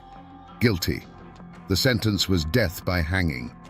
For most of the nation, the verdict was a moment of catharsis, a righteous judgment against one of the war's most notorious villains. Justice, it seemed, had been served. But back in the hollows of White County, Tennessee, on the good rebel soil where Ferguson had asked to be buried, the verdict was heard differently. To his family, his friends, and his sympathizers, he was not a war criminal. He was a soldier who had been martyred by a victor's court. They argued that Union guerrillas like Tinker Dave Beatty had committed similar acts and were now hailed as heroes. To them, Champ Ferguson wasn't hanged for his crimes. He was hanged for fighting for the Confederacy. The verdict, a clear-cut case of guilt in the eyes of the law, remains a subject of bitter debate in those mountains to this day, a perfect symbol of the brothers' war, where one man's monster is another man's hero. Champ Ferguson's death was not an end. It was a beginning. The beginning of a long and bitter memory that would coil itself around the lives of everyone he had ever touched. For his own family, the name Ferguson became both a curse and a martyr's cry. They buried his body in the good rebel soil he requested, but they could not bury his legacy. For generations, his descendants would carry the weight of his actions, forced to live in the shadow of a man remembered by half their neighbors as a monster and by the other half as a hero betrayed. His name was a burden, a mark that set them apart in the very hills they called home. And what of his great rival, Tinker Dave Beatty? He had won. He had outlasted his nemesis and fought for the victorious side. But victory in a war like this is a fragile, haunted thing. Beatty lived a long life, but the brutal tactics he had been forced to adopt, the friends he had lost, and the constant threat he had lived under for 4 years left scars that no government pension could heal. He had survived the devil himself, but the fight had cost him a piece of his own soul.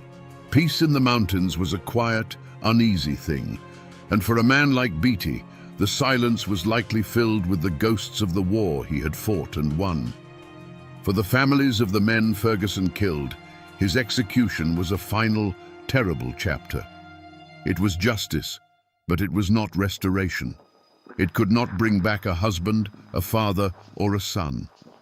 They now had to live in a fractured community, walking the same roads and frequenting the same general store as the very people who had sheltered Ferguson, who had fed him, who had kept silent while he hunted their loved ones.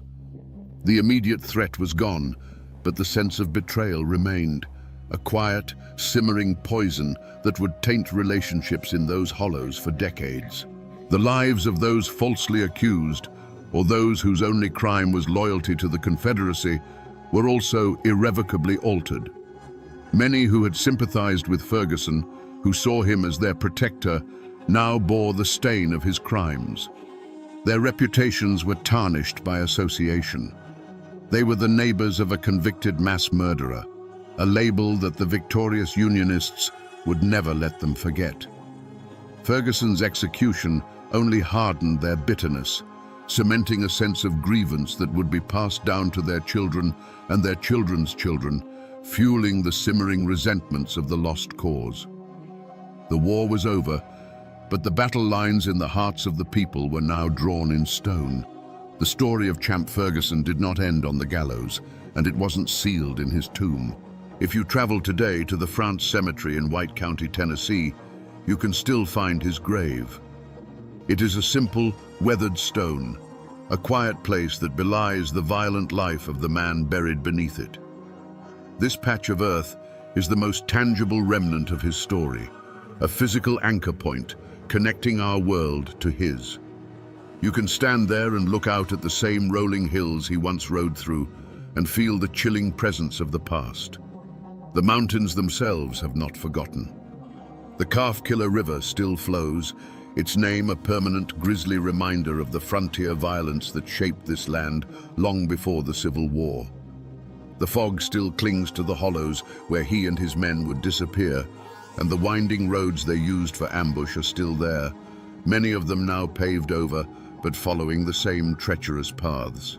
The landscape of the Cumberland Plateau is a silent monument, etched with the memories of every skirmish, every execution, every desperate flight from justice.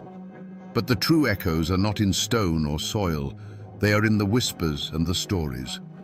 To this day, the tale of Champ Ferguson is told in the borderlands, a local legend as potent as any ghost story.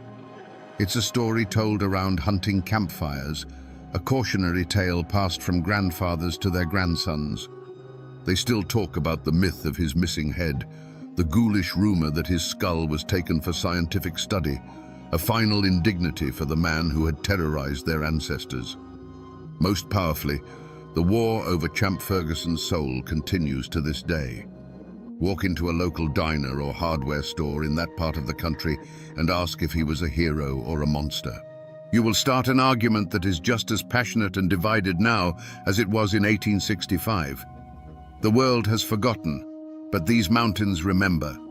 They remember because the war he fought was not just about North and South, it was about them.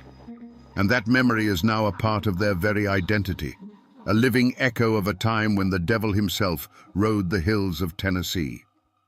So we return to where we began, to a man on a gallows in Nashville, long after the cannons of the Civil War had fallen silent.